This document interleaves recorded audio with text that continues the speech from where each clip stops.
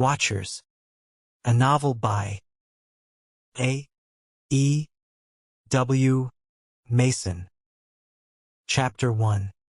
Tells of a door ajar and of a lad who stood behind it. I had never need to keep any record either of the date or place. It was the 15th night of July, in the year 1758, and the place was Lieutenant Clutterbuck's lodging at the south corner of Burleigh Street, Strand. The night was tropical in its heat, and though every window stood open to the Thames, there was not a man, I think, who did not long for the cool relief of morning, or step out from time to time on to the balcony and search the dark profundity of sky for the first flecks of gray.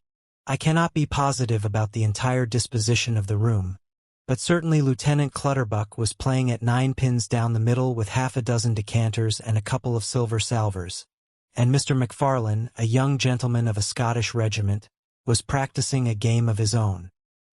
He carried the fire-irons and Lieutenant Clutterbuck's sword under his arm, and walked solidly about the floor after a little paper ball rolled up out of a news sheet, which he hit with one of these instruments, selecting now the poker, now the tongs or the sword with great deliberation, and explaining his selection with even greater earnestness. There was besides a great deal of noise, which seemed to be a quality of the room rather than the utterance of any particular person, and I have a clear recollection that everything, from the candles to the glasses on the tables and the broken tobacco pipes on the floor, was of a dazzling and intolerable brightness. This brightness distressed me particularly, because just opposite to where I sat a large mirror hung upon the wall between 2 windows. On each side was a velvet hollow of gloom, in the middle this glittering oval. Every ray of light within the room seemed to converge upon its surface. I could not but look at it, for it did not occur to me to move away to another chair, and it annoyed me exceedingly. Besides, the mirror was inclined forward from the wall, and so threw straight down at me a reflection of Lieutenant Clutterbuck's guests, as they flung about the room beneath it. Thus I saw a throng of flushed young exuberant faces, and in the background, continually peeping between them, my own very white and drawn and thin and 1,000,000 years old. That, too, annoyed me very much, and then by a sheer miracle, as it seemed to me, the mirror splintered and cracked and dropped in fragments onto the floor, until there was only hanging on the wall the upper rim, a thin curve of glass like a bright sickle. I remember that the noise and hurly-burly suddenly ceased, as though morning had come unawares upon a witches' carnival, and that all the men present stood like statues and appeared to stare at me. Lieutenant Clutterbuck broke the silence, or rather tore it, with a great loud laugh which crumpled up his face. He said something about old Steve Berkeley, and smacked his hand upon my shoulder, and shouted for another glass, which he filled and placed at my elbow, for my own had disappeared. I had no time to drink from it, however, for just as I was raising it to my lips, Mr. MacFarlane's paper ball dropped from the ceiling into the liquor. "Bunkered, by God!" cried Mr. MacFarlane, amidst a shout of laughter. I looked at MacFarlane with some reserve. "I don't understand," I began. "Don't move, man," cried he, as he forced me back into my chair, and dropping the fire-irons with a clatter onto the floor, he tried to scoop the ball out of the glass with the point of Clutterbuck's sword sheath. He missed the glass. The sheath caught me full on the knuckles. I opened my hand and, "Sir, you have ruined my game," said Mr. MacFarlane with considerable heat.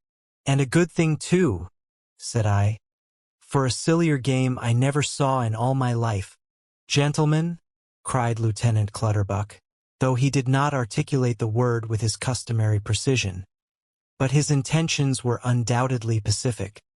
He happened to be holding the last of his decanters in his hand, and he swung it to and fro. "Gentlemen," he repeated, and as if to keep me company, he let the decanter slip out of his hand. It fell on the floor and split with a loud noise. "Well," said he solemnly, "I have dropped a brooch," and he fumbled at his cravat. Another peal of laughter went up, and while it was still ringing, A man, what his name was I cannot remember, even if I ever knew it. I saw him for the first time that evening, and I have only once seen him since, but he was certainly more sober than the rest. Stooped over my chair and caught me by the arm. "Steve," said he with a chuckle. And from this familiarity to a new acquaintance, I judge he was not so sober after all. "Do you notice the door?" The door was in the corner of the room to my right. I looked towards it. The brass handle shone like a gold ball in the sun.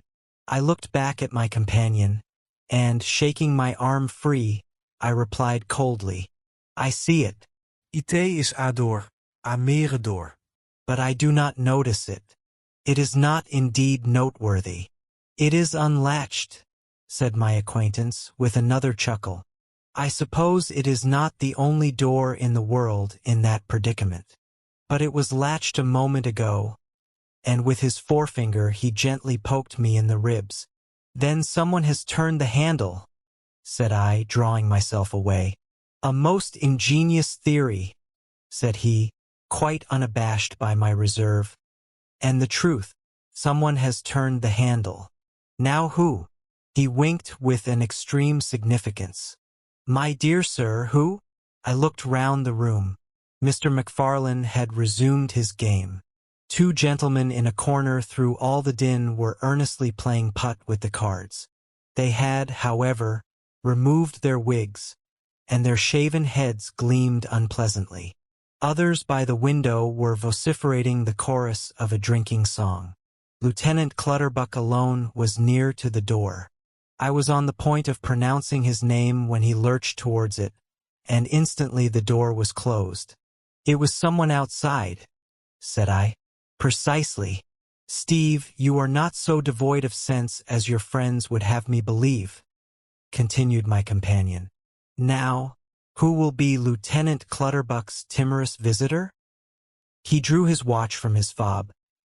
"We may hazard a guess at the sex, I think, but for the rest, is it some fine lady from St. James's who has come in her chair at 1:30 of the morning to keep an appointment which her careless courtier has forgotten?"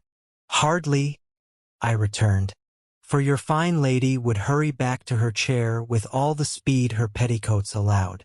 She would not stay behind the door, which, I see, has again been opened."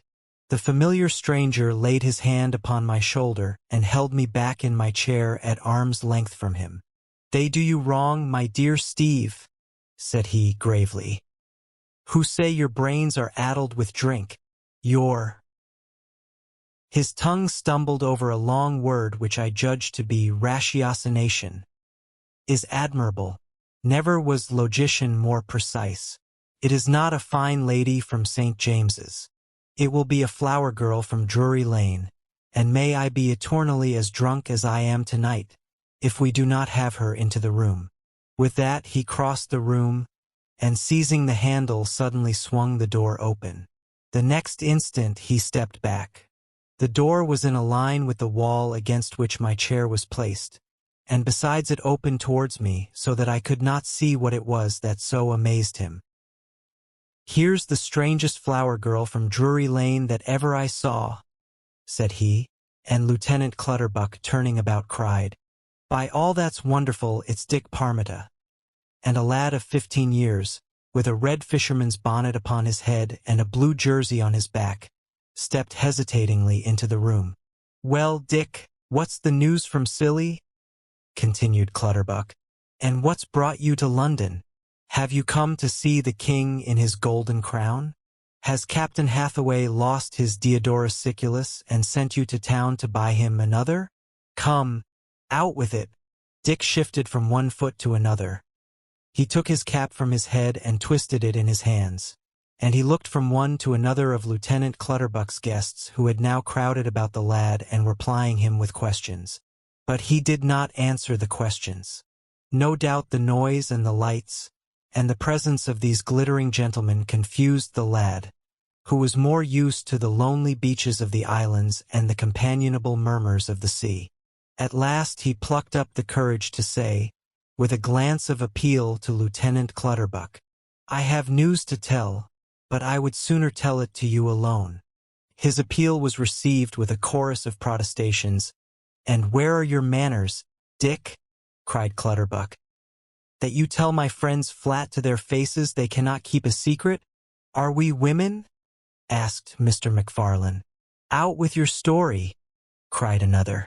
Dick Parmiter shrank back and turned his eyes towards the door, but one man shut it to and leaned his shoulders against the panels, while the others caught at the lad's hesitation as at a new game, and crowded about him as though he was some rare curiosity brought by a traveler from outlandish parts. "He shall tell his story," cried Clutterbuck.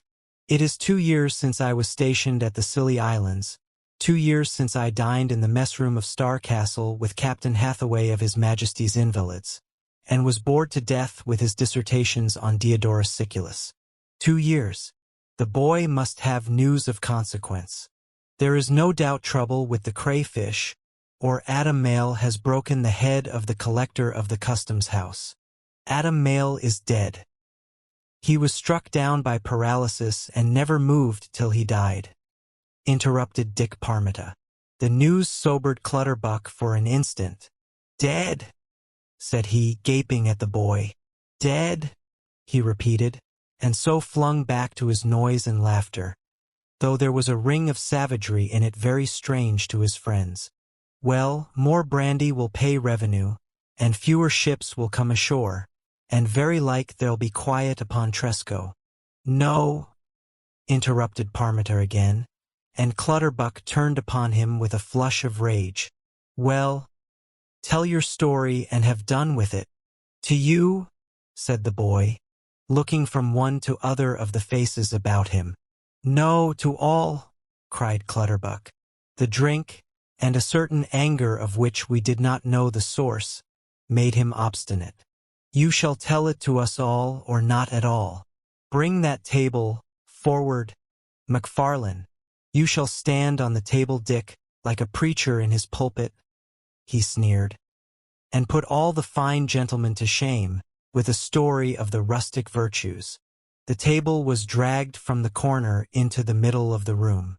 The boy protested and made for the door, but he was thrust back, seized and lifted struggling onto the table, where he was set upon his feet. "Harmony, gentlemen, harmony!" cried Clutterbuck, flapping his hand upon the mantel-shelf. "Take your seats, and no whispering in the side boxes, if you please, for I can promise you a play which needs no prologue to excuse it." It was a company in which a small jest passed easily for a high stroke of wit. They applauded Lieutenant Clutterbuck's sally, and drew up their chairs round the table and sat looking upwards towards the boy, with a great expectation of amusement, just as people watch a bear-baiting at a fair. For my part one had not moved, and it was no doubt for that reason that Parmiter looked for help towards me. "When all said, Clutterbuck," I began, "you and your friends are a pack of bullies. The boy's a good boy. Devil take me if he isn't." The boy upon the table looked his gratitude for the small mercy of my ineffectual plea, and I should have proceeded to enlarge upon it had I not noticed a very astonishing thing. For Parmiter lifted his arm high up above his head as though to impress upon me his gratitude, and his arm lengthened out and grew until it touched the ceiling. Then it dwindled and shrank until again it was no more than a boy's arm on a boy's shoulder. I was so struck with this curious phenomenon that I broke off my protest on his behalf, and mentioned to those about me what I had seen, asking whether they had remarked it too, and inquiring to what cause, whether of health or malady, they were disposed to attribute so sudden a growth and contraction. However, Lieutenant Clutterbuck's guests were only disposed that night to make light of any subject however important or scientific. For some laughed in my face, others more polite, shrugged their shoulders with a smile, and the stranger who had spoken to me before clapped his hand in the small of my back as I leaned forward, and shouted some ill-bred word that, though might he die of smallpox if he had ever met me before, he would have known me from 1,000 by the tales he had heard. However, before I could answer him fitly, and indeed while I was still pondering the meaning of his words, Lieutenant Clutterbuck clapped his hands for silence, and Dick Parmiter, seeing no longer any hope of succor, perforce began to tell his story. It was a story of a youth that sat in the stocks of a Sunday morning and disappeared thereafter from the islands, of a girl named Helen, of a Negro who slept and slept, and of men watching a house with a great tangled garden that stood at the edge of the sea. Cullen Male, Parmita called the youth who had sat in the stocks, son to that Adam whose death had so taken Lieutenant Clutterbuck with surprise. But I could not make head or tail of the business. For one thing, I have always been very fond of flowers, and quite unaccountably the polished floor of the room blossomed into a parterre of roses, so that my attention was distracted by this curious and pleasing event. For another, Parmita's story was continually interrupted by intricate questions intended to confuse him. His evident anxiety was made the occasion of much amusement by those seated about the table, and he was induced on one excuse and another to go back to the beginning again and relate once more what he had already told. But I remember that he spoke with a high intonation, and rather quickly and with a broad accent, and that even then I was extremely sensible of the unfamiliar parts from which he came. His words seemed to have preserved a smell of the sea, and through them I seemed to hear very clearly the sound of waves breaking upon a remote beach near, in a word, to that granite house with the tangled garden where the men watched and watched. Then the boy's story ceased, and the next thing I heard was a sound of sobbing. I looked up, and there was Dick Parmita upon the table, crying like a child. Over against him sat Lieutenant Clutterbuck, with a face sour and dark. "I'll not stir a foot or lift a finger," said he, swearing an oath. "No, not if God comes down and bids me." And upon that the boy weakened of a sudden, swayed for an instant upon his feet, and dropped in a huddle upon the table. His swoon put everyone to shame except Clutterbuck. Everyone busied himself about the boy, dabbing his forehead with wet handkerchiefs, and spilling brandy over his face in attempts to pour it into his mouth, everyone except Clutterbuck, who never moved nor changed in a single line of his face, from his fixed expression of anger. Dick Parmita recovered from his swoon and sat up, and his first look was towards the lieutenant, whose face softened for an instant with I know not what memories of days under the sun in a fishing boat amongst the islands. "Dick, you are overtired. It's a long road from the Scillies to London. Very like, too. You are hungry?" And Dick nodded yes to each sentence. "Well, Dick, you shall eat here, if there's any food in my larder, and you shall sleep here when you have eaten." "Is that all?" asked Parmita, simply, and Clutterbuck's face turned hard again as a stone. "Every word," said he. The boy slipped off the table and began to search on the ground. His cap had fallen from his hand when he fell down in his swoon. He picked it up from beneath a chair. He did not look any more at Clutterbuck. He made no appeal to anyone in the room, but though his legs still faltered from weakness, he walked silently out of the door, and in a little we heard his footsteps upon the stone stairs and the banisters creaking, as though he clung to them while he descended for support. "Good God, Clutterbuck!" cried McFarlane. "He's but a boy, with no roof to his head," said another. "And fainting for lack of a meal," said a third. "He shall have both," I cried, "if he will take them from me." And I ran out of the door. "Dick?" I cried down the hollow of the staircase. "Dick Parmita." But no answer was returned, save my own cry coming back to me up the well of the stairs. Clutterbuck's rooms were on the highest floor of the house. The stone stairs stretched downwards flight after flight beneath me. There was no sound anywhere upon them. The boy had gone. I came back to the room. Lieutenant Clutterbuck sat quite still in his chair. The morning was breaking. A cold, livid light crept through the open windows, touched his hands, reached his face and turned it white. "Good night," he said, without so much as a look. His eyes were bent upon memories to which we had no clue. We left him sitting thus and went down into the street. When we parted, I saw no roses blossoming in the streets as I walked home, But as I looked in my mirror at my lodging, I noticed again that my face was drawn and haggard and 1,000,000 years old. Chapter 2. Dick Parmita's Story. I woke up at midday, and lay for a while in my bed anticipating wearily the 8 limping hours to come before the evening fell, and wondering how I might best escape them. From that debate my thoughts drifted to the events of the night before, and I recollected with a sudden thrill of interest, rare enough to surprise me, the coming of Dick Parmita, and his treatment at Clutterbuck's hands and his departure. I thought of his long journey to London along strange roads. I could see him tramping the dusty miles, each step leading him farther from that small corner of the world with which alone he was familiar. I imagined him now sleeping beneath a hedge, now perhaps, by some rare fortune, in one of Russell's wagons with the Falmouth mails, which at nightfall he had overtaken, and from which at daybreak he would descend with a hurried word of thanks to get the quicker on his way. I pictured him pressing through the towns with a growing fear at his heart, because of their turmoil and their crowds, and I thought of him as hungering daily more and more for the sea which he had left behind, like a dog which one has taken from the sheep and shut up within the walls of a city. The boy's spirit appealed to me. It was new, it was admirable, and I dressed that day with an uncommon alertness and got me out to Clutterbuck's lodgings. I found the lieutenant in bed with a tankard of small ale at his bedside. He looked me over with astonishment. "I wish I could carry my liquor as well as you do," said he, taking a pull at the tankard. "Has the boy come back?" I asked. "What, Dick?" said he. "No, nor will not." And changing the subject, "If you will wait, Steve, I will make a shift to get up." I went into his parlor. The room had been put into some sort of order, but the shattered remnant of the mirror still hung between the windows, and it too spoke to me of Dick's journey. I imagined him coming to the great city at the fall of night, and seeking out his way through its alleys and streets to Lieutenant Clutterbuck's lodgings.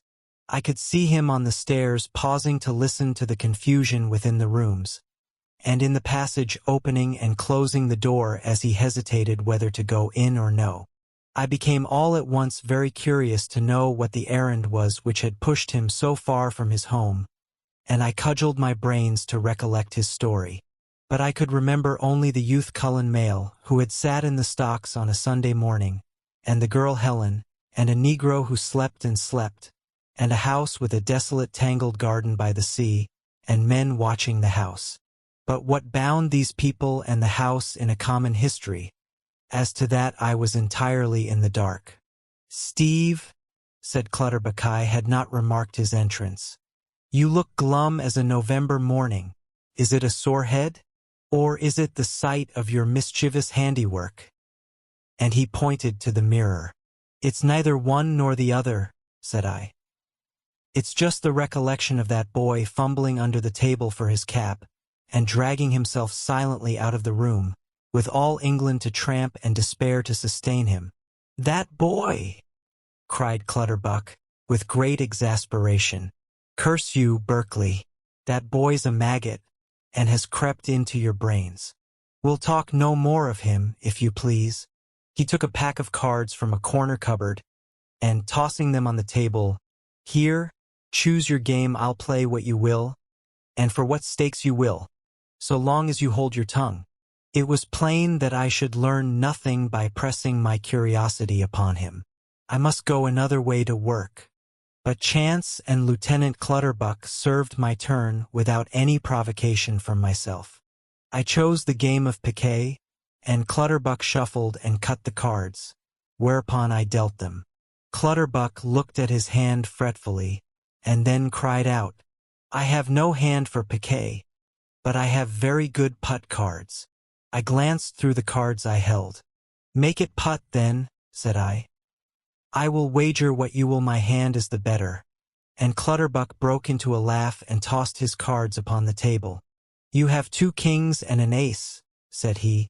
"I know very well, but I have 2 kings and a deuce, and mine are the better." "It is a bite," said I. "And an ingenious one," he returned. It was Cullen Mayle who taught it to us in the mess at Star Castle. For packing the cards or napping the dice, I never came across his equal. Yet we could never detect him, and in the end not a soul in the garrison would play with him for crooked pins. "Cullen Mayle," said I. That was Adam's son. Clutterbuck had sunk into something of a reverie, and spoke rather to himself than to me. "They were the strangest pair," he continued. "You would never take them for father and son, and I myself was always amazed to think there was any relationship between them. I have seen them sitting side by side on the settle in the kitchen of the Palace Inn at Tresco. Adam, an old bulky fellow, with a mulberry face and yellow angry eyes, and his great hands and feet twisted out of all belief. His stories were all of wild doings on the Guinea coast. Cullen, on the other hand, was a stripling with a soft face like a girl's, exquisite in his dress, urbane in his manners. He had a gentle word and an attentive ear for each newcomer to the fire, and a white protesting hand for the oaths with which Adam salted his speech. Yet they were both of the same vindictive, turbulent spirit, only Cullen was the more dangerous. I have watched the gannets often through an afternoon in Hell Bay over at Brehar. They would circle high up in the air where no fish could see them, and then slant their wings and drop giddily with the splash of a stone upon their prey. They always put me in mind of Cullen Mayle. He struck mighty quick and out of the sky. I cannot remember, during all the 10 years I lived at the Scillies, that any man crossed Cullen Mayle, though unwittingly, but some odd accident crippled him. He was the more dangerous of the pair. With Adam it was a word and a blow. With Cullen a word and another, and all of them soft, and the blow held over for a secret occasion. But it fell. If ever you come across Cullen Mayle, Berkeley, take care of your words and your deeds, for he strikes out of the sky and mighty quick. This Clutterbuck said with an extreme earnestness, leaning forward to me as he spoke. And even now I can but put it down to his earnestness that a shiver took me at the words. For nothing was more unlikely than that I should ever come to grips with Cullen Mayle, and the next moment I answered Clutterbuck lightly. "Yet he sat in the stocks in the end," said I, with as much indifference as I could counterfeit, for I was afraid lest any display of eagerness might close his lips. Lieutenant Clutterbuck, however, was hardly aware that he was being questioned. He laughed with a certain pleasure. "Yes, a schooner with a cargo of brandy came ashore on Tresco. Cullen and the Tresco men saved the cargo and hid it away, and when the collector came over with his men from the customs house upon St. Mary's, Cullen drove him back to his boats with a broken head. Cullen broke old Captain Hathaway's patience at the same time. Hathaway took off his silver spectacles at last and shut up his Diodorus Siculus with a bang. And so Cullen Mayle sat in the stocks before the customs house on the Sunday morning. He left the islands that night. That was 2 years and a month ago. And what had Dick Parmita to do with Cullen Mayle? Said I. Dick? Said he. Oh, Dick was Cullen Mayle's henchman. But it seems that Dick has transferred his allegiance to, and he stopped abruptly. His face soured as he stopped. To the girl Helen? Said I, quite forgetting my indifference. Yes, cried Clutterbuck savagely. To the girl Helen. He is 15 years old, is Dick.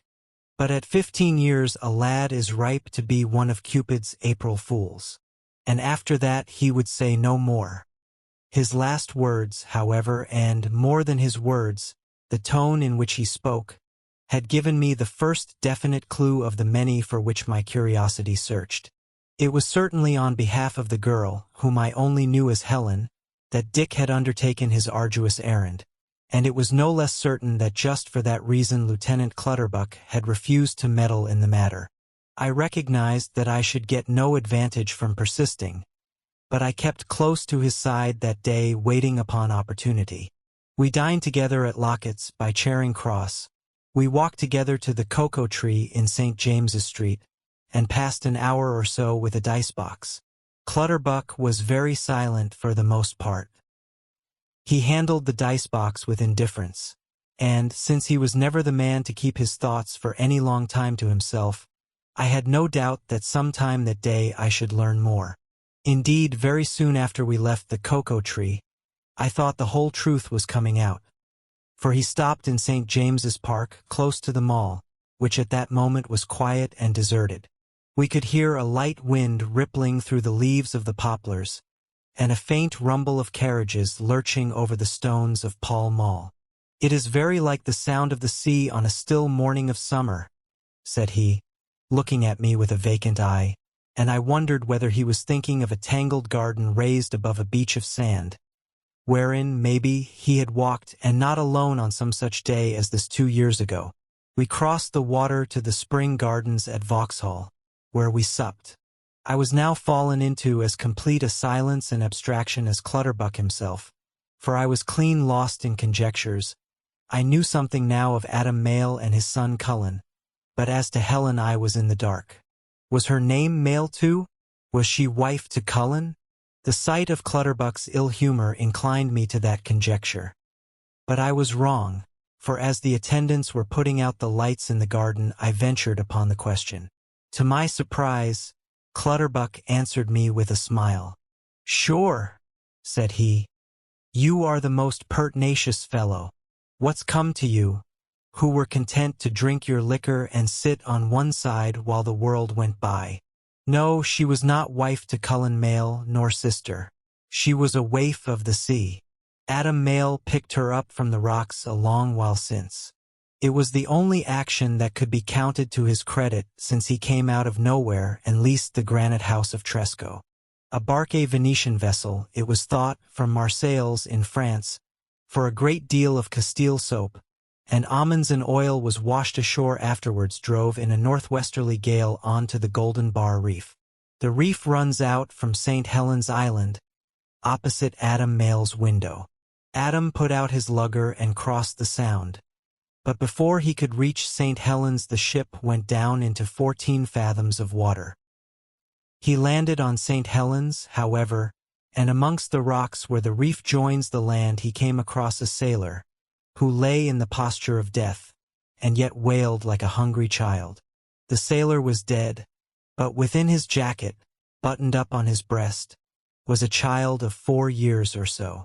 Adam took her home. No one ever claimed her, so he kept her, and called her Helen from the island on which she was wrecked. That was a long time since, for the girl must be 20. "Is she French?" I asked. "French, or Venetian, or Spanish, or what you will," he cried. "It matters very little what country a woman springs from. I have no doubt that a Hottentot squaw will play you the same tricks as a woman of fashion, and with as demure a countenance. Well, it seems we are to go to bed sober." And we went each to his lodging. For my part, I lay awake for a long time, seeking to weave into some sort of continuous story what I had heard that day from Lieutenant Clutterbuck and the scraps which I remembered of Parmita's talk. But old Adam Mayle, who was dead, Cullen, the gannet who struck from the skies, and even Helen, the waif of the sea, these were at this time no more to me than a showman's puppets, marionettes of sawdust and wood, that faced this way and that way according as I pulled the strings. The one being who had life was the boy Parmita, with his jersey and his red fisherman's bonnet, and I very soon turned to conjecturing how he fared upon his journey. Had he money to help him forward? Had he fallen in with a kindly carrier? How far had he traveled? I had no doubt that, whether he had money or no, he would reach his journey's end. His spirit was evident in the resolve to travel to London, in his success, and in the concealment of any weakness until the favor he asked for had been refused. I bought next morning one of the new maps of the Great West Road and began to pick off the stages of his journey. This was the second day since he had started. He would not travel very fast, having no good news to lighten his feet. I reckoned that he would have reached the Golden Farmer, and I made a mark at that name on the map. Every day for a week I kept in this way an imagined tally of his progress, following him from county to county, and at the end of the week, coming out in the evening from my lodging at the corner of St. James's Street, I ran plump into the arms of the gentleman I had met at Clutterbuck's, and whose name I did not know. But his familiarity was all gone from him. He bowed to me stiffly, and would have passed on, but I caught him by the arm. "Sir," said I, "you will remember a certain night when I had the honor of your acquaintance." "Mr. Berkeley?" he returned with a smile. "I remember very much better the dreadful morning which followed it. You will not, at all events, have forgotten the boy whom you discovered outside the door, and if you can repeat the story which he told, or some portion of it, I shall be obliged to you." He looked at his watch. "I have still half an hour to spare," said he, and he led the way to the groom porters. The night was young, but not so young but what the basset table was already full. We sat down together in a dark corner of the room, and my companion told me what he remembered of Parmita's story. It appeared that Cullen Mayle had quarrelled with his father on that Sunday night after he had sat in the stocks and had left the house. He had never returned. A year ago Adam Mayle had died, bequeathing his fortune, which was considerable, and most of it placed in the African Company, to his adopted daughter Helen. She, however, declared that she had no right to it, that it was not hers, and that she would hold it in trust until such time as Cullen should come back to claim it. He did not come back, as has been said. But 8 months later Dick Parmita, on an occasion when he had crossed in his father's fishing boat to Cornwall, had discovered upon Penzance Quay a small crowd of loiterers, and on the ground amongst them, with his back propped against a wall, a Negro asleep. A paper was being passed from hand to hand among the group, and in the end it came to Dick Parmita. Upon the paper was written Adam Mayle's name and the place of his residence, Tresco, in the Scilly Islands, and Dick at once recognized that the writing was in Cullen Mayle's hand. He pushed to the front of the group and, stooping down, shook the Negro by the shoulder. The Negro drowsily opened his eyes. "You come from Mr. Cullen Mayle?" said Dick. "Yes," said the Negro, speaking in English and quite clearly. "You have a message from him?" "Yes." "What is it?" asked Dick, and he put a number of questions eagerly. But in the midst of them, and while still looking at Dick, the Negro closed his eyes deliberately and fell asleep. "See," cried a sailor, an oldish white-haired man with a French accent. "That is the way with him. He came aboard with us at the port of London as wide awake as you or I. Bound for Penzance he was, and the drowsiness took him the second day out. At first he would talk a little, but each day he slept more and more, until now he will say no more than a yes or a no. Why, he will fall asleep over his dinner." Dick shook the Negro again. "Do you wish to cross to Tresco?" "Yes," said the Negro. Dick carried him back to Scilly and brought him to the house on Tresco, where Helen Mayle now lived alone. But no news could be got from him. He would answer yes or no and eat his meals, but when it came to a question of his message or Cullen Mayle's whereabouts, he closed his eyes and fell asleep. Helen judged that somewhere Cullen was in great need and distress, and because she held his money, and could do nothing to succor him, she was thrown into an extreme trouble. There was some reason why he could not come to Scilly in person, and here at her hand was the man sent to tell the reason. But he could not because of his mysterious malady. More than once he tried with a look of deep sadness in his eyes, as though he was conscious of his helplessness, but he never got beyond the first word. His eyelids closed while his mouth was still open to speak, and at once he was asleep. His presence made a great noise amongst the islands. From Brehar, from St. Mary's, and from St. Martin's the people sailed over to look at him. But Helen, knowing Cullen Mayle and fearing the nature of his misadventure, had bidden Parmita to let slip no hint that he had come on Cullen's account. So the Negro stayed at Tresco and spread a great gloom throughout the house. They watched him day by day as he slept. Cullen's need might be immediate. It might be a matter of crime. It might be a matter of life and death. The gloom deepened into horror, and Helen and her few servants, and Dick, who was much in the house, fell into so lively an apprehension that the mere creaking of a door would make them start. A foot crunching on the sand outside sent them flying to the window. So for a month, until Dick Parmita, coming over the hill from New Grimsby Harbor at night, had a lantern flashed in his face, and when close to the house saw a man spring up from the gorse and watch him as he passed. From that night the house was continually spied upon, and Helen walked continually from room to room wringing her hands in sheer distraction at her helplessness. She feared that they were watching for Cullen. She feared, too, that Cullen, receiving no answer to his message, would come himself and fall into their hands. She dared hardly conjecture for what reason they were watching, since she knew Cullen. For a week these men watched, 5 of them, who kept their watches as at sea, and then Dick, taking his courage in his hands, and bethinking him of Lieutenant Clutterbuck, who had been an assiduous visitor at the house on Tresco, had crossed over to St. Mary's and learned from old Captain Hathaway where he now lived. He had said nothing of his purpose to Helen, partly from a certain shyness at speaking to her upon a topic of some delicacy, and partly lest he should awaken her hopes and perhaps only disappoint them. But he had begged a passage in a ship that was sailing to Cornwall, and, crossing thither secretly, had made his way in 6 weeks to London. This is the story which my acquaintance repeated to me as we sat in the groom porters. "And Clutterbuck refused to meddle in the matter," said I. "Poor lad! I was thinking of Dick," but my companion mistook my meaning, for he glanced thoughtfully at me for a second. "I think you are very right to pity him," he said. "Although, Mr. Berkeley, if you will pardon me, I am a trifle surprised to hear that sentiment from you. It is indeed a sodden, pitiful, miserable dog's life that Clutterbuck leads. To pass the morning over his toilette, to loiter through the afternoon in a boudoir, and to dispose of the evening so that he may be drunk before midnight. He would be much better taking the good air into his lungs and setting his wits to unknot that tangle amongst those islands in the sea. But I have overstayed my time. If you can persuade him to that, you will be doing him no small service." And politely taking his leave, he went out of the room. I sat for some while longer in the corner.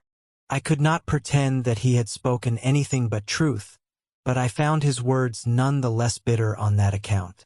A pitiful dog's life for Lieutenant Clutterbuck, who was at the most 24 years of age. What, then, was it for me who had 7 years the better of Lieutenant Clutterbuck, or rather, I should say, 7 years the worse? I was 31 that very month, and Clutterbuck's sodden, pitiful life had been mine for the last 7 years. An utter disgust took hold of me as I repeated over and over to myself my strange friend's words. I looked at the green cloth and the yellow candles, and the wolfish faces about the cloth. The candles had grown soft with the heat of the night, and were bent out of their shape, so that the grease dropped in great blots upon the cloth, and the air was close with an odor of stale punch. I got up from my corner and went out into the street, and stood by the water in St. James's Park. If only some such summons had come to me when I was 24 as had now come to Clutterbuck. Well, very likely I should have turned a deaf ear to it, even as he had done. And at all events, I was 31 and the summons had not come to me, and there was an end of the matter. Tomorrow I should go back to the green cloth and not trouble my head about the grease blots. But tonight, since Clutterbuck was 24, I would try to do him that small service of which the stranger spoke, and so setting out at a round pace I made my way to Clutterbuck's lodging. Chapter 3. Of the magical influence of a map. I did not, however, find Lieutenant Clutterbuck that night. He was out of reach and likely to remain so for some while to come. He had left his lodgings at midday and taken his body servant with him, and his landlady had no knowledge of his whereabouts. I thought it probable, however, that some of his friends might have that knowledge, and I thereupon hurried to those haunts where of an evening he was an habitual visitor. The Hercules Pillars in Piccadilly, the Cocoa Tree in St. James's Street, the Spring Gardens at Vauxhall, Barton's in King Street, the Spread Eagle in Covent Garden. I hurried from one to the other of these places, and though I came upon many of Clutterbuck's intimates, not one of them was a whit better informed than myself. I returned to my lodging late and more disheartened than I could have believed possible in a matter wherein I had no particular concern. And, indeed, it was not so much any conjecture as to what strange tragical events might be happening about that watched and solitary house in Tresco which troubled me, or even pity for the girl maddened by her fears, or regret that I had not been able to do Clutterbuck that slight service which I purposed. But I took out the map of the Great West Road, and thought of the lad Parmita trudging along it, doing a day's work here among the fields, begging a lift there upon a wagon and slowly working his way down into the west. I had a very clear picture of him before my eyes. The day was breaking, I remember, and I blew out the candles and looked out of the window down the street.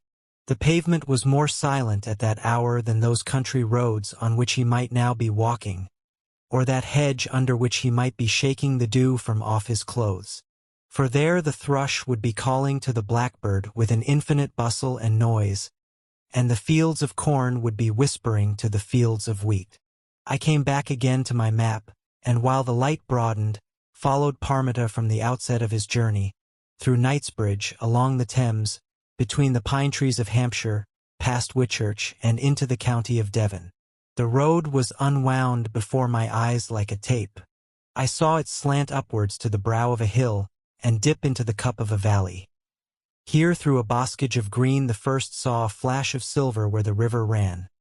There between flat green fields it lay, a broad white line geometrically straight to the gate of a city. It curved amongst the churches and houses, but never lost itself in that labyrinth, aiming with every wind and turn at that other gate, from which it leaped free at last to the hills. And always on the road I saw Dick Parmita, drunk with fatigue, tottering and stumbling down to the west. For a while he occupied that road alone, but in the end I saw another traveler a long way behind, a man on horseback, who spurred out from London and rode with the speed of the wind. For a little I watched that rider, curious only to discern how far he traveled, and whether he would pass Dick Parmita. Then, as I saw him drawing nearer and nearer, devouring the miles which lay between, it came upon me slowly that he was riding not to pass but to overtake, and at once the fancy flashed across me that this was Clutterbuck. I gazed at my map upon the table as one might gaze into a magician's globe. It was no longer a map. It was the road itself imprisoned in hedges, sunlit, and checkered with the shadows of trees. I could see the horseman. I could see the dust spurting up from beneath his horse's hoofs like smoke from a gun barrel. Only his hat was pushed down upon his brows because of the wind made by the speed of his galloping, so that I could not see his face. But it was Clutterbuck, I had no doubt. Whither had he gone from his lodging? Now I was convinced that I knew. There had been no need of my night's wanderings from tavern to tavern. Had I but looked at my map before, it was Clutterbuck without a doubt. At some bend of the road he would turn in his saddle to look backwards, and I should recognize his face. It was Lieutenant Clutterbuck, taking the good air into his lungs with a vengeance. He vanished into a forest, but beyond the forest the road dipped down a bank of grass and lay open to the eye. I should see him in a second race out, his body bent over his horse's neck to save him from the swinging boughs. I could have clapped my hands with sheer pleasure. I wished that my voice could have reached out to Parmita, tramping wearily so far beyond. In my excitement, I believed that it would, and before I knew what I did, I cried out aloud, "Parmita! Parmita!" And a voice behind me answered, "You must be mad, Berkeley. What in the world has come to you?" I sat upright in my chair. The excitement died out of me and left me chilly. I looked about me. I was in my own lodging at the corner of St. James's Street. Outside in the streets the world was beginning to wake, and the voice which had spoken to me and the hand which was now laid upon my shoulder were the voice and the hand of Lieutenant Clutterbuck. "What's this?" said he, leaning over my shoulder. "It is a map." "Yes," I answered. "It is a mere map, the map of the Great West Road." and in my eyes it was no longer any more than a map. Clutterbuck, who was holding it in his hand, dropped it with a movement and an exclamation of anger. Then he looked curiously at me, stepped over to the sideboard and took up a glass or two which stood there. The glasses were clean and dry. He looked at me again. His curiosity had grown into uneasiness. He walked to the opposite side of the table, and drawing up a chair seated himself face to face with me. "I hoped you were drunk," said he. "But it seems you are as sober as a bishop. Are you daft, then? Has it come to a strait waistcoat? I come back late from Twickenham. I stopped at the Hercules Pillars. There I heard that you had rushed in 2 hours before in a great flurry and disorder, crying out that you must speak to me on the instant. The same story was told to me at the cocoa trees. My landlady repeated it. I conjectured that it must needs be some little affair to be settled with sharps at 6 in the morning, and so that you might not say your friends neglect you, I turn from my bed, and hurry to you at 3 o'clock of the morning. I find that you have left your front door unlatched for any thief that wills to make his profit of the house. I come into your room and find you bending over a map in a great excitement and crying out aloud that damned boy's name. Is he to trouble my peace until the judgment day? Are you daft, Steve?" And he reached his hand across the table not unkindly, and laid it on my sleeve. "Are you daft?" I was staring again at the map, and did not answer him. He shifted his hand from my sleeve and took it up and away from my eyes. He looked at it himself and then spoke slowly, and in quite a different voice. "It is a curious, suggestive thing, the map of a road, when all's said," he observed slowly. "I'll not deny but what it seizes one's fancies. Its simple lines and curves call up I know not what pictures of flowering hedgerows. A little black blot means a village of stone cottages, very likely overhung with ivy and climbed upon with roses." He suddenly thrust the map again under my nose. "What do you see upon the road?" said he. "Parmita," I answered. "Of course," he interrupted sharply. "Well, where's Parmita?" And I laid a finger on the map. "Between Fenny Bridges and Exeter," said he, leaning forward. "He has made great haste." He spoke quite seriously, not questioning my conjecture, but accepting it as a mere statement of fact. "That is a heath?" he asked, pointing to an inch or so where the map was shaded on each side of the highroad. "Yes, a heath t'other side of Hartley Row. I know it.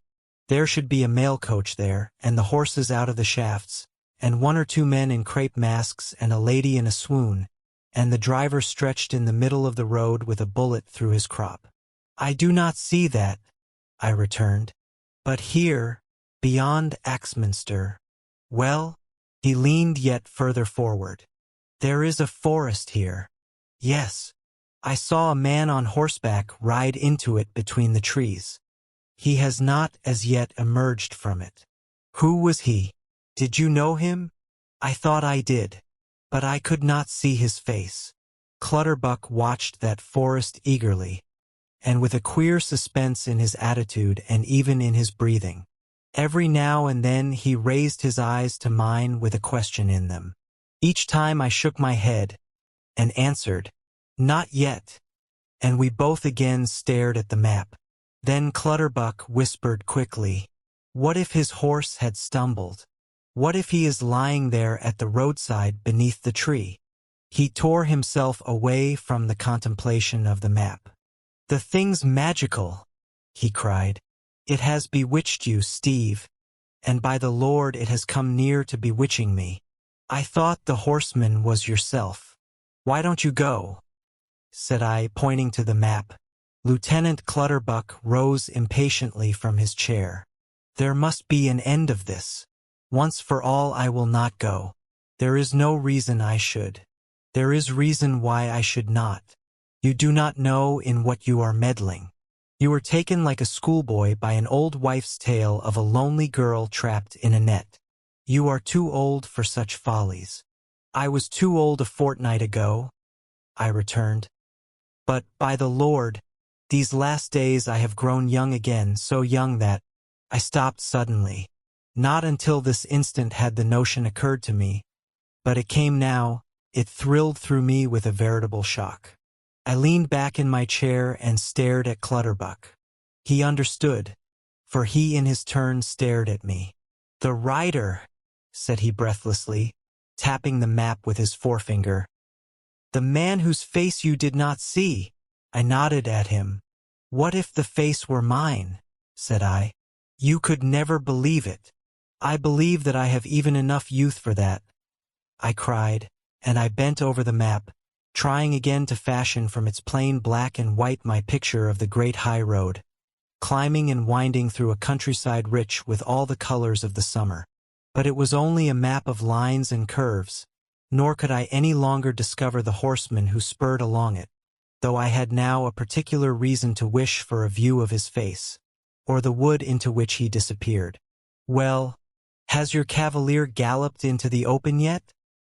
asked Clutterbuck. He spoke with sarcasm, but the sarcasm was forced. It was but a cloak to cover and excuse the question. I shook my head. "No, and he will not," said Clutterbuck. "Is that so sure?" I asked. "What if the face were mine?" "You are serious," he cried. "You would go a stranger and offer your unsought aid? It would be an impertinence. Suppose life and death are in the balance. Would they weigh impertinence? It might be your life and your death." And as he spoke, it seemed to me that all my last 7 years rose up in their shrouds and laughed at him. "And what then?" I cried. "Would the world shiver if I died? Would even a tavern-keeper draw down his blinds? Perhaps some drunkard in his cups would wish I lived, that he might take my measure in a drinking bout. There's my epitaph for you. Good Lord, Clutterbuck. But I would dearly love to die a clean death. There's that boy Parmita tramping down his road. He does a far better thing than I have ever done. You know, why talk of it? You know the life I have lived, and since that boy flung his example in my eyes, upon my word I sicken to think of it. 12 years ago, Clutterbuck, I came to London, a cadet with a cadet's poor portion, but what a wealth of dreams. A fortune first, if I slaved till I was 40, and then I would set free my soul and live. The fortune came, and I slaved but 6 years for it. The Treaty of Aix and a rise of stocks, and there was my fortune. You know how I have lived since." Clutterbuck looked at me curiously. I had never said so much to him or to any man in this strain. Nor should I have said so much now, but I was fairly shaken out of my discretion. For a little Clutterbuck sat silent and motionless. Then he said gently, "Shall I tell you why I will not go?" "Yes, I will tell you." And he told me the history of that Sunday 2 years ago, when Cullen Mayle sat in the stocks, or at least as much of it as had come within his knowledge. The events of that day were the beginning of all the trouble, indeed, but Lieutenant Clutterbuck never knew more of it than what concerned himself, and as I sat over against him on that July morning and listened to his story while the world awoke, I had no suspicion of what the passage of that Sunday hid, or of the extraordinary consequences which it brought about. Chapter 4 describes the remarkable manner in which Cullen Mayle left Tresco. "It was my business," he began, "to fetch Cullen Mayle from Tresco over to St. Mary's where the stocks were set. It was an unpleasant business, and to me doubly and damnably unpleasant." "I understand," said I, thinking of how he had before spoken to me of Adam Mayle's adopted daughter. I took a file of muskets, found the 3 of them at breakfast, and, with as much delicacy as I could, explained my errand. Helen alone showed any distress or consciousness of disgrace. Cullen strolled to the window, and seeing that I had placed my men securely about the house and that my boat was ready on the sand not a dozen yards away, professed himself, with an inimitable indifference, willing to gratify my wishes, while Adam, so far from manifesting any anger, broke out into a great roar of laughter. "Cullen, my boy," he shouted, like a man highly pleased. Here's a nasty stumble for your pride. To sit in the stocks of a Sunday morning, when all the girls can see you as they come from church. To sit in the stocks like a common drunkard. And you that sets up for a gentleman. Oh, Cullen, Cullen. He wagged his head from side to side, and so brought his fist upon the table with a bang which set all the plates dancing. Devil damn me, said he, if I don't sail to church at St. Mary's myself and see how you look in your wooden garters. Cullen glanced carelessly towards me. An unseemly old man, said he, and we left Adam still shaking like a monstrous jellyfish, and crossed back to St. Mary's from Tresco. Sure enough, Adam kept his word. They were singing the Nunc Dimittis in the church when Adam stumped up the aisle. He had brought Helen with him, and she looked as though she wished the brick floor to open and let her out of sight. But Adam kept his head erect and showed a face of an extraordinary good humor. You may be certain that the parson got the scantiest attention imaginable to his discourse. For one thing, Adam Mayle had never set foot in St. Mary's Church before, and for another, everyone was agog to see how he would bear himself afterwards, when he passed on his way to the quay across the little space before the customs house. There was a rush to the church door as soon as the benediction was pronounced, and it happened that I was one of the last to come out of the porch. The first thing that I saw was Adam walking a little way apart amongst the gravestones with a stranger, and the next thing, Helen talking to Dick Parmita. Here I interrupted Clutterbuck, for I was anxious to let no detail escape me. Had Dick crossed with Adam Mayle from Tresco? I think not, returned Clutterbuck. He was not in the church. I do not know, but I fancy he brought the stranger over to St. Mary's afterwards. And who was this stranger? George Glenn he called himself, and said he had been quartermaster with Adam Mayle at Witta. He was a squat, tarry man of Adam's age or thereabouts, and the pair of them walked through the gates and crossed the fields over to the street of Hewtown. I made haste to join Helen, Clutterbuck continued, and explained his words with an unnecessary confusion. I mean, I would not have it appear that she shared in the disgrace which had befallen Cullen Mayle. So I walked with her, and we followed Adam down the street to the customs house, where it seemed every inhabitant was loitering, and where Cullen sat, with his hat cocked forward over his forehead to shield him from the sun, entirely at his ease. It was curious to observe the behavior of the loiterers. Some affected not to see Cullen at all. Some, but those chiefly maidens, protested that it was a great shame so fine a gentleman should be so barbarously used. The elders, on the other hand, answered that he had come over late to his deserts, while a few, with a ludicrous pretense of unconsciousness, bowed and smiled at him as though it was the most natural thing in the world for a man in a laced coat to take the air in the stocks of a Sunday morning. Into the midst of this group marched Adam Mayle, and came to a halt before his son. He had composed his face to an unexceptionable gravity, and as he prodded thoughtfully with his stick at the sole of Cullen's shoe, "This is the first time," he said, "that ever I saw a pair of silk stockings in the stocks." "One lives and learns," replied Cullen indifferently, and the old man lifted his nose into the air and said dreamily, "There is a ducking chair, is there not, at the pier head?" and so walked on to the steps where his boat was moored. He went down into it with Mr. Glenn, and the two men set about hoisting the sail. I was still standing on the pier with Helen. "You will come too?" she said with a sort of appeal. "I do not know what may happen when Cullen is set free and comes back. I should be very glad if you would come." Lieutenant Clutterbuck broke off his story and walked uneasily once or twice across the room, as though he was troubled even now with the recollection of her appeal, and of how she looked when she made it. "So I went," he continued suddenly, and with a burst of frankness. "You see, Steve, she and I were very good friends. I never saw anything but welcome in her eyes when I crossed over to Tresco, and the kindliness of her voice had a warmth, and at times a tenderness, which I hoped meant more than friendship.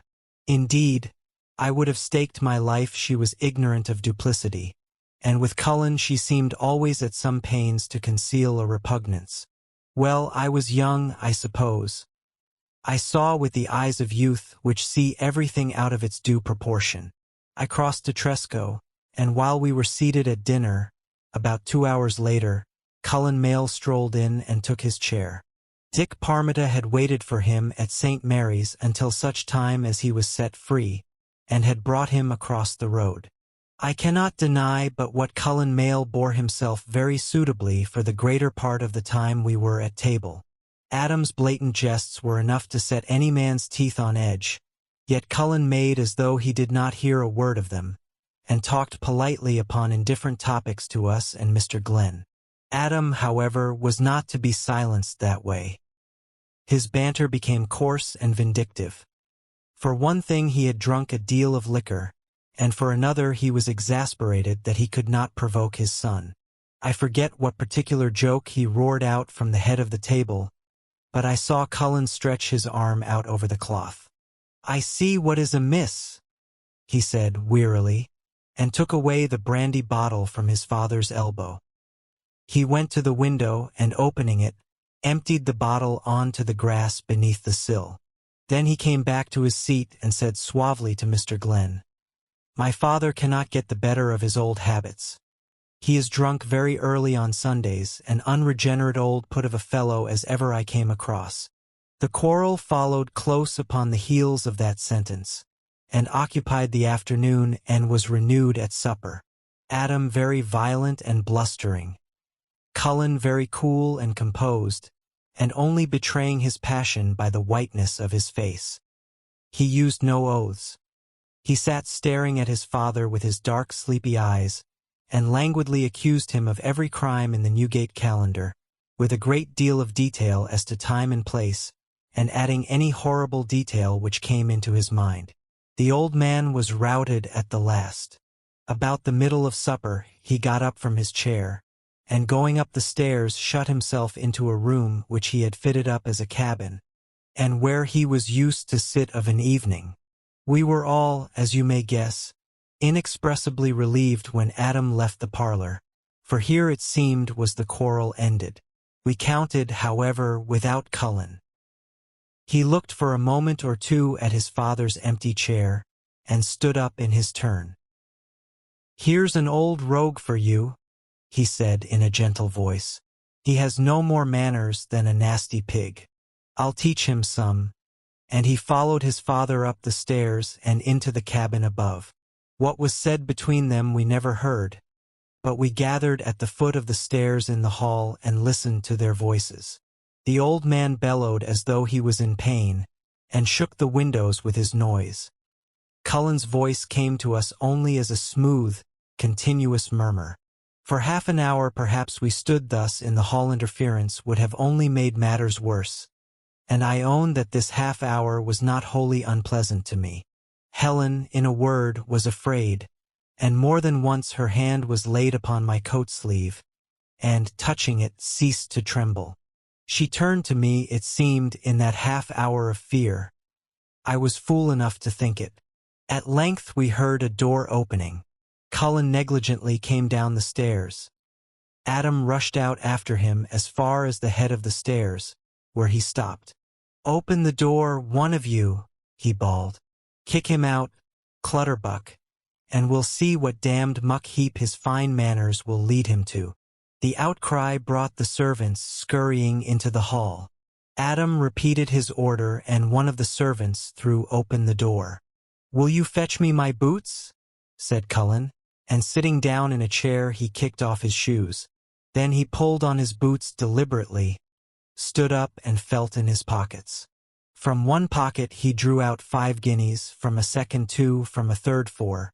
These 11 guineas he held in his open hand. "They belong to you, I think," he said softly, poising them in his palm. And before anyone could move a step or indeed guess at his intention, he raised his arm and flung them with all his force to where his father stood at the head of the stairs. 2 of the guineas cut the old man in the forehead, and the blood ran down his face. The rest sparkled and clattered against the panels behind his head, whence they fell on to the stairs and rolled one by one down into the hall. No one spoke. No one moved. The brutal violence of the action for the moment paralyzed everyone. Even Adam stood shaking at the stair head with his wits wandering.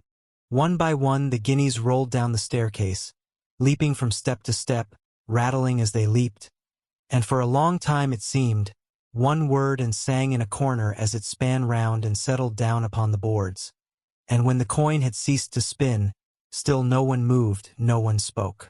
A murmur of waves breaking lazily upon the sand, a breath of air stirring a shrub in the garden, the infinitesimal trumpeting of a gnat, came through the window, bringing as it were tales of things which lived into a room of statues. Cullen himself was the first to break the enchantment. He took his watch from his fob and holding it by the ribbon twirled it backwards and forwards. It was a big silver watch, and as he twirled it this way and that, it caught the light, seemed to throw out little sparks of fire, and flashed with a dazzling brightness. The eyes of the company were caught by it. They watched it with a keen attention, not knowing why they watched it. They watched it as it shone and glittered in its revolutions, almost with a sense of expectation, as though something of great consequence was to happen from the twirling of that watch. "This, too, is yours," said Cullen.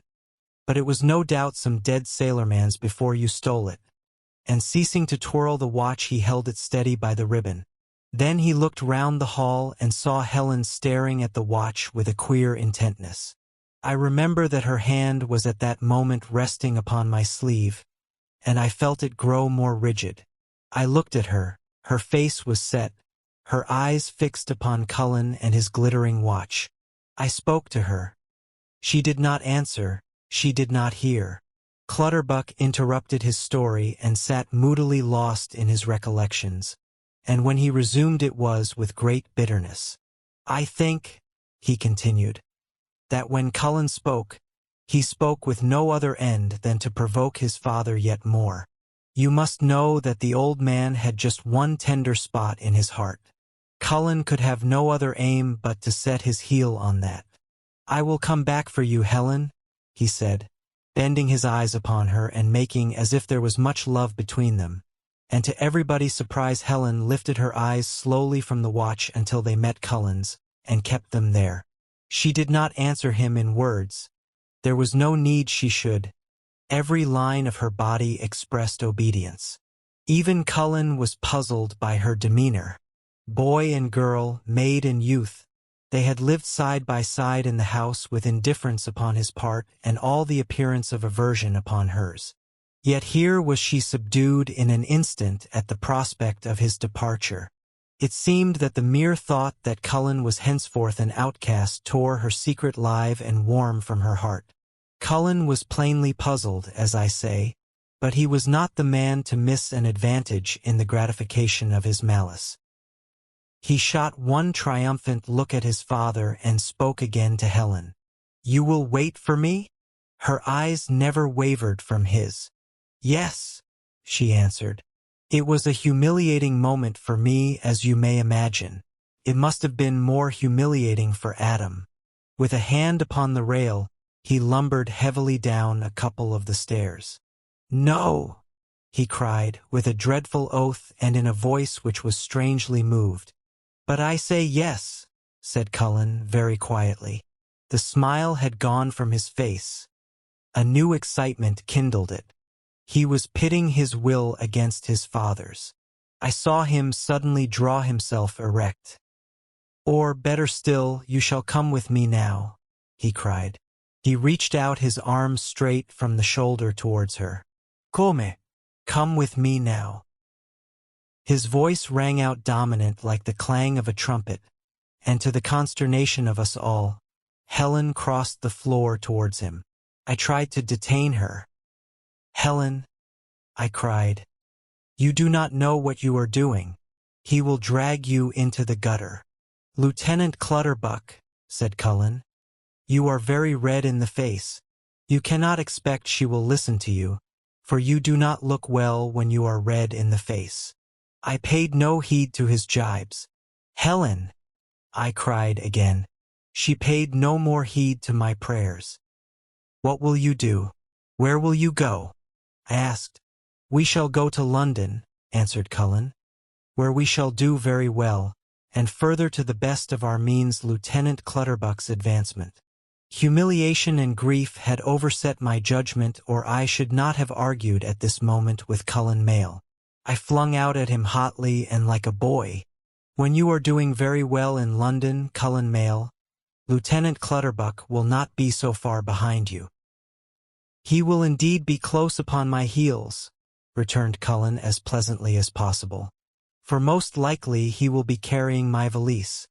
With that he turned again to Helen, beckoned her to follow him, and strode towards the open door. She did follow him.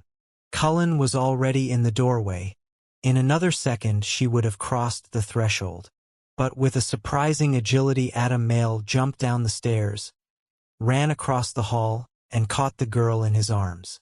She did not struggle to free herself, but she strained steadily towards Cullen. The old man's arms were strong, however. "Shut the door!" he cried, and I sprang forward and slammed it to. "Lock it! Bolt it!" A.E.W. stood with his arms about the girl until the heavy bar swung down across the door and dropped into its socket with a clang. "Now do you understand why I will not go down to Tresco? I can give you another reason if you are not content." When I spoke to Helen 2 days later and taxed her with her passion for Cullen, would you believe it? She was deeply pained and hurt. She would not have it said that she had so much as thought of following Cullen's fortunes. She outfaced me as though I had been telling her fairy tales, and not what my own eyes saw. No, indeed, I will not go down to Tresco. I am not the traveler who has ridden into your wood upon the Great West Road. Lieutenant Clutterbuck took up his hat when he had finished his story. "The girl, besides, is not worth a thought," said he. "I am not thinking of her," said I. Of Lieutenant Clutterbuck, of myself, above all of Dick Parmita I was thinking, but not at all of Helen Mayle. I drew the map towards me. Clutterbuck stopped at the door, came back and again leaned over my shoulder. "Has your traveler come out from that wood?" he asked. "No," I answered. "It is an allegory," said he. "The man who rides down on this business to the west will, in very truth, enter into a wood from which he will not get free." Chapter 5. The Adventure in the Wood. A loud roll of drums beneath my windows, the inspiriting music of trumpets, the lively measured stamp of feet. The troops with General Amherst at their head were marching down St. James's Street on their way to embark for Canada, and the tune to which they marched sang in my head that day as I rode out of London. The beat of my horse's hoofs kept time to it, and at Brentford a girl singing in a garden of apple trees threw me a snatch of a song to fit to it. She sang, and I caught the words up as I rode past. The sparkle of summer was in the air, and an Indian summer, if you will, at my heart. I slept that night at Hartley Row, and the next at Down House, and the third at a little in some miles beyond Dorchester. A brook danced at the foot of the house, and sang me to sleep with the song I had heard at Brentford, and as I lay in bed, I could see out of my window the starlight and the quiet fields white with a frost of dew and thickets of trees very black and still, and towards sunset upon the 4th day, I suddenly reined in my horse to one side and sat stone still. To my left, the road ran straight and level for a long way, and nowhere upon it was there a living thing. On each side stretched fields, and no one moved in them, and no house was visible. That way I had come, and I had remarked upon the loneliness. To my right, the road ran forward into a thick wood, and vanished beneath a roof of overhanging boughs. It was the aspect of that wood which took my breath away, and it surprised me because it was familiar. There was a milestone which I recognized just where the first tree overhung the road. There was a white gate in the hedge some 20 paces this side of the milestone. I knew that too. Just behind where I sat there should be 3 tall poplars ranged in a line like sentinels, the wood's outposts. I turned, and in the field behind me, the poplars reached up against the sky. I had no doubt they would be there, yet the sight of them fairly startled me. I had seen them, yes, but never in my life had I ridden along this road before. I had seen them only on the map in my lodging at St. James's Street. The sun dropped down behind the trees, and the earth turned gray. I sat there in the saddle with I know not what superstitious fancies upon me. I could not but remember that the traveler had ridden into the wood, and had not ridden out and down the open bank of grass upon the other side. What if his horse has stumbled? Clutterbuck had asked. What if he is lying at the roadside under the trees? I could see that picture very clearly, and at last very clearly too the rider's face. I looked backwards down the road with an instinctive hope that some other traveler might be riding my way in whose company I might go along. But the long level slip of white was empty. All the warmth seemed to have gone from the world with the dropping of the sun. A sad chill twilight crept over the lonely fields. A shiver caught and shook me. I gathered up the reins and rode slowly among the trees, where already it was night. I rode at first in the center of the highway, and found the clatter of my horse's hoofs a very companionable sound. But in a little the clatter seemed too loud, it was too clear a warning of my approach. It seemed to me in some way a provocation of danger. I drew to one side of the road where the leaves had drifted and made a carpet whereon I rode without noise. But now the silence seemed too eerie. I heard, and started at, the snapping of every twig. I strained my ears to catch the noise of creeping footfalls, and I was about to guide my horse back to the middle of the road, when I turned a corner suddenly, and saw in front of me in a space where the forest receded and let the sky through, lights gleaming in a window. I set spurs to the horse and galloped up to the door. The house was an inn. The landlord was already at the threshold, and in a very short while I was laughing at my fears over my supper in the parlor. "Am I your only guest tonight?" I asked. "There is one other, sir," returned the landlord as he served me, and as he spoke I heard a footstep in the passage. The door was pushed open, and a young man politely bowed to me in the entrance. "You have a very pretty piece of horseflesh, sir," said he as he came into the room. "I took the liberty of looking it over a minute ago in the stables." "It is not bad," said I. There was never a man in the world who did not relish praise of his horse, and I warmed to my new acquaintance. "We are both, it seems, sleeping here tonight, and likely enough we are traveling the same road tomorrow." The young man shook his head.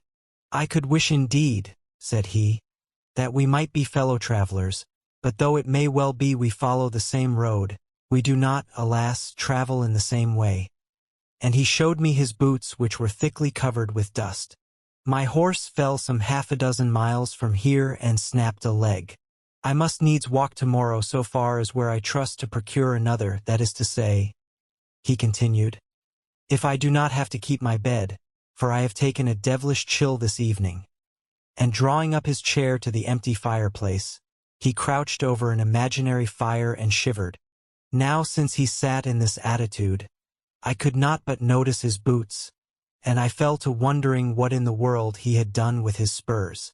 For he wore none, and since he had plainly not troubled to repair the disorder of his dress, it seemed strange that he should have gone to the pains of removing his spurs.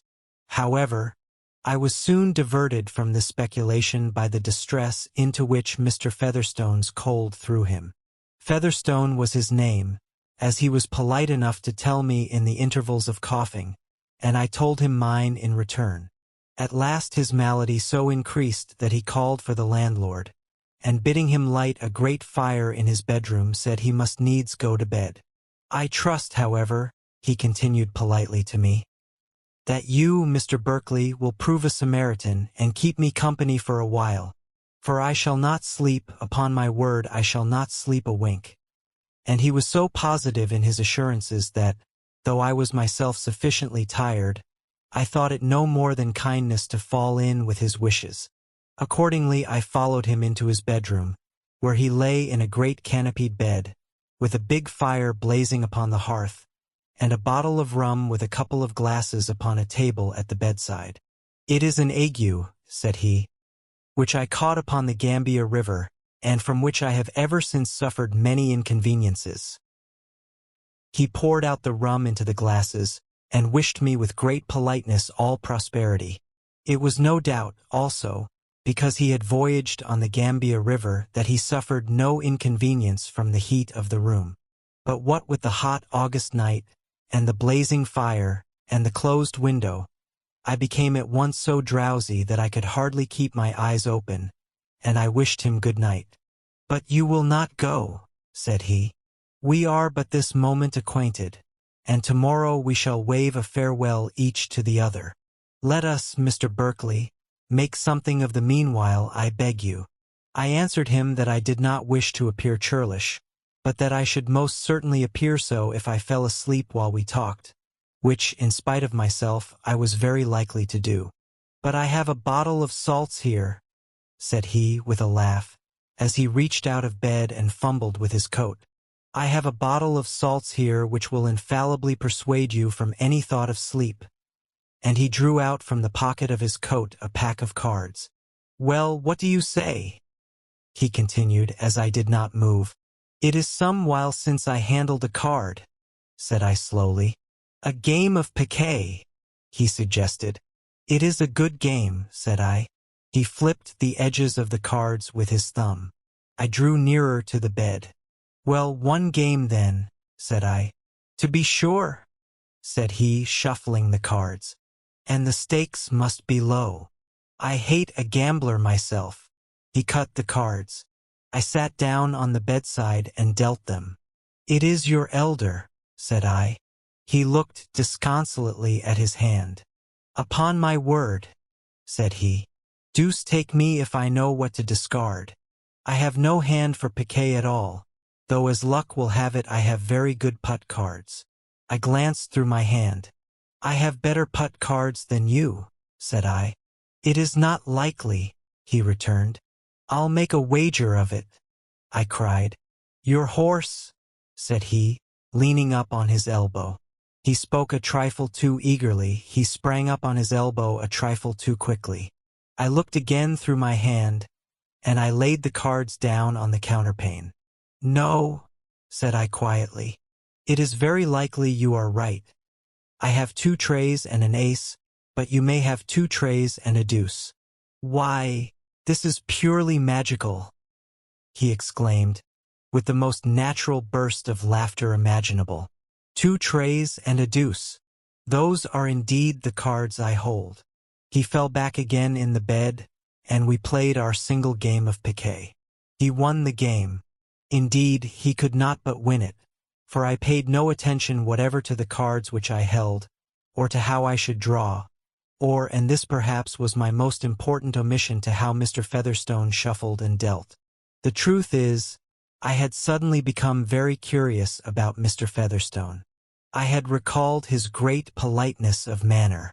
I remarked his face, which was of an almost girlish delicacy. I reflected that here was a man in a great hurry to travel by the same road as myself, and I remembered how I had learned that trick by which he had tried to outwit me of my horse. Even as it was, I had all but fallen into the trap. I should most certainly have done so had not Lieutenant Clutterbuck once explained it to me on a particular occasion. I remembered that occasion very clearly as I sat on the bed playing this game of piquet by the light of a single candle, and I wondered whether I could fit Mr. Featherstone with another name. "I am afraid," said he, "that this is a capote," as I played my last card. "But the loss is trifling," said I, "and I have kept my horse." "Very true," said he, whistling softly between his teeth. "You have kept your horse?" And as I wished him good night, he added, "You will be careful to shut the door behind you, won't you?" But before the words were out of his mouth, he was seized with so violent a paroxysm of shivering that he could barely stammer out the end of the sentence. "These infernal fevers," said he with a groan. "I notice, however," I returned, "that they are intermittent." And latching the door as he again requested me, I went off to my own room. I could not but wonder what trickery the fire was intended to help, for until the last fit of the ague had seized him, he had given no sign of any sickness since he had brought out the cards. However, there was a more important question to occupy my mind. I had little doubt that Mr. Featherstone was Cullen Mayle. I had little doubt that he was hurrying as fast as he could to the Scillies, since he had received no answer to the message which he sent with the Negro. But should I tell him of the men who watched for his coming, keeping their watches as at sea? On the one side, their presence meant danger to Cullen Mayle. It could hardly mean anything else, and since it meant danger, he should be warned of it. On the other hand, the watchers might have tired of their watching and given it up as profitless. Besides, I was by no means sure in what light Cullen himself was to be regarded. Was his return to Tresco a prospect to be welcomed or deplored? Did he come as a friend to that distracted girl alone in the lonely house by the sand? I could not answer these questions.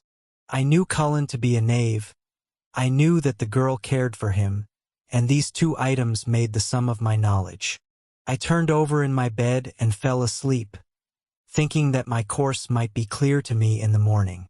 And in the morning it was clear. I woke up with a mind made up. I had a horse. Cullen traveled on foot. Since he had come so far on foot, it was not likely that he had the money to purchase a horse. For the story of the stumble and the broken leg I entirely disbelieved, and with the best of reasons. I had traveled myself along that road yesterday, and I had passed no disabled horse upon the way.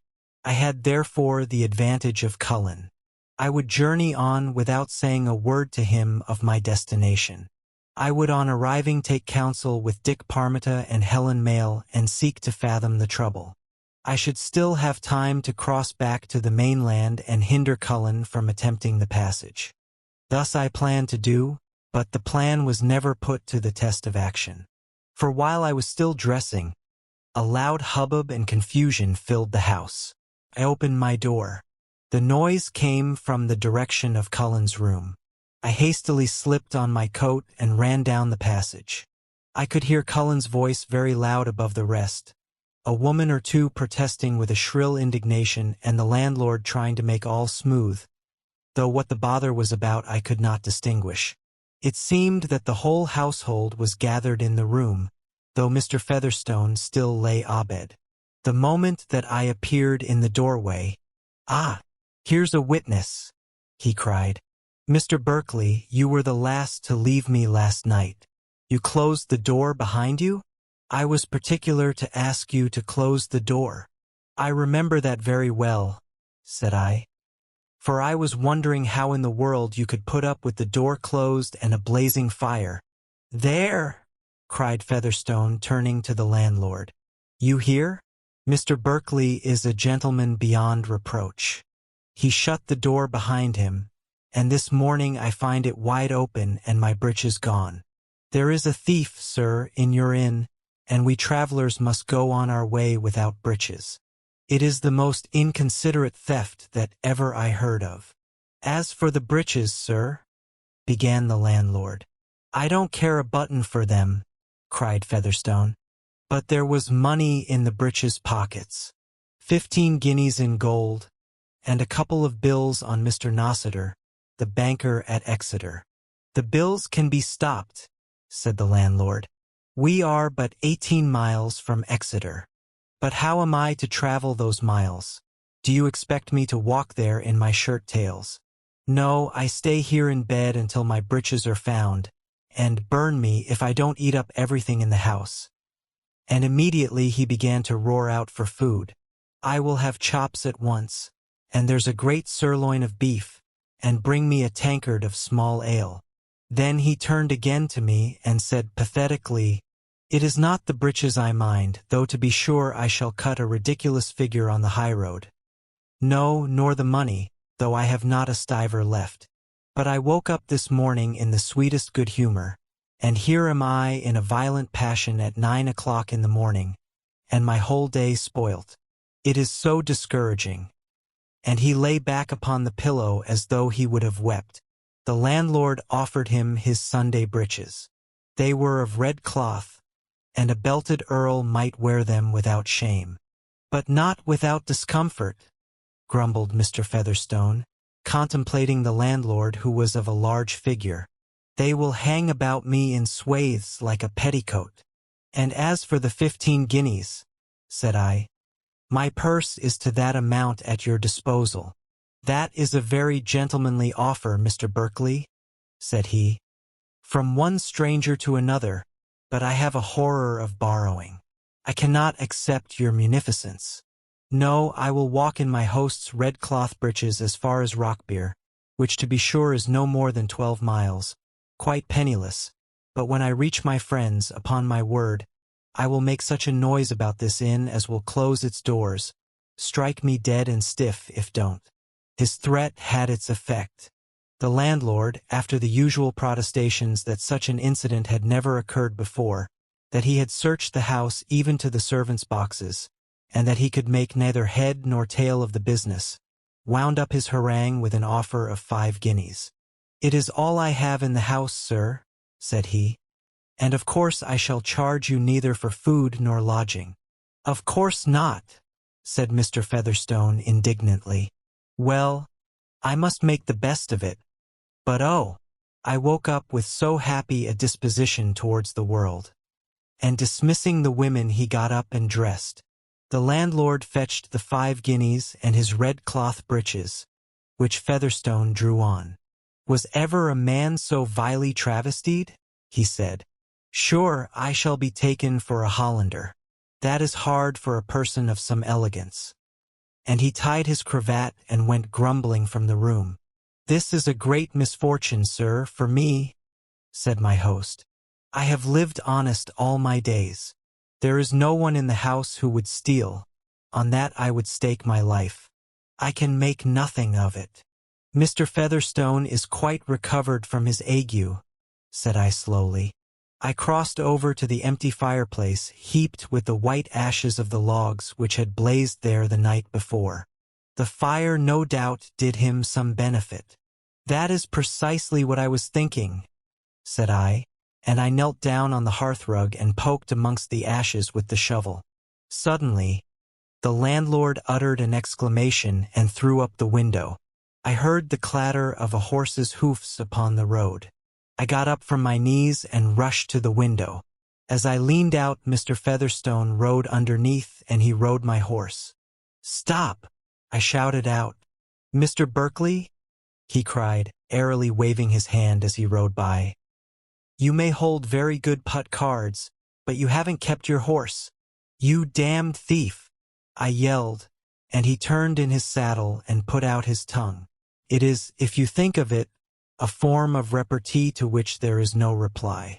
In any case, I doubt if I could have made any reply which would have reached his ears, for he had set the horse to a gallop and was far down the road. I went back to the hearth where the landlord joined me. We both knelt down and raked away the ashes. What's that? Said I, pointing to something blackened and scorched. The landlord picked it up. It is a piece of corduroy. And here's a bone button, said I.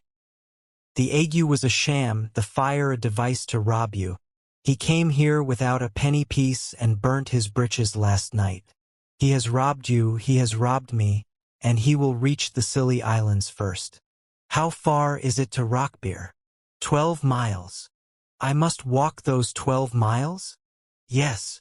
Will I get a horse there? It is doubtful. He has a day's start then at the least. So after all, though the horse did not stumble, nor the rider lie quiet by the roadside, he did not ride out of the forest at a gallop, and down the green bank into the open space beyond. Chapter 6. My first night upon Tresco. I walked that day into Rockbeer, and taking the advice of the innkeeper with whom I lodged, I hired a hack and a guide from him the next morning and struck across country for the sea. For he assured me that I should most likely find a fishing smack at Topsham whose master would put me over to the Scillies, and that if the wind did but favor me I should reach the island sooner that way than if I had the quickest horse under me that was ever foaled. It was of the greatest urgency that I should set foot on Tresco before Cullen Mail.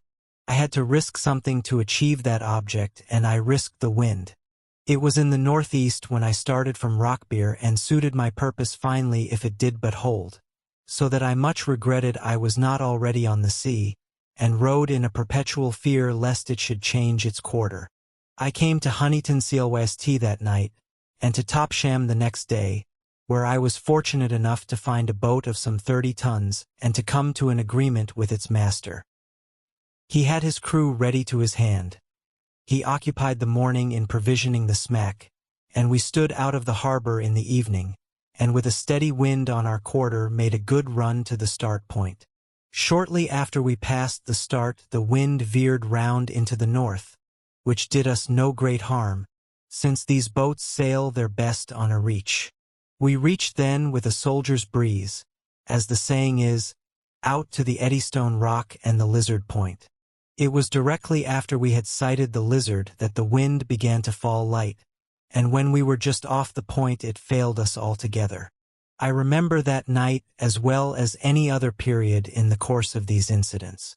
I was running a race with Cullen Mayle, and I was beginning to think that it was not after all only on account of his peril that it was needful for me to reach Tresco before he did.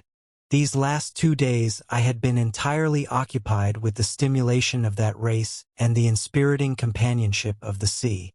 The waves foaming away from the bows and bubbling and hissing under the lee of the boat, the flaws of wind blistering the surface of the water as they came off the land towards us, making visible their invisible approach, the responsive spring of the boat, like a horse under the touch of a spur, these mere commonplaces to my companions had for me an engrossing enchantment. But on that evening at the Lizard Point the sea lay under the sunset a smooth, heaving prism of colors. We could hear nothing but the groaning of the blocks, the creaking of the boom's collars against the masts. And the night came out from behind the land very peaceful and solemnly the stars shone out in the sky. All the excitement of the last days died out of me. We swung up and down with the tide. Now the lights of Falmouth were visible to us at the bottom of the bay. Now the Lizard obscured them from us. I was brought somehow to think of those last years of mine in London. They seemed very distant and strange to me in this clean air, and the pavement of St. James's Street, which I had daily trodden, became an unacceptable thing. About 2 o'clock of the morning a broad moon rose out of the sea, and towards daybreak a little ruffing breeze sprang up, and we made a gentle progress across the bay towards Land's End. But the breeze sank as the sun came up, and all that day we loitered, gaining a little ground now and then and losing it again with the turn of the tide. It was not until the 5th evening that we dropped anchor in the road between St. Mary's Island and Tresco. I waited until it was quite dark, and was then quietly rowed ashore with my valise in the ship's dinghy. I landed on Tresco near to the harbor of New Grimsby. It was at New Grimsby that Dick Parmiter lived, Clutterbuck had told me, and the first thing I had to do was to find Dick Parmiter without arousing any attention. Now on an island like Tresco, sparsely inhabited and with no commerce, the mere presence of a stranger would assuredly provoke comment. I walked, therefore, very warily towards the village. One house I saw with great windows all lighted up, and that I took to be the Palace Inn, where Adam Mayle and Cullen used to sit side by side on the settle and surprise the visitors by their unlikeness to one another. There was a small cluster of cottages about the inn with a lane straggling between, and further away, round the curve of the little bay, were 2 huts close to the sea. It would be in one of these that Dick Parmiter lived, and I crept towards them. There was no light whatever in the first of them, but the door stood open, and a woman and a man stood talking in the doorway. I lay down in the grass and crawled towards them, if by any chance I might hear what they said. For a while I could distinguish nothing of what they said, but at last the man cried in a clear voice, "Good night, Mrs. Grudge," and walked off to the inn. The woman went in and closed the door. I was sure then that the next cottage was the one for which I searched. I walked to it. There was a light in the window and the sound of voices talking. I hesitated whether to go in boldly and ask for Dick. But it would be known the next morning that a stranger had come for Dick, No doubt, too, Dick's journey to London was known, and the 5 men watching the house on Merchant's Point would be straightway upon the alert. Besides, Dick might not have reached home. I walked round the hut, unable to decide what I should do, and as I came to the back of it, a light suddenly glowed in a tiny window there. I cautiously approached the window and looked through. Dick Parmita was stripping off his jersey, and was alone. I tapped on the window. Dick raised his head and then put out the light, so that I could no longer see into the room. But in a moment the window was slowly lifted, and the boy's voice whispered, "Is that you, Mr. Mayle?" I drew a breath of relief. I was ahead of Cullen Mayle, though he had stolen my horse. "No," said I, "but I have come on Cullen Mayle's business."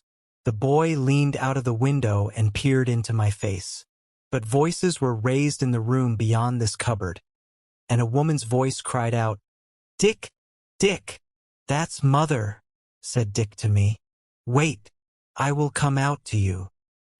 He closed the window, and I lay down again in the grass, and waited there for perhaps an hour. A mist was coming up from the sea and thickening about the island. The starlight was obscured. Wreaths of smoke, it seemed, came in puffs between myself and the house, and at last I heard the rustling of feet in the grass. "Dick," said I in a whisper, and the lad came to me. "I remember you," he said. "You were at Lieutenant Clutterbuck's. Why have you come?" "Upon my word," said I should find it difficult to tell you. Indeed, it would have taken me half the night to explain the motives which had conjoined to this end. And now that you are come, what is it you mean to do?" "Dick," I returned, "you ask the most disconcerting questions. You tramp up to London with a wild story of a house watched. You come as a friend, then?" He broke in eagerly. "As your friend, yes." Dick sat silent for a moment. "I think so," he said at length. "And here's a trifle to assure you," I said. "Cullen Mayle is not very far behind me. You may expect him upon Tresco any morning." Dick started to his feet. "Are you sure of that? You do not know him. How are you sure?" "Clutterbuck described him to me. I overtook him on the road, and stayed the same night with him at an inn. He robbed me and robbed the landlord. There was a trick at the cards, too. Not a doubt of it, Cullen Mayle is close on my heels." "Are those 5 men still watching the house?" "Yes, they are still upon Tresco. They lodge here and there with the fishermen, and make a pretense to burn kelp or to fish for their living. But their business is to watch the house, as you will see tonight. There are 6 of them now, not 5. He led me as he spoke towards the Palace Inn, where a light still burned in the kitchen. The cottages about the inn, however, were by this time dark, and we could advance without risk of being seen. Dick stopped me under the shadow of a wall not 10 yards from the inn. A red blind covered the lower part of the window, but above it I could see quite clearly into the kitchen. "Give me a back," whispered Dick, who reached no higher than my shoulder. I bent down and Dick climbed on to my shoulders, whence he too could see the interior of the kitchen. "That will go," said he in a little, and slid to the ground. "Can you see a picture on the wall?" "Yes." "And a man sitting under the picture, a squabby man with white hair and small eyes very bright?" "Yes." "That is the 6th man. He came to Tresco while I was in London. I found him here when I came back 2 days ago, but I had seen him before. He had come to Tresco before. His name is George Glenn." "George Glenn," said I. "Wait a bit," and I took another look at the man in the kitchen. He was quartermaster with A.E.W. Mayle at A.E.W. He is the stranger you brought over to St. Mary's Church on the day when Cullen Mayle sat in the stocks." "Yes," said Dick, and he asked me how I knew. "Clutterbuck told me," I replied. From the inn we walked some few yards along a lane until we were free of the cottages, and then leaving the path, mounted inland up a hill of gorse. Dick gave me on the way an account of his journey homewards and the difficulties he had surmounted. I paid only an indifferent attention to his story, for I was wholly occupied with George Glenn's presence upon the island. Glenn had come first of all to visit Adam Mayle, and was now watching for Cullen. What link was there between his two visits? I was inclined to think that George Glenn was the clue to the whole mystery. In spite of my inattention, I gathered this much, however, from Dick. That tramp of his to London was well known throughout the islands. His mother had given him up for dead when he went away, and had thrashed him soundly when he returned, but the next day had made him out a great hero in her talk. She did not know why he went to London, for Dick had the discretion to hold his tongue upon that point. So much Parmita had told me when he suddenly stopped and listened. I could hear nothing, however much I strained my ears, and in a moment or two Dick began to move on. The mist was very thick about us. I could not see a yard beyond my nose.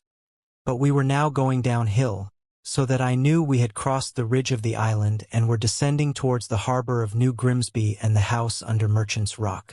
We had descended for perhaps a couple of 100 yards. Then Dick stopped again. He laid a hand upon my arm and dragged me down among the gorse, which was drenched with the fog. "What is it?" said I. "Hush," he whispered. And even as he whispered, I saw a sort of brown radiance through the fog a long way to my left. The next instant a speck of clear light shone out in the heart of this radiance. It was the flame of a lantern, and it seemed miles away. I raised myself upon my elbows to watch it. Dick pulled my elbow from beneath me and pressed me down flat in the grass. And it was fortunate that he did, for immediately the lantern loomed out of the fog not a dozen yards away. I heard it rattle as it swung, and the man who carried it tramped by so near to me that if I had stretched out my hand I could have caught him by the ankle and jerked him off his feet. It was the purest good fortune that he did not detect us, and we lay very still until the rustle of the footsteps had altogether died away. "Is that one of them?" I asked. "Yes, William Bladd's. He lodges with Mrs. Crudge next to our cottage." We continued to descend through the gorse for another quarter of an hour or so until an extraordinary sound at our feet brought us both to an halt. It was the strangest melancholy screeching sound that ever I had heard. It was so harsh it pierced the ears. It was so wild and eerie that I could hardly believe a voice uttered it. It was like a shrill cry of pain uttered by some live thing that was hardly human. It startled me beyond words, and the more so because it rose out of the fog directly at our feet. Dick Parmita trembled at my side. "Quick," he whispered in a shaking voice. "Let us go. Oh, let us go." But he could not move for all his moaning. His limbs shook as though he had the fever. Terror chained him there to the ground. Had I not known the boy under other circumstances, I should have set him down for a coward. I took a step forward. Dick caught hold of my arm and muttered something, but his voice so wavered and gasped I could not distinguish what he said. I shook his arm off and again stepped forward for 1, 2, 3 paces. As I took the third pace the ground suddenly sloped. My feet slipped on the wet grass. I let go of my valise, and I fell to my full length upon my back and slid. And the moment I began to slide my feet touched nothing. I caught at the grass, and the roots of it came away in my hands. I turned over on my face. Half my body was now hanging over the edge. I hung for a second by my waist, and as I felt my waist slipping, I struck out wildly upon each side with my arms. My right arm struck against a bush of gorse. I seized hold of it, and it bent, but it did not break. I lifted a knee carefully, set it on the edge, and so crawled up the slope again. Dick was lying on his face peering down towards me. "My God," said he, "I thought you had fallen." And reaching out his hands, he caught both my arms as though he was afraid I should slip again. "Oh, quick," he said. "Let us go." And again I heard the shrill screech rise up from that hollow into which I had so nearly fallen. It was repeated and repeated with a regular interval between an interval long enough for Dick to reiterate his eager prayer. "It has begun again," said I. "It has never ceased since we first heard it," said Dick, and no doubt he spoke the truth. Only I had been deaf to it from the moment my foot slipped until now. "Let us go," and picking up my valise he hurried me away, turning his head as he went, shuddering whenever he heard that cry. "But it may be someone in distress, someone who needs help." "No, no," he cried. "It is no one. I will tell you tomorrow." We skirted the top of the hollow, and once more descended. The fog showed no sign of clearing, but Parmita walked with an assured tread, and in a little time he began to recover his spirits. "We are close to the house," said he. "Dick, you are afraid of ghosts," said I, and while I spoke he uttered a cry and clung to my arm. A second later something brushed past my hand very quickly. I just saw it for an instant as it flitted past, and then the darkness swallowed it up. Dick blurted out this fable. The souls of dead drowned sailormen kept nightly tryst on Castle Down. "That was no spirit," said I. "Play the man, Dick. Did you ever meet a spirit that trod with the weight of a body?" I could hear the sound of feet rustling the grass beneath us. Dick listened with his hand to his ear. "The tread is very light," said he. "That is because it is a woman who treads. No woman would be abroad here in this fog at this time," he protested. "Nevertheless, it was a woman. For I saw her, and her dress brushed against my hand. It was a woman, and you cried out at her. So that if there is anyone else upon the watch tonight, it is very likely we shall have him upon our heels." That argument sobered him, and we went forward again without speaking to each other, and only halting now and again to listen. In a very short while we heard the sea booming upon the beach, and then Dick stepped forward yet more warily, feeling about with his hands. "There should be a fence hereabouts," said he, and the next moment I fell over it with a great clatter. A loud whistle sounded from the beach, another whistle answered behind us, and I heard the sound of a man running up from the sand. We both crouched in the grass close by the palisade, and again the fog saved us. I heard someone beating about in the grass with a stick, but he did not come near us, and at last he turned back to the sea. "You see," said Dick, "I told Lieutenant Clutterbuck the truth. The house is watched." "Devil a doubt of it," said I. "Do you go forward and see if you can get in." He came back to me in a little space of time, saying that the door was barred, and that he could see no light through any chink. He had stolen all round the house. He had rapped gently here and there at a window, but there was no one waking. "And what are we to do now?" said he. "If I make a clatter and rouse the house, we shall rouse Cullen's enemies too.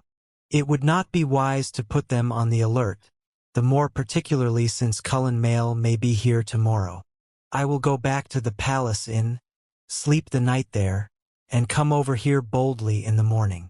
And I got up and shouldered my valise again. But Dick stopped me.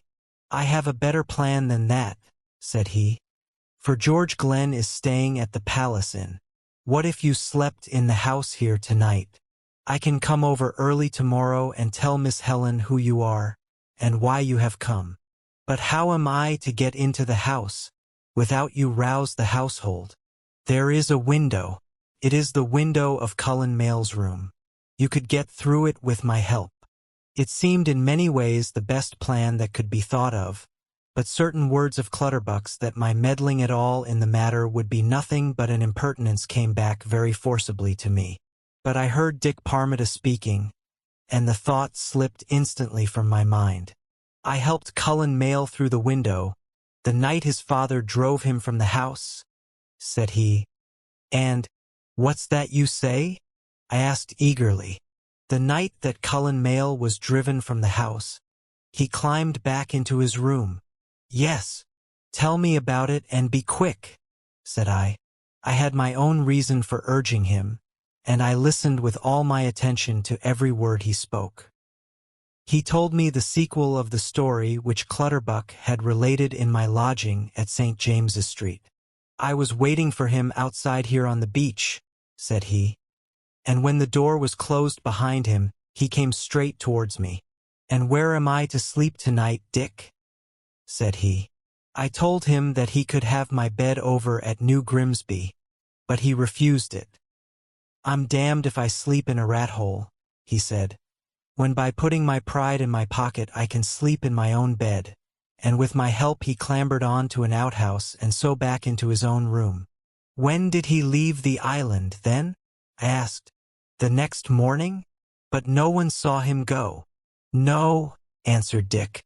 "I sailed him across the same night. About 3 o'clock of the morning he came and tapped softly upon my window, just as you did tonight. It was that which made me think you were Cullen come back. He bade me slip out to him without any noise, and together we carried my father's skiff down to the water. I sailed him across to St. Mary's. He made me swear never to tell a word of his climbing back into his room." "Oh, he made you swear that?"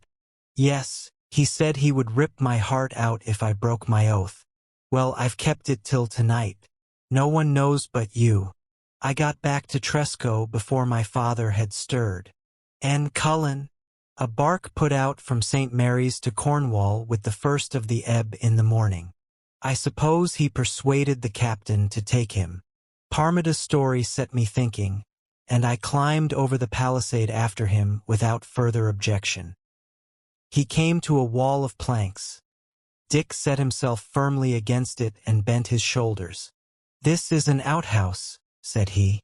'From my shoulders you can reach the roof. From the roof you can reach the window.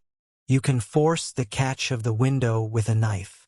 'It will be an awkward business,' said I doubtfully, 'if I wake the house.'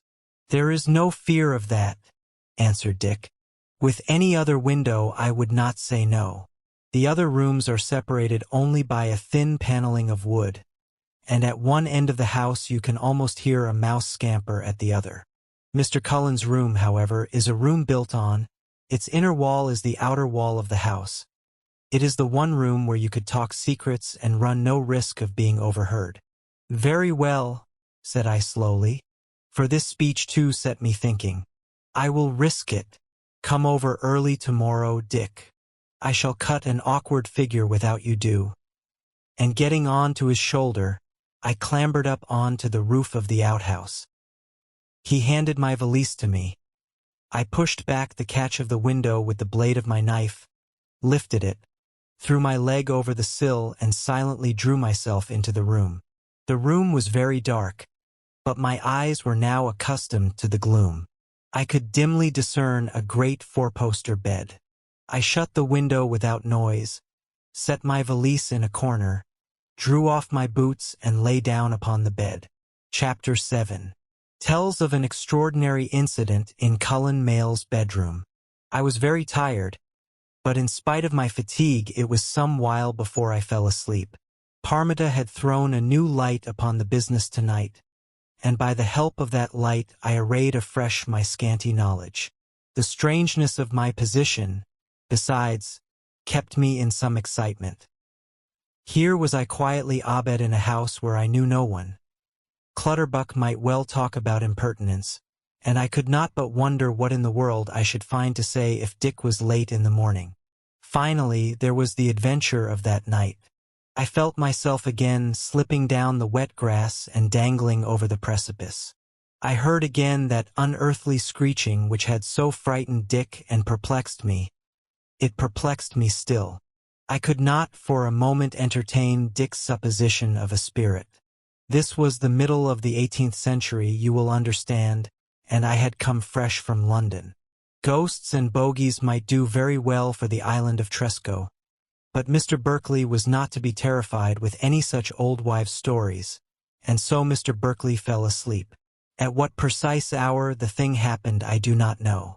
The room was so dark that I could not have read my watch, even if I had looked at it, which I did not think to do.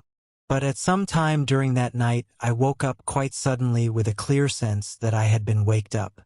I sat up in my bed with my heart beating very quick, and then with as a little noise as I could I gathered myself up in the shadow of the bed hangings, at the head. The fog was still thick about the house, so that hardly a glimmer of light came from the window. But there was someone in the room I knew, for I could hear a rustle as of stealthy movements. And then straight in front of me between the two posts of the bed foot, I saw something white that wavered and swayed this way and that. Only an hour or so before I had been boasting to myself that I was London-bred and lived in the middle of the 18th century. But none the less my hair stirred upon my head, and all the moisture dried up in my throat as I stared at that dim white thing wavering and swaying between the bedposts. It was taller than any human being that I had seen. I remembered the weird screeching sound which I had heard in the hollow. I think that in my heart I begged Dick Parmita's pardon for laughing at his fears. I know that I crouched back among the hangings and shuddered till the bed shook and shook again. And then it made a sound, and all the blood in my veins stood still. I thought that my heart would stop or my brain burst. For the sound was neither a screech like that which rose from the hollow, nor a groan, nor any ghostly noise. It was purely human. It was a kecking sound in the throat, such as one makes who gasps for breath. The white thing was a live thing of flesh and blood. I sprang up on the bed and jumped to the foot of it. It was very dark in the room, but through the darkness I could see, on a level with my face, the face of a woman. Her eyes were open and they stared into mine. I could see the whites of them. Our heads were so near they almost touched. Even then I did not understand. I wondered what it was on which she stood. I noticed a streak of white which ran straight up towards the ceiling from behind her head, and I wondered what that was. And then suddenly her body swung against my legs. She was standing on nothing whatever. Again the queer gasping coughing noise broke from her lips, and at last I understood it. It was a gasp of a woman strangling to death. That white stiff streak above her head, I knew what it was too. I caught her by the waist and lifted her up till her weight rested upon my arm. With the other arm I felt about her neck. A thick soft scarf silk it seemed to the touch was knotted tightly round it, and the end of the scarf ran up to the crossbeam above the bedposts. The scarf was the streak of white. I fumbled at the knot with my fingers. It was a slip knot, and now that no weight kept it taut, it loosened easily. I slipped the noose back over her head and left it dangling. The woman I laid down upon the bed, where she lay choking and moaning. I flung up the window and the cold fog poured into the room. I had no candle to light and nothing wherewith to light it. But I remembered that my foot had knocked against a chair to the right of the window as I climbed into the room. I groped for the chair and set it to face the open night. Then I carried the woman to the window and placed her in the chair, and supported her so that she might not fall. Outside I could hear the surf booming upon the sand almost within arm's reach, and the air was brisk with the salt of the sea.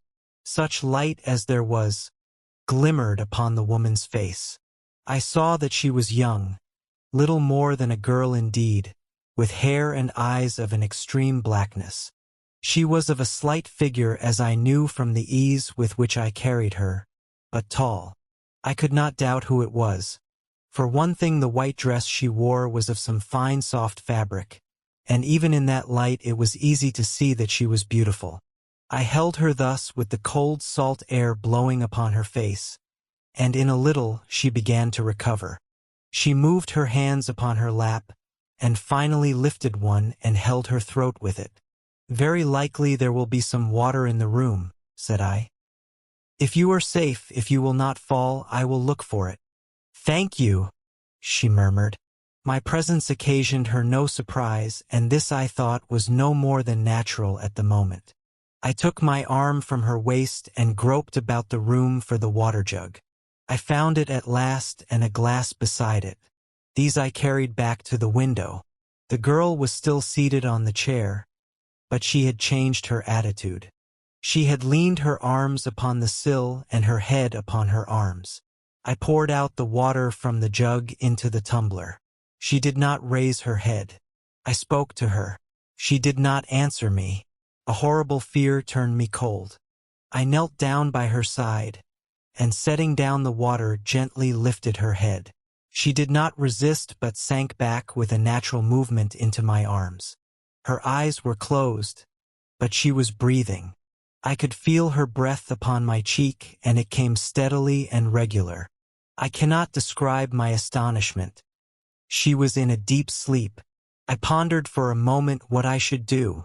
Should I wake the household? Should I explain what had happened and my presence in the house? For Helen Mayle's sake I must not do that, since Helen Mayle it surely was whom I held in my arms. I propped her securely in the chair, then crossed the room, opened the door and listened. The house was very still. So far no one had been disturbed. A long narrow passage stretched in front of me, with doors upon either side. Remembering what Dick Parmita had told me, I mean that every sound reverberated through the house, I crept down the landing on tiptoe. I had only my stockings upon my feet, and I crept forward so carefully that I could not hear my own footfalls. I had taken some 20 paces when the passage opened out to my right. I put out my hand and touched a balustrade. A few yards farther on the balustrade ceased. There was an empty space which I took to be the beginning of the stairs, and beyond the empty space the passage closed in again. I crept forward, and at last at the far end of the house and on the left hand of the passage I came to that for which I searched, and which I barely hoped to find an open door. I held my breath and listened in the doorway, but there was no sound of anyone breathing, so I stepped into the room. The fog was less dense. It hung outside the window a thin white mist, and behind that mist the day was breaking. I looked round the room. It was a large bedroom, and the bed had not been slept in.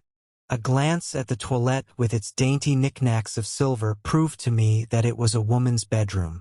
It had 2 big windows looking out towards the sea, and as I stood in the dim gray light, I wondered whether it was from one of those windows that Adam Mayle had looked years before, and seen the brigantine breaking up upon the Golden Ball Reef.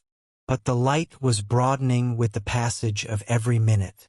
With the same caution which I had observed before, I stole back on tiptoe to Cullen Mayle's room. Helen Mayle was still asleep, and she had not moved from her posture. I raised her in my arms, and still she did not wake.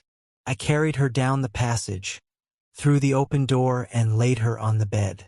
There was a coverlet folded at the end of the bed, and I spread it over her.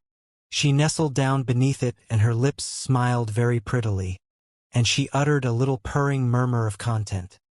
But this she did in her sleep. She slept with the untroubled sleep of a child. Her face was pale, but that I took to be its natural complexion. Her long black eyelashes rested upon her cheeks. There was no hint of any trouble in her expression, no trace of any passionate despair. I could hardly believe that this was the girl who had sought to hang herself, whom I had seen struggling for her breath. Yet there was no doubt possible. She had come into the empty room, empty as she thought, and empty it would have been, had not a fisher boy burst one night into Lieutenant Clutterbuck's lodging off the Strand, when everyone slept, and there she had deliberately stood upon the bed, fastened her noose to the crossbar, and sprang off. There was no doubt possible. It was her spring from the bed which had waked me up, and as I returned to Cullen's room, I saw the silk noose still hanging from the beam. Chapter 8. Helen Mayle. A loud rapping on the door roused me. The mist had cleared away, and out of the open window I could see a long sunlit slope of gorse all yellow and purple stretching upwards, and over the slope a great space of blue sky whereon the clouds sailed like racing boats in a strong breeze. The door was thrust open, and Dick Parmita entered.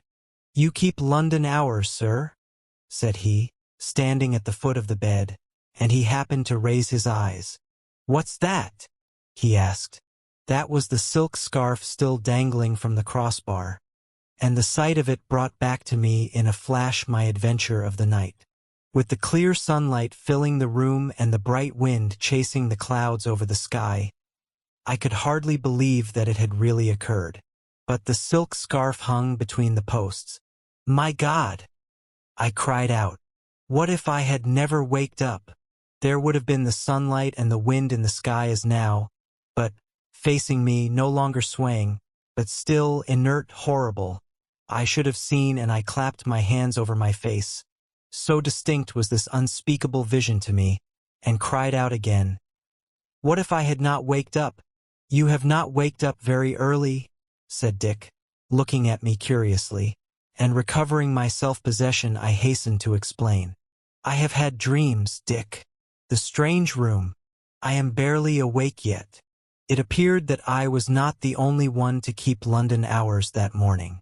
It was close upon midday, and Dick had not waked me before, because he had not before had speech with the mistress of the house.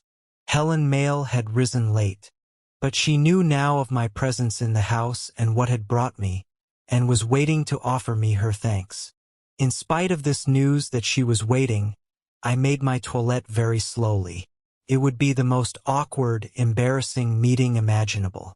How could one bow and smile and exchange the trivial courtesies with a girl whom one had saved from that silk noose some 8 hours before? With what countenance would she greet me? Would she resent my interference? Dick, however, had plainly noticed nothing unusual in her demeanor. I consoled myself with that reflection. He noticed, however, something unusual here in my room, for as I tied my cravat before the mirror I saw that he was curiously looking at the silk scarf.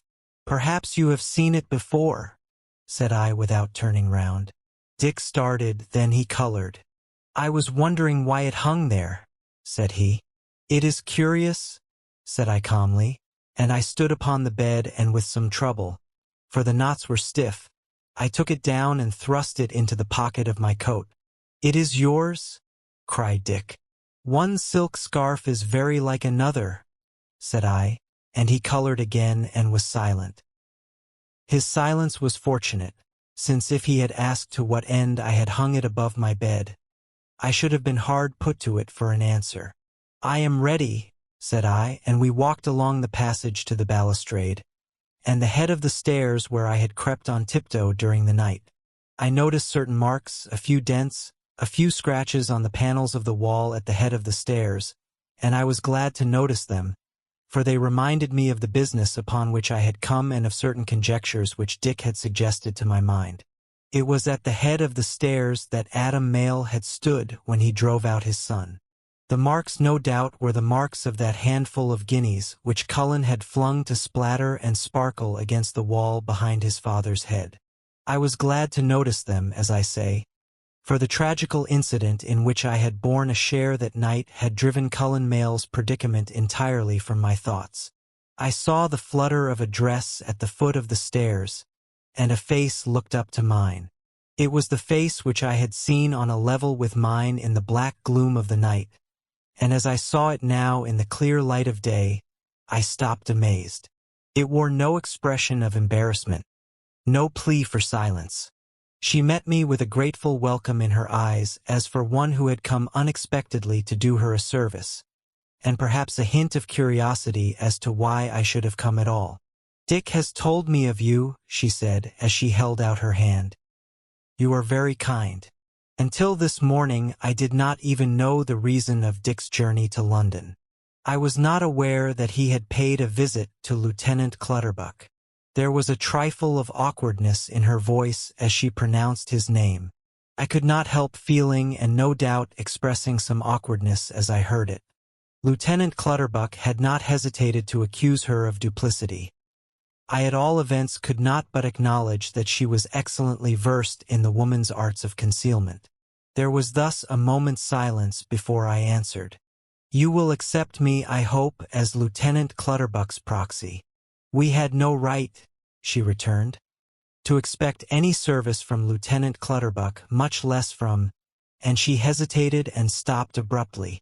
From a stranger, you would have said, I added.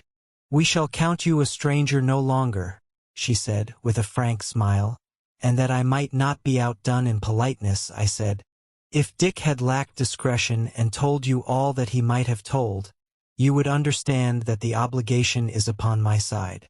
For whereas I do not know that I can render you any service whatever, I do know that already you have rendered me a great one."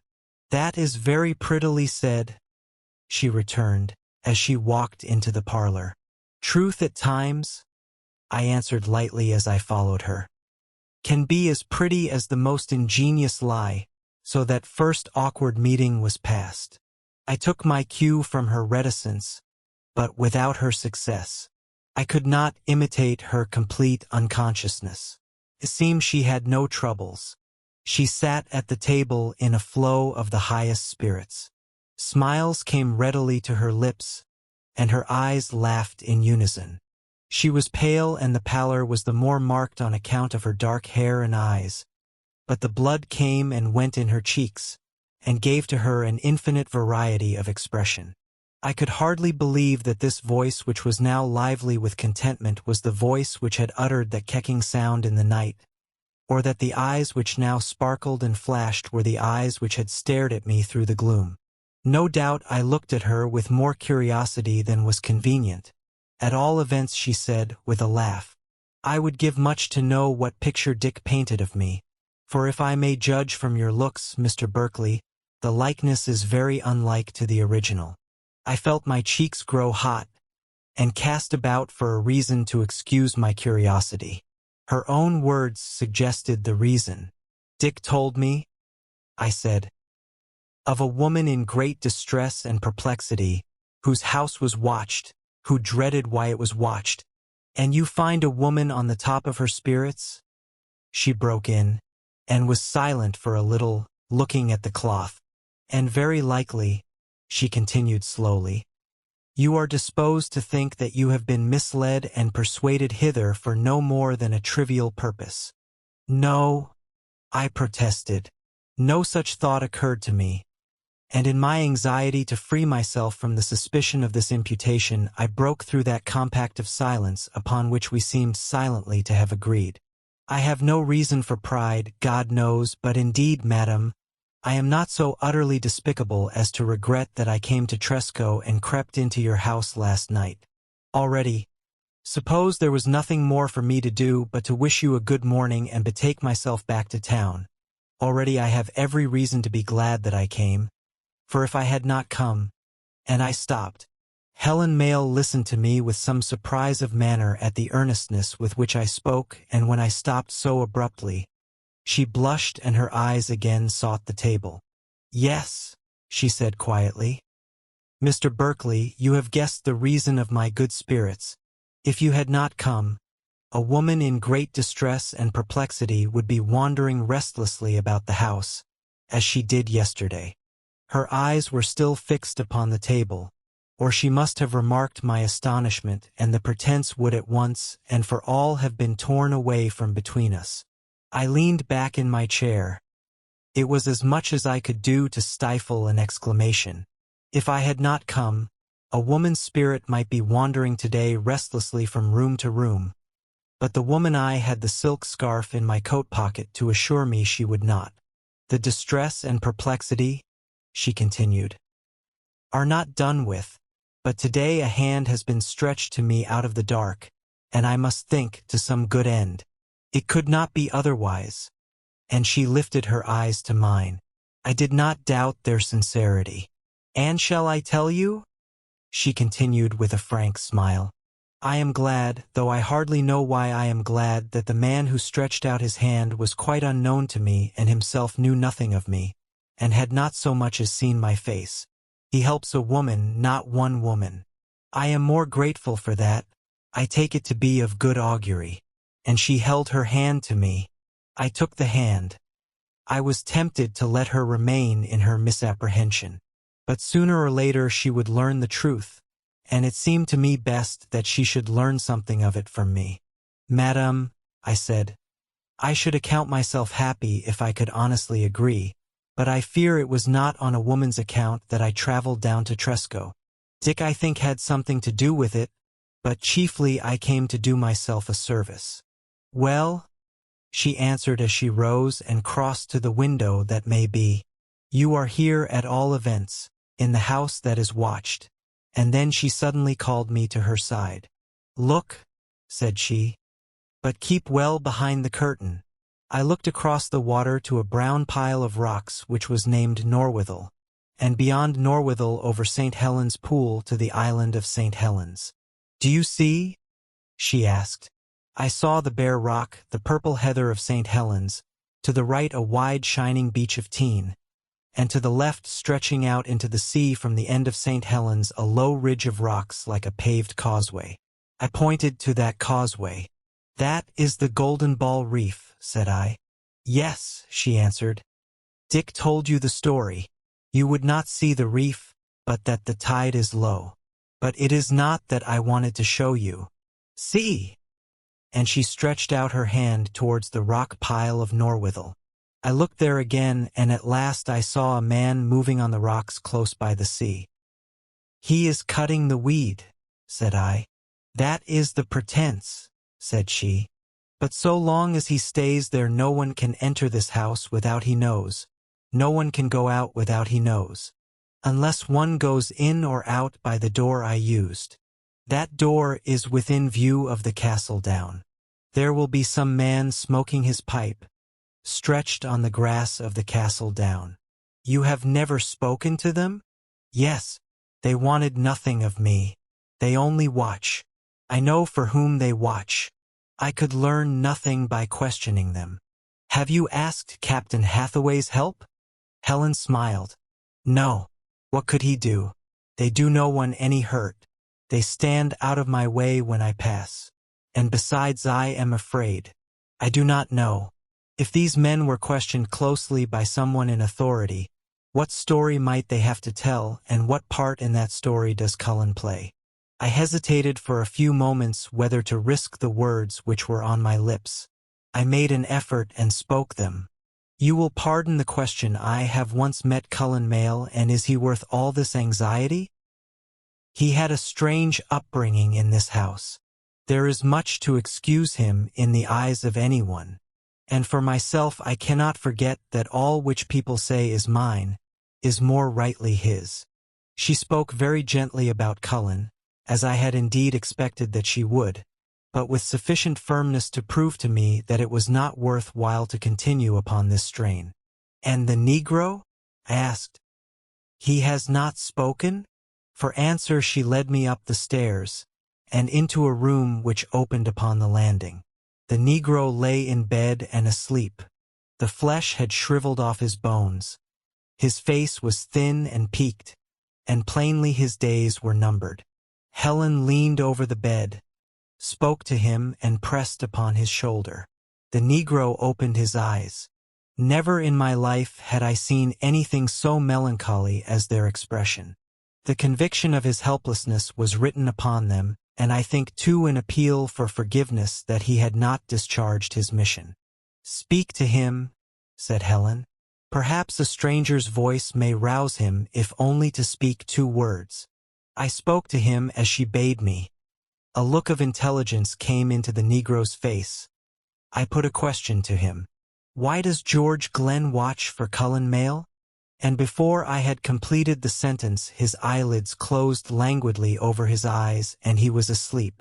I looked at him as he lay there, an emaciated motionless figure, the white bedclothes against his ebony skin, and as I thought of his long travels ending so purposelessly in this captivity of sleep, I was filled with a great pity.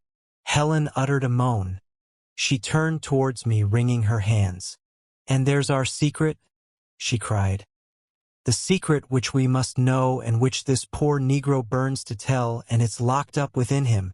Bolts and bars, she burst out. What puny things they seem! One can break bolts. One can sever bars. But a secret buried within a man. How shall one unearth it? It just occurred to me that she stopped with unusual abruptness, but I was looking at the Negro. I was still occupied with pity. Heaven send my journey does not end so vainly as his, I said solemnly. I turned to Helen and I saw that she was staring at me with a great astonishment. and concern for which I could not account. "I have a conjecture to tell you of," said I. "I do not know that it is of value." "Let us go downstairs," she replied, "and you shall tell me." But she spoke slowly as though she was puzzled with some other matter. As we went downstairs I heard Dick Parmita's voice and could understand the words he said. I stopped. "Where is Dick?" "Most likely in the kitchen." When we were come to the foot of the stairs I asked where the kitchen was. "At the end of that passage across the hall," she answered. Upon that I called Dick. I heard a door open and shut, and Dick came into the hall.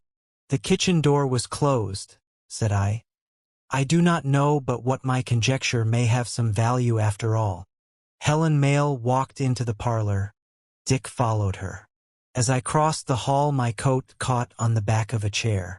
Whilst I was disengaging my coat, I noticed that an end of the white scarf was hanging from my pocket and that the initials H.M. were embroidered upon it. I recollected then how Helen Mayle had abruptly ended her outcry concerning the bolts and bars, and how she had looked at me and how she had spoken. Had she noticed the scarf? I thrust it back into my pocket and took care that the flap of the pocket should hide it completely. Then I too went into the parlor. But as I entered the room I saw then Helen's eyes went at once to my pocket. She had, then, noticed the scarf. It seemed, however, that she was no longer perplexed as to how I came by it. But, on the other hand, it was my turn to be perplexed. For, as she raised her eyes from my pocket, our glances crossed. It was evident to her that I had detected her look and understood it. Yet she smiled without any embarrassment. It was as though she thought I had stolen her scarf for a favor and she forgave the theft. And then she blushed. That, however, she was very ready to do upon all occasions. Chapter 9 tells of a stain upon a white frock and a lost key. Helen drew a chair to the table and waited with her hands folded before her. "Dick," said I, turning to the lad, who stood just within the door. "That oath of yours." "I have broken it already," said he. "There was never priest in the world who would refuse to absolve you. The virtue of it lies in the forswearing. Now," and I turned to Helen. "But I must speak frankly," I premised. She nodded her assent. "Very well. I can make a consecutive sort of story, but I may well be at fault, for my knowledge is scanty, and if I am in error over the facts, I beg you, Miss Mayle, to correct me." Old Mr. Mayle's talk ran continually about his wild doings on the Guinea coast, in Africa. There can be no doubt that he spent some considerable portion of his life there, and that he managed to scrape together a sufficient fortune. It is likely, therefore, that he was engaged in the slave trade, and, to be quite frank, Miss Helen, from what I have gathered of his manner and style, I am not indisposed to think that he found an occasional diversion from that pursuit in a little opportune piracy. I made the suggestion with some diffidence, for the old man, whatever his sins, had saved her life, and shown her much affection, of which, moreover, at his death he had given her very tangible proofs. It was necessary for me, however, to say it, for I had nothing but suspicion to go upon, and I looked to her in some way, either by words or manner, to confirm or confute my suspicions. And it seemed to me that she confirmed it, for she simply pressed the palms of her hands to her forehead, and said quietly, "You are very frank." "There is no other way but frankness, believe me," I returned. "Now let us come to that Sunday 4 years ago, when Cullen Mayle sat in the stocks and George Glenn came to Tresco. It was you who took George Glenn to St. Mary's Church." I turned to Dick Parmita. "Yes," said he. "I was kicking my heels in the sand, close to our cottage, when he came ashore in a boat. He was most anxious to speak with Mr. Mayle. So you carried him across to St. Mary's, and he told you, I think, that he had been quartermaster with Adam Mayle at Whydah, on the Guinea coast?" "Yes." "Did he name the ship by any chance?" "No." "He did once, whilst we were at supper," interrupted Helen. And I remember the name very well, for my father turned upon him fiercely when he spoke it, and Mr. Glenn immediately said that he was mistaken and substituted another name, which I have forgotten. The first name was the Royal Fortune. The Royal Fortune, said I thoughtfully. The name in a measure was familiar to me. It seemed familiar too in precisely this connection with the Guinea coast. But I could not be sure. I was anxious to discover George Glenn's business with Adam Mayle, and very likely my anxiety misled me into imagining clues where there were none. I put the name away in my mind and went on with my conjecture. Now on that Sunday George Glenn met Adam Mayle in the churchyard. You, Miss Mayle, and Lieutenant Clutterbuck were of the party. Together you sailed across to Tresco, so that George Glenn could have had no private word with Mr. Mayle. No, Helen Mayle agreed. There was no opportunity. Nor was there an opportunity all that afternoon and evening, until Cullen left the house. But after Cullen had gone, said she, they had their opportunity and made use of it. I left them together in my father's room. The room fitted up as a cabin, where every word they spoke could be heard though the door was shut and the eavesdropper need not even trouble to lay his ear to the keyhole. Yes, that is true, said Helen. But the servants were in bed, and there was no one to hear. At that Dick gave a start and a jump, and I cried, but there was someone to hear. Tell your story, Dick.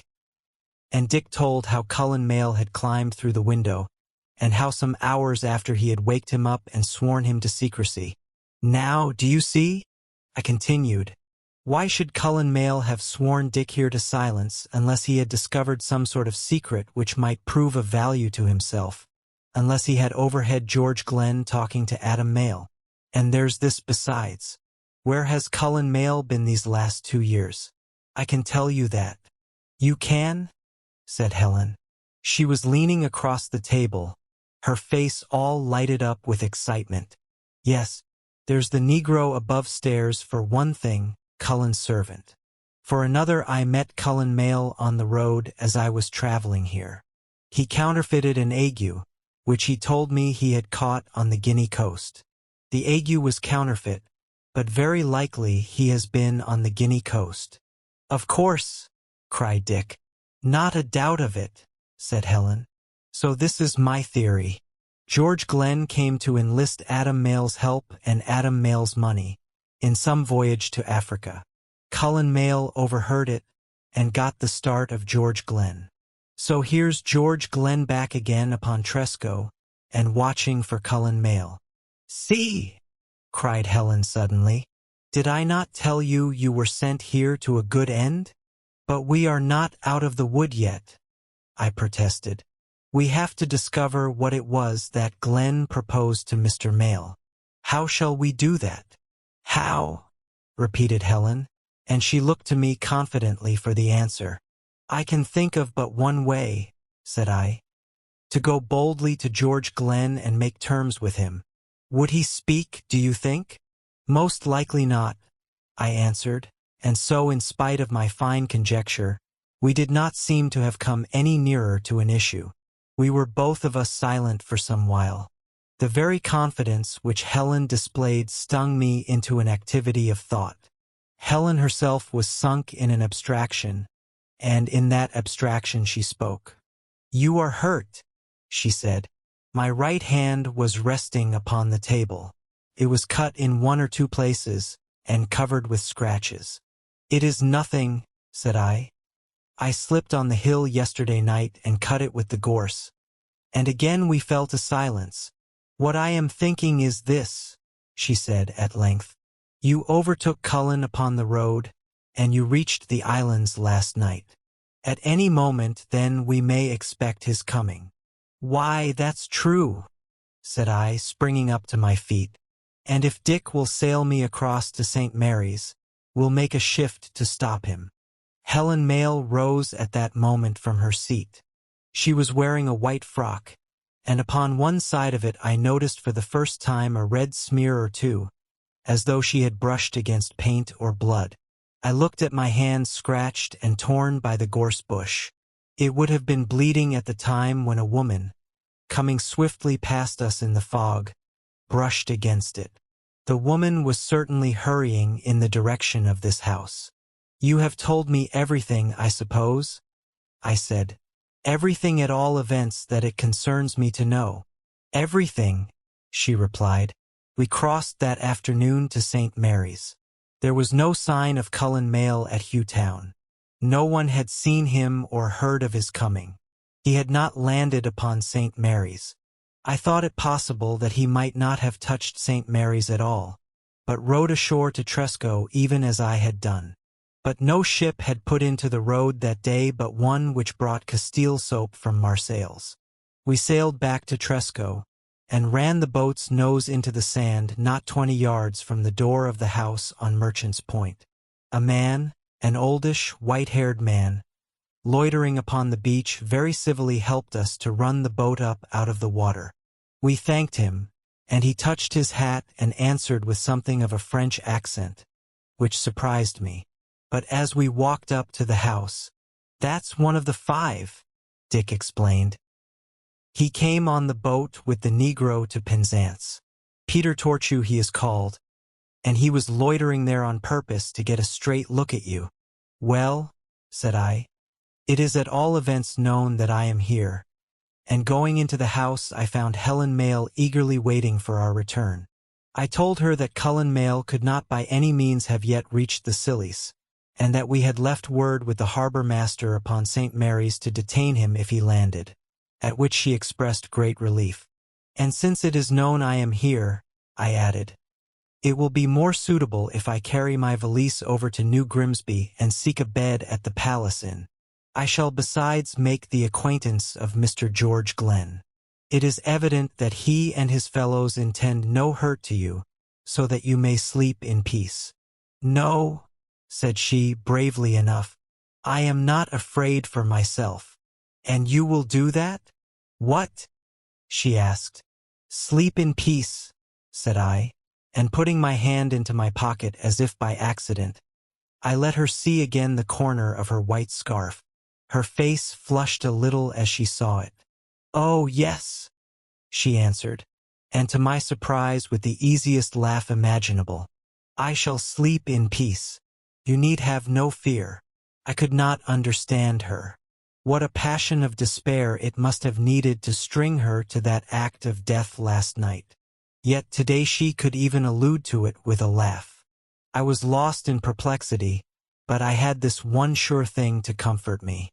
She was today hopeful, however much she despaired yesterday. She relied upon me to rescue Cullen from his peril. I was not sure that I should be doing her the service she imagined it to be, even if I succeeded. But she loved him and looked to me to help her, so that I, too, could sleep in peace without fear that tonight another scarf would be fetched out to do the office this one I kept had failed to do. I gave Dick my valise to carry across the island, and waited until he was out of sight before I started. Then I walked to the palisade at the end of the house. I found a spot where the palisade was broken.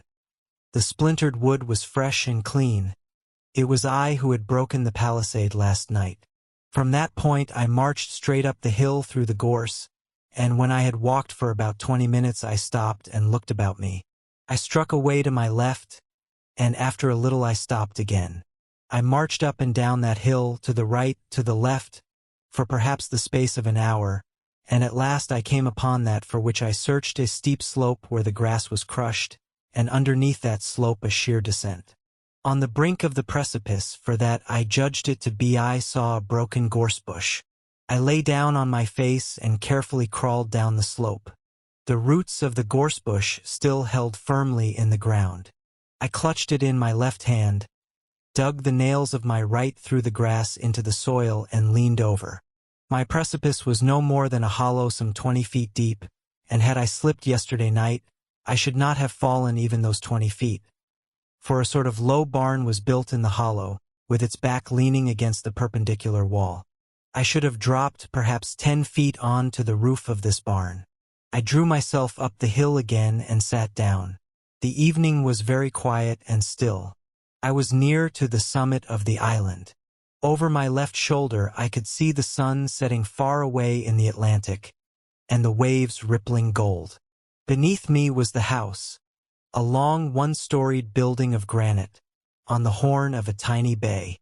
The windows looked across the bay.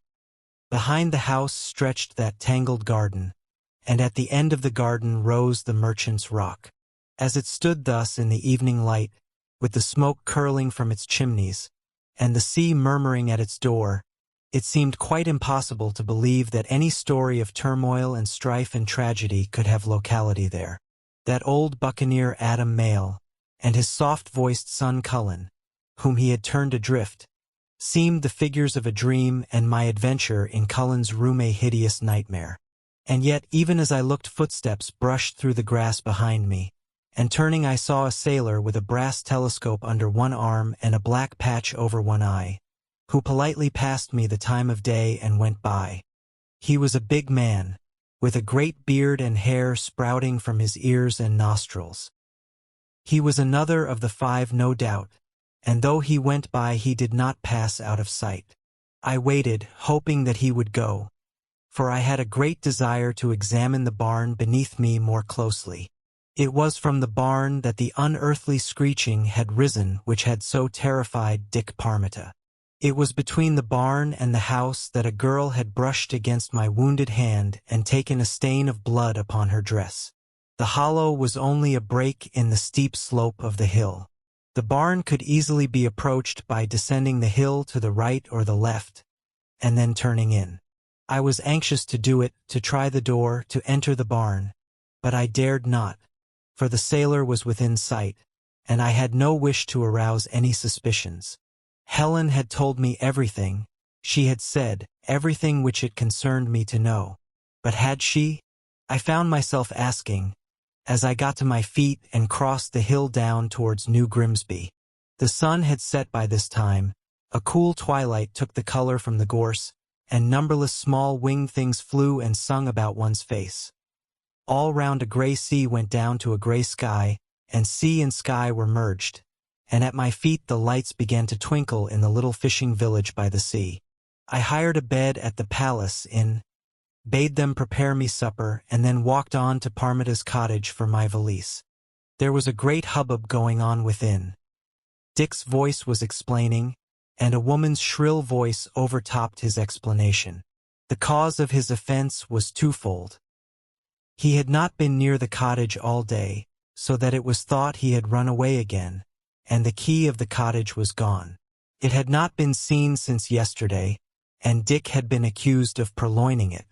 I explained to Mrs. Parmita that it was my fault Dick had kept away all day, and I made a bargain with her that I should have the lad as my servant while I stayed upon the island. Dick shouldered my valise in a state of considerable indignation. "What should I steal the key for?" said he. "It only stands in the door for show. No one locks his door in Tresco. What should I steal the key for?" And he was within an ace of whimpering. "Come, Dick," said I. "You mustn't mind a trifle of a scolding. Why, you are a hero to everybody in these parts, and to one man at all events outside them. That doesn't hinder mother from chasing me about with an oar," he answered. "It is the fate of all heroes," said I, "to be barbarously used by their womenfolk." "Then I am damned if I want to be a hero," said Dick violently. "And as for the key, of what consequence is it at all if you never lock your door?" "Of no more consequence than your bruises, Dick," said I. But I was wrong. You may do many things with a key besides locking a door. You can slip it down your back to stop your nose bleeding, for instance. If it's a big key, you can weigh a line with it, and perhaps catch a mackerel for your breakfast. And there's another use for a key of which I did not at this time know, or I should have been saved from considerable perplexity and not a little danger. Chapter 10. In which I learned something from an ill-painted picture. I took my supper in the kitchen of the Palace Inn, with a strong reek of tobacco to season it, and a succession of gruesome stories to make it palatable. The company was made up for the most part of fishermen, who talked always of wrecks upon the western islands and of dead men drowned. but occasionally a different accent and a different anecdote of some other corner of the world would make a variation. And doing my best to pierce the haze of smoke, I recognized the speaker as Peter Torchu, the Frenchman, or the man with the patch on his eye. George Glenn was there too, tucked away in a corner by the fireplace, but he said very little. I paid, therefore, but a scanty attention, until, the talk having slid, as it will, from dead men to their funerals, some native began to descant upon the magnificence of Adam Males. Said he, drawing a long breath. There was a funeral, and all according to orders dictated in writing by the dead man. He was to be buried by torchlight in the abbey grounds. I do remember that. Mortal heavy he was, and he needed a big coffin. To be sure he would, chimed in another. And he had it too, said a third. A mortal big coffin. We carried him right from his house over the shoulder of the island, and down past the abbey pond to the graveyard. 5 shillings each we had for carrying him, 5 shillings counted out by torchlight on a gravestone as soon as the grave was filled in. It was all written down before he died. Then the first speaker took up the tale again. A queer, strange man was Adam Male, and queer, strange sights he had seen. He would sit in that corner just where you be, Mr. Glenn, and tell stories to turn a man cold. Crackers they used to call him on board ship. So he told us crackers. Why crackers? Asked George Glenn. 'Cause he was that handy with a marlinspike. A queer man. And that was a queer notion of his about that stick. And then he appealed to his companions, who variously grunted their assent. What about the stick? Asked Glenn. You may well ask, Mr. Glenn. It was all written down. The stick was to be buried with him in his coffin. It was an old heavy stick with a great brass handle. Many's the time he has sat on the settle there with that stick atween his knees. 'Twas a stick with a sword in't, but the sword was broken. I remember how he loosened the handle once while he was talking just as you and I are now, and he held the stick upside down and the sword fell out onto the ground, just 2 or 3 inches of steel broken off short. He picked it up pretty sharp and rammed it in again. Well, the stick was to be buried with him, so that if he woke up when we were carrying him over the hill to the abbey, he might knock on the lid of his coffin. But I doubt if anyone would ha opened the lid if he had knocked, said one with a chuckle, and another nodded his head to the sentiment. There was 5 shillings, you see, he explained. Once the ground was stamped down on top of him, it wasn't quite human to expect a body to open the lid. A queer notion about that stick. And so the talk drifted away to other matters. The fishermen took their leave one by one and tramped heavily to their homes. Peter Torchu and his companion followed. George Glenn alone remained, and he sat so quiet in his corner that I forgot his presence. Adam Male was the only occupant of the room for me. I could see him sitting on the settle, with a long pipe between his lips when he was not holding a mug there, his mulberry face dimly glowing through the puffs of tobacco, and his voice roaring out those wild stories of the African coast. That anxiety for a barbaric funeral seemed quite of a piece with the man as my fancies sketched him. Well, he was lying in the abbey grounds, and George Glenn sat in his place. Mr. Glenn came over to me from his corner, and I called for a jug of rum punch, and invited him to share it, which he willingly did. He was a little squabby man, but very broad, with a nervous twitting laugh, and in his manner he was extremely intimate and confidential. He could hardly finish a sentence without plucking you by the sleeve, and every commonplace he uttered was pointed with a wink. He knew that I had been over at the house under Merchant's Rock, and he was clumsily inquisitive about my business upon Tresco. Why, said I indifferently, I take it that I am pretty much in the same case with you, Mr. Glenn.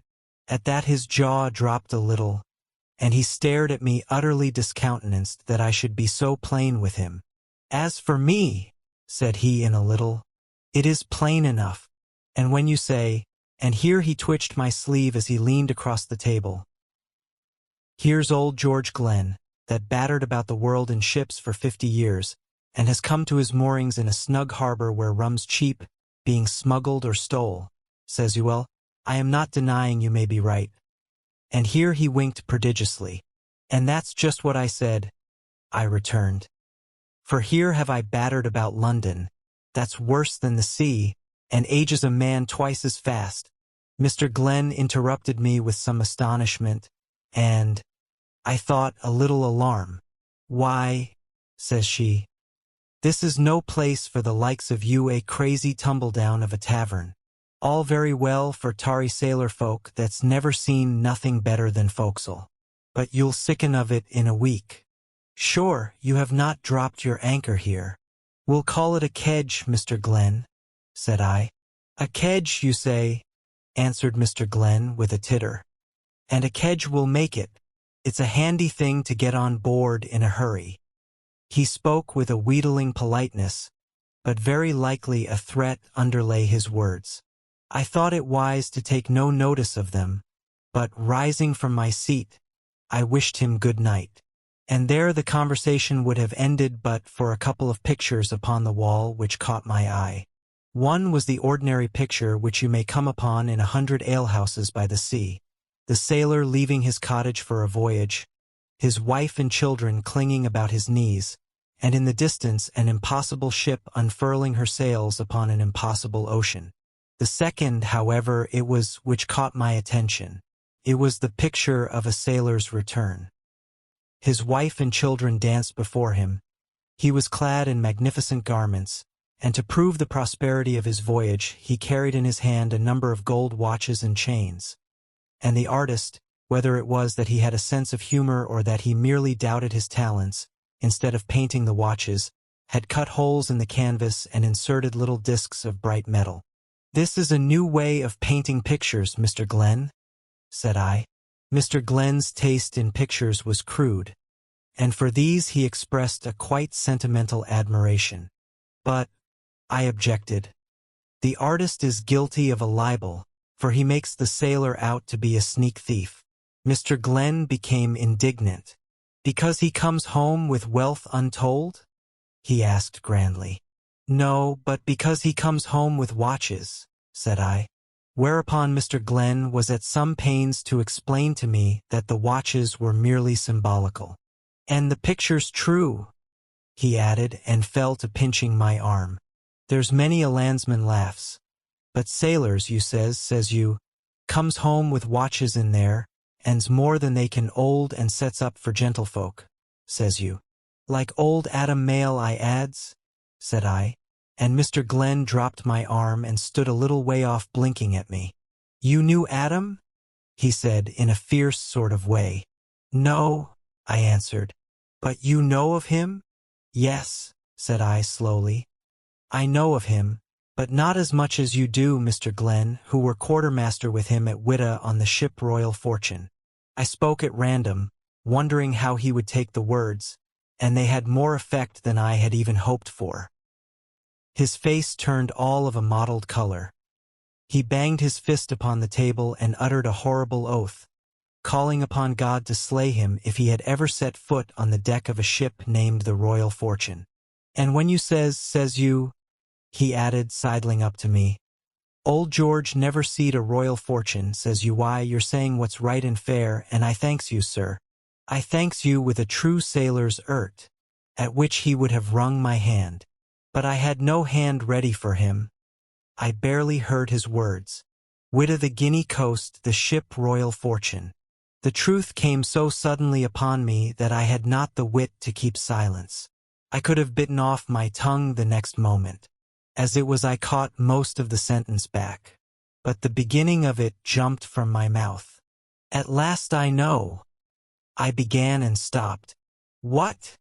Said Mr. Glenn, with his whole face distorted into an insinuating grin, but he was standing very close to me and a little behind my back.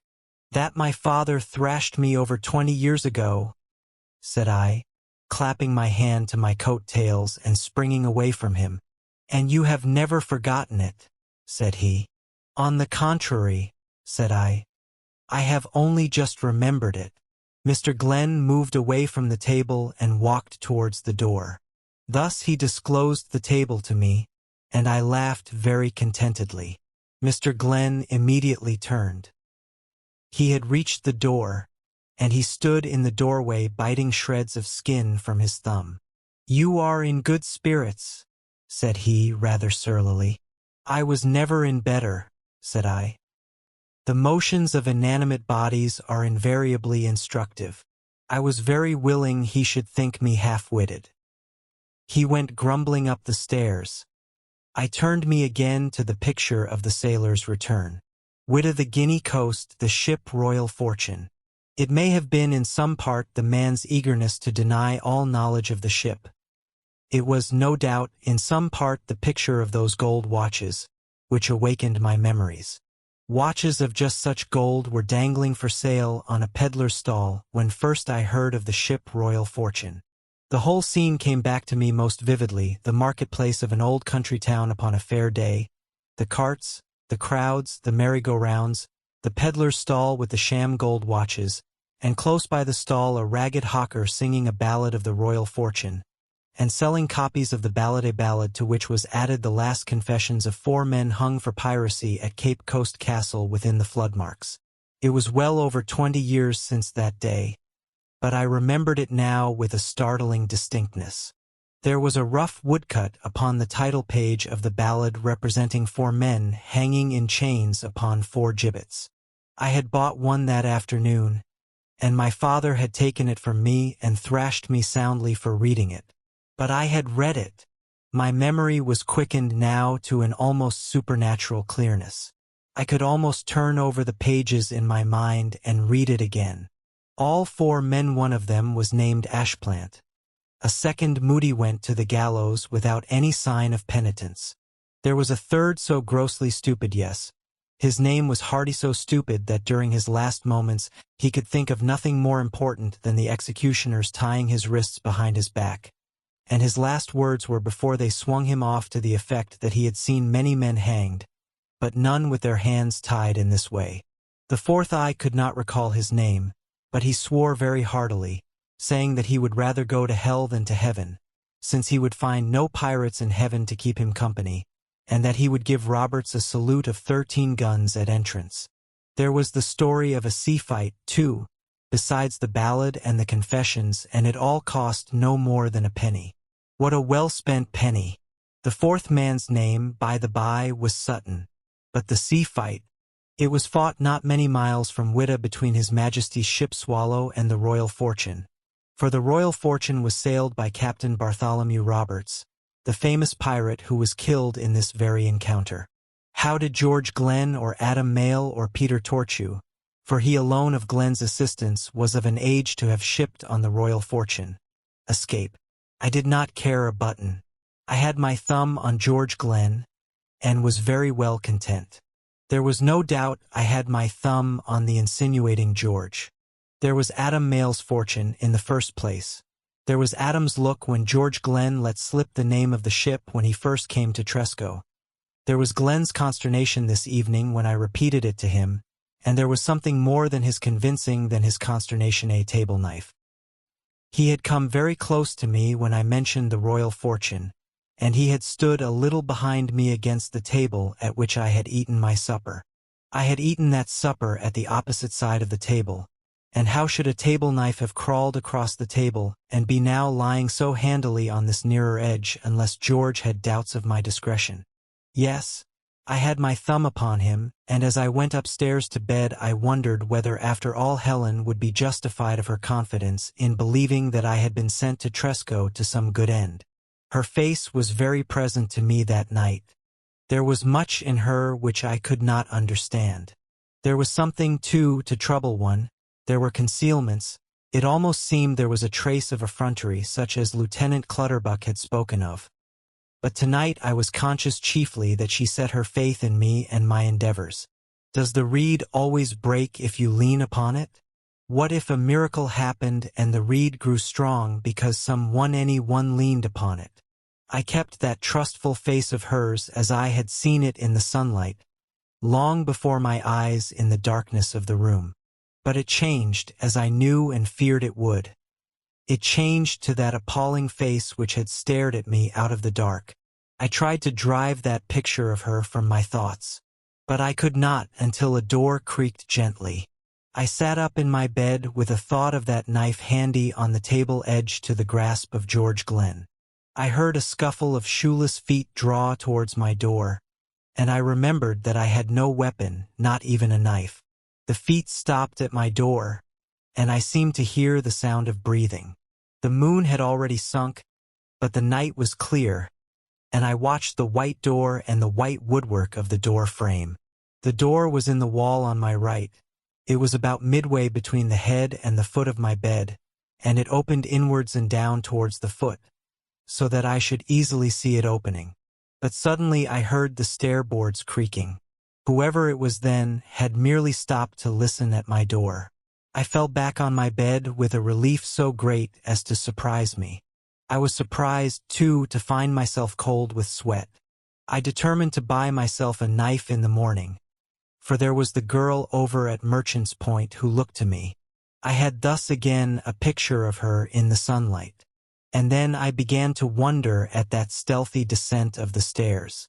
And why should anyone wish to assure himself I slept? This was a question to be looked into. I got out of bed very cautiously, opened the door and peered out. There was a light burning in the kitchen, a small yellow light as of a candle, but I could hear no sound. I crept to the head of the stairs, which were steep and led directly to the very threshold of the kitchen. I lay down on the boards of the landing and, stretching my head down the stairs, looked into the room. George Glenn had taken the sailor with the watches down from the wall. He was seated with the candle at his elbow and minutely examining the picture. He looked up towards the stairs. I drew my face quickly back, but he was gazing in a complete abstraction and biting his thumb, very much puzzled. I crept back to bed, and in a little I heard him come shuffling up the stairs. He had been examining that picture to find a reason for my exclamation. It was a dull-witted thing to do, and I could have laughed at him heartily, only I had already made a mistake in taking him to be duller-witted than he was. For he was quick enough, at all events, to entertain suspicions. Chapter 11. Our plans miscarry upon Castle Down. The next morning, you may be sure, I crossed the hill betimes, and came down to the house under Merchant's Rock with my good news. I told her the news with no small elation, and with a like elation she began to hear it. But as I related what had occurred at the Palace Inn, she fell into thought, and now smiled with a sort of pride, and now checked a sigh, and when I came to the knife upon the table's edge she shuddered. "But you are in danger," she cried. "Every minute you are in danger of your life, and on my account." "Nay," said I lightly, "you exaggerate. The best of women have that fault." But she did not smile. She laid a hand upon my arm, and said very earnestly, "I cannot have it. I am very proud you count the risk so little, but you must go." "No," said I. "They must go, and we have the means to make them march. We have but to inform Captain Hathaway at the garrison that here are some of Bartholomew Roberts' fry, and we and the world will soon be quit of them forever." "But we cannot," she exclaimed, "for then it would be known that my—" She hesitated for a second, or rather she paused, for there was no hesitation in her voice as she continued, "My father also was of the band. It may be justice that it should be known. But I cannot help it. I guard his memory. Besides, there is Cullen." It was to Cullen that she always came in the end, and with such excuses as a girl might make who was loyal to a man whom she must know not to be worth her loyalty. The house in which she lived, the money which she owned were his by right. She dreaded what story these men, if captured, might have to tell of Cullen. She could not be persuaded that Glenn and his friends had not a motive of vengeance as well as of gain. And that story, whatever it was, would never have been enacted, had not Cullen been driven penniless from Tresco. It did not occur to her at all that this house was not Cullen's by any right, but belonged to the scattered sons of many men with whom the ship Royal Fortune had fallen in. She repeated her arguments to me as we walked in the grass-grown garden at the back of the house. A thick shrubbery of trees grew at the end of the garden, and behind the trees rose the Merchant's Rock. On one side the castle down rolled up towards the sky, on the other a hedge closed the garden in, and beneath the hedge was the sea. Over the hedge I could see the uninhabited island of St. Helens and the ruined church upon the summit, and a ship or two in St. Helens Pool, and this side of the ships the piled boulders of Norwithel. It was at Norwithel that I looked as she spoke, and when she had done I continued, "I do not propose that we should tell Captain Hathaway, but I can make a bargain with Glenn. I can find out what he wants and strike a bargain with him. We have the upper hand, we can afford to speak freely. I will make a bargain with him tonight, of which one condition shall be that he and his party leave Tresco and nowhere attempt to molest Cullen Mayle." But she stopped in front of me. "I cannot have it," she said with energy. "This means danger to you who propose the bargain." "I shall propose it in the inn kitchen," said I. "And the knife on the table's edge?" she asked. That too was in the inn kitchen.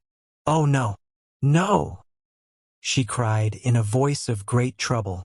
There was great trouble too in her eyes. "Madam," I said gently, "I never thought that this would prove a schoolboy's game. If I had thought so, I should be this instant walking down St. James's. But you overrate my peril." I saw her draw herself erect. "No, it is I who will propose the bargain and make the conditions. It is I who will charge them with their piracy." "How?" I asked. "I will go this morning to the Palace Inn. George Glenn went out this morning before I rose." She looked over to Norwithel. "There is no one today on Norwithel," said I. "I shall find Peter Torchu on the Castle Down. But I crossed the Castle Down this morning, and I suddenly stopped. There had been no one watching on the Castle Down. There was no one anywhere upon the watch today." The significance of this omission struck me then for the first time. "What if already we are quit of them?" I cried. "What if that one tiny word Royal Fortune has sent them at a scamper into hiding?" Helen caught something of my excitement. "Oh, if it only could be so!" she exclaimed.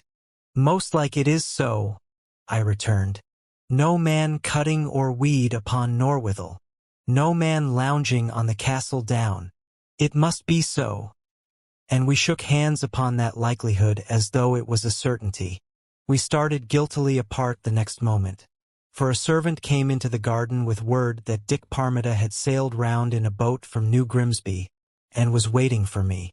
"There is something new," said Helen, clasping her hands over her heart, and in a second she was all anxiety. I hastened to reassure her. Dick had come at my bidding, for I was minded to sail over to St. Mary's, and discover if there was anywhere upon that island a record of the doings of the Royal Fortune. To that end I asked Helen to give me a letter to the chaplain there, who would be likely to know more of what happened up and down the world than the natives of the islands. I was not, however, to allow that I had any particular interest in the matter, lest the Reverend Mr. Milray should smell a rat, as they say, and on promising to be very exact in this particular and to return to the house in time for supper, I was graciously given the letter. I found the Reverend Mr. Milray in his parsonage at Old Town, a small, elderly man, who would talk of nothing but the dampness of his house since the great wave which swept over this neck of land on the day of the earthquake at Lisbon. I left him very soon, therefore, and went about another piece of business. I had traveled from London with no more clothes and linen than a small valise would hold.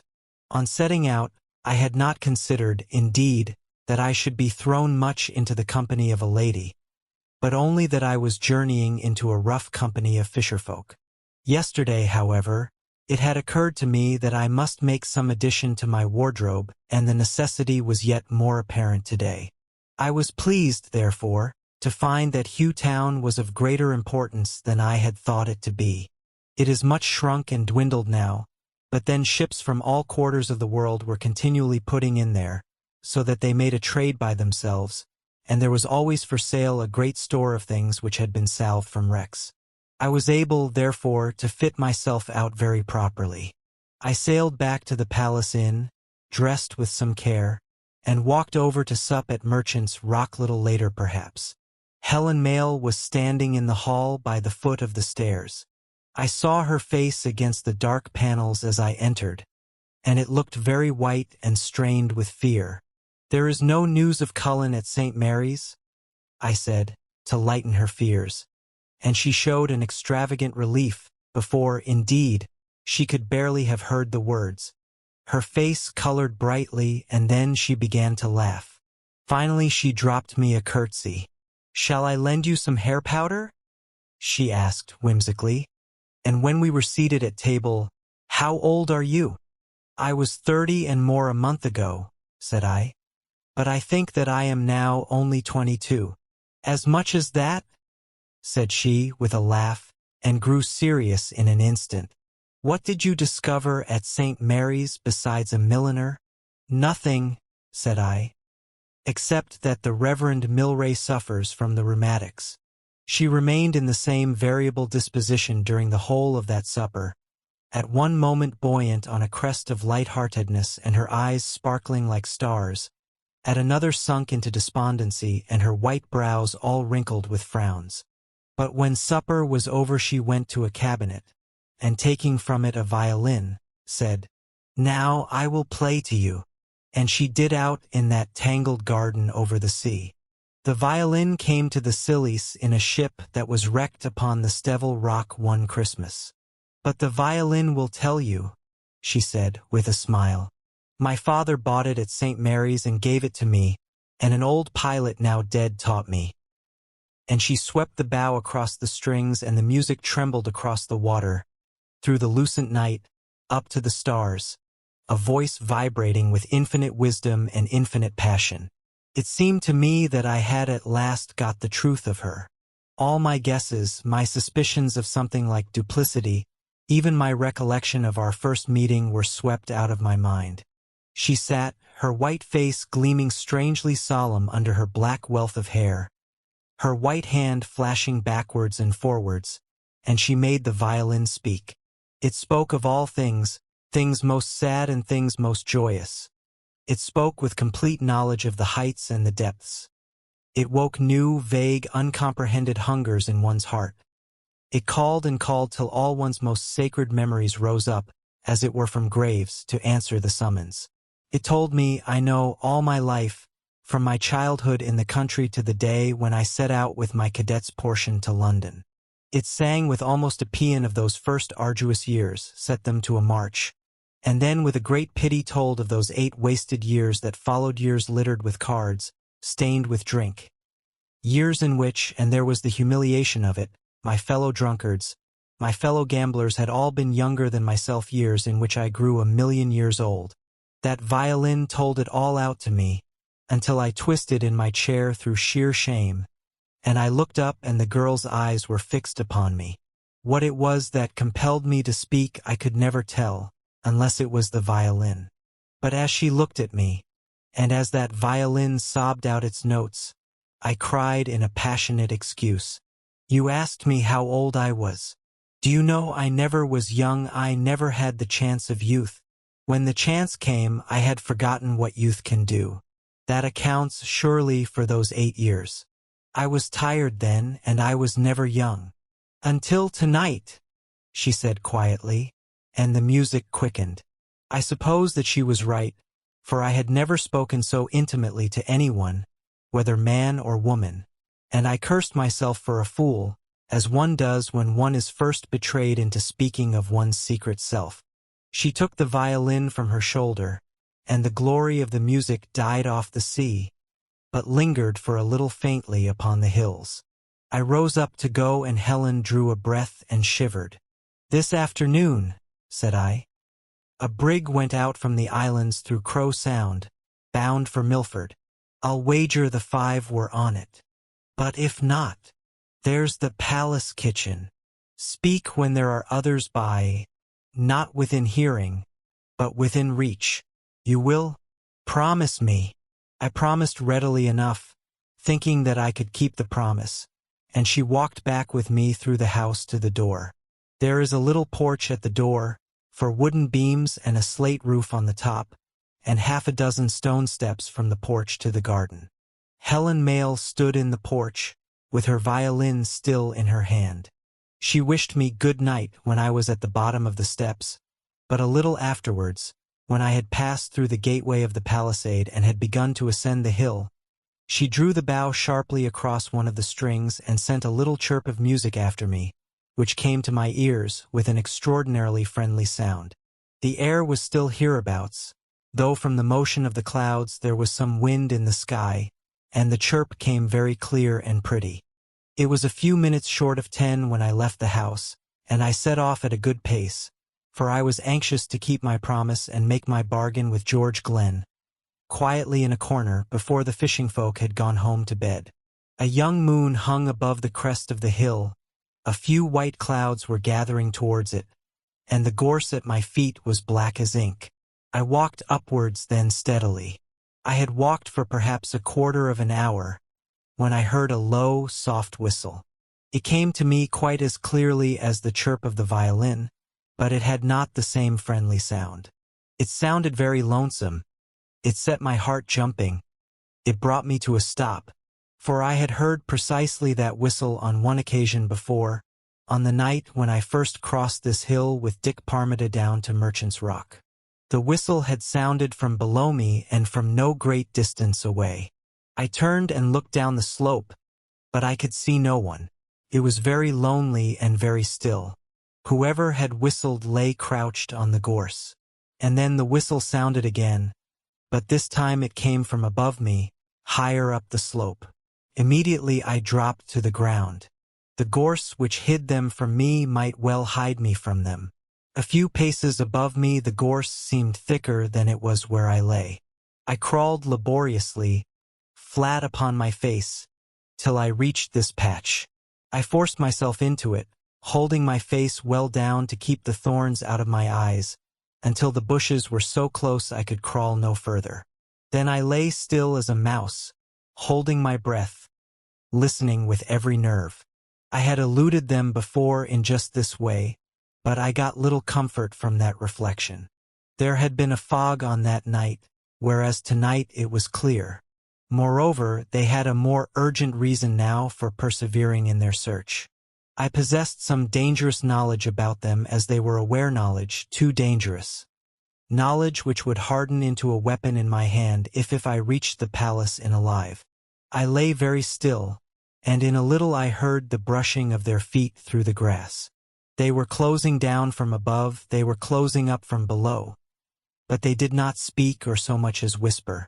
I turned my head sideways, ever so gently, and looked up to the sky. I saw to my delight that the clouds were over the moon. I buried my face again in the grass, lest they should detect me by its pallor against the black gorse. I was very thankful indeed that I had not accepted that proffered loan of hair powder. I was dressed in black, too, from head to foot. I blessed the good fortune which had led me to buy black stockings at St. Mary's, and, in a word, my hopes began to revive. The feet came nearer, and I heard a voice whisper, "It was here." The voice was Peter Torchu's, as I knew from the French accent, and the next instant a stick fell with a heavy thud not a foot from my head. If only the clouds hung in front of the moon. Round and about they tramped, the whole 5 of them. For in a little they began in low tones to curse, first of all me, and afterwards Peter Torchu, who had whistled from below. Let them only quarrel amongst themselves, I thought, and there's a good chance they will forget the reason of their quarrel. It seemed that they were well on the road to a quarrel at last. A man, quite young as I judged from his voice, flung himself down on the grass with an oath. "But he is here, close to us," said Peter. I heard the girl thrum good night to him on her fiddle, and then I saw him and followed him and whistled. "Well, it is your business, not mine. Yours and George Glenn's," the other returned. I learned later that his name was Nathaniel Roper. I was never on no royal fortune. Devil damn me. Whist, you lousy fool. And this was George Glenn speaking. I am sure he was winking and pinching the fellow's arm. We are all in the same boat whether we've sailed in the Royal. And he stopped. All at once there was a dead silence. I have never in my life experienced anything so horrible as that sudden, complete silence. I could not see what caused it, for my face was buried in the grass, and I dared not move. One moment I had a sensation that they were gazing at my back, and I felt, it is the only way I can express it, I felt naked. Another moment I imagined it to be a ruse to beguile me into stirring, and it lasted for ever and ever. At length one sound, not a voice, broke the silence. The man who had thrown himself down was getting to his feet, but when he had stood up he made no further movement. He stood motionless, like the others, and the silence began again, and again it lasted for ever and ever. All sorts of tremors began to creep over my body. The muscles of my back jerked of their own accord. The suspense was driving me mad. I had to move, I had to see, if only to hinder myself from leaping to my feet and making a headlong rush. Very slowly I turned my head sideways. I looked backwards along the ground, until I saw. The moon had swum out from the clouds, and the 5 men were standing in arrested attitudes with their eyes fixed upon something that glittered very bright upon the ground. I could see it myself through the gorse, glittering and burning white, like a delicate flame, and my heart gave a great leap within me as I understood what it was. It was a big silver shoe-buckle that shone in the moonlight, and the shoe-buckle was on my foot. The game was up. I thought that I might as well make a fight of it at the last, and I jumped to my feet suddenly, with a faint hope that the suddenness of the movement might startle them and let me through. But there was to be no fighting for me that night. It is true that the men all scattered from about me, but a voice a few yards to my right thundered, "Stand!" And I stood stock still, obedient as a charity school boy. For Peter Torchu was standing stock still too, with his right arm stretched out in a line with his shoulder and the palm of his hand upturned. On the palm of that hand was balanced a long knife with an open blade, and the moonlight streaked along that blade in flame, just as it had burned upon my shoe-buckle. George Glenn rubbed his hands together. "You will lie down, Mr. Berkeley?" said he, with his most insinuating smile. "You will down, flat on my face, says you." "But I have only just got up," said I. Glenn tittered nervously, but no one else showed any appreciation of my sally. I thought it best to lie down flat on my face. "Cross your hands behind your back," said George Glenn, and I knew he was winking. "Any little thing like that, I am sure," I murmured as I obeyed. "Only too happy." And in a trice I was nothing more than a coil of rope. It cut into my wrists, it crushed my chest, it snaked round my legs, it bit my ankles. "To be sure," said I, "they mean to send me somewhere by the post." Mr. George Glenn sniggered and mentioned my destination, which was impolite, though he mentioned it politely. But Roper thumped me in the small of the back, and thrust my handkerchief into my mouth, so I had done better to have kept silence. 2 of the men lifted me up on their shoulders and staggered uphill. In a moment or two they descended a small incline, and I saw that I was being carried into the hollow where the shed stood. Glenn pushed at the door of the shed, and it fell open inwards. A great cavern of blackness gaped at us, and they carried me in and set me down unceremoniously on the floor. "Brisk along with that lantern, Nat Roper," said Glenn, and the young fellow who had flung himself down on the grass struck a light and set fire to the candle. The shed was divided by a wooden partition, in which was a rickety door hardly hanging on its hinges. "In there," said Glenn, swinging the lantern towards the inner room. My bearers picked me up again and carried me to the door. One of them kicked at the door, but it did not yield. "It's jammed," said the other.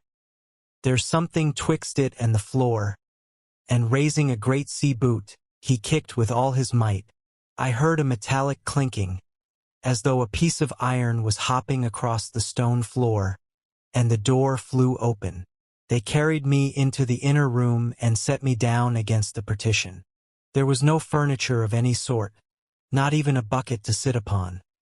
There was no window either. A thatched roof rested upon heavy beams over my head. They placed the lantern at my feet. 4 of them squatted down about me. The 5th went out of the shed to keep watch. It was, after all, not in the inn kitchen of the palace in that any bargain was to be struck. I could not deny that they had chosen their place very well. Not a man in Tresco but would give this shed the widest of berths, and if he saw the glint of this lantern through a chink, or heard, perhaps, as he was like to do, one loud cry why, he would only take to his heels the faster. The ropes, too, made my bones ache. I would have preferred the kitchen at the Palace Inn. Chapter 12. I find an unexpected friend.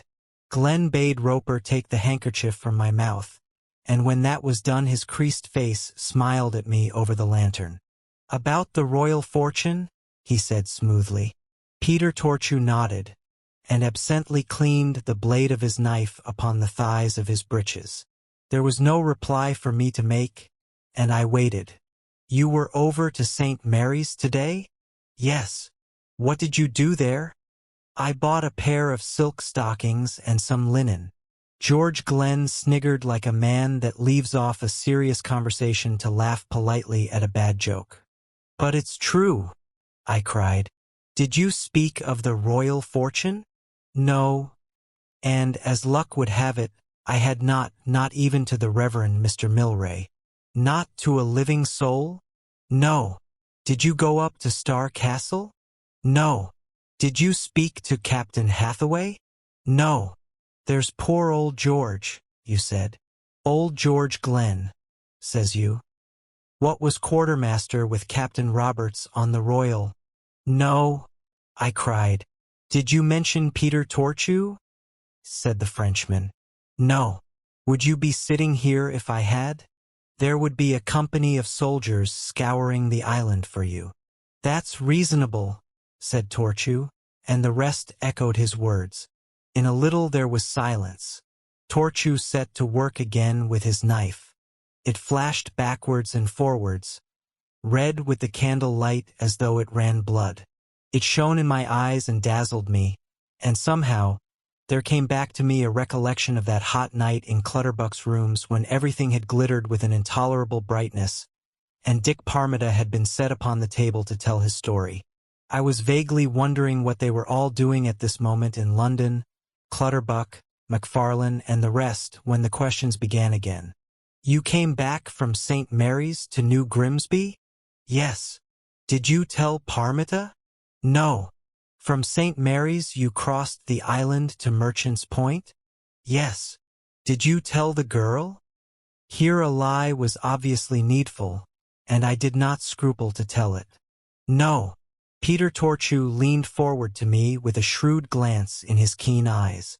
"You are her lover," he said. "You told her." I lifted my eyes from his knife, looked him in the eyes, and sustained his glance. "I am not her lover," I said. "That is a damned lie." He did not lose his temper, but repeated, "You told her." And George Glenn looked in again with his whole face screwed into a wink. "You said to her, 'My dear,' says you, 'there's old George.' And at that I lost my temper. I said nothing of the kind," I cried. "Am I a parrot that I cannot open my lips without old George popping out of them? But what's the use of talking? Do what you will, I have done. If I had betrayed your secret, do you think I should be walking home alone, and you upon the island? But I have done.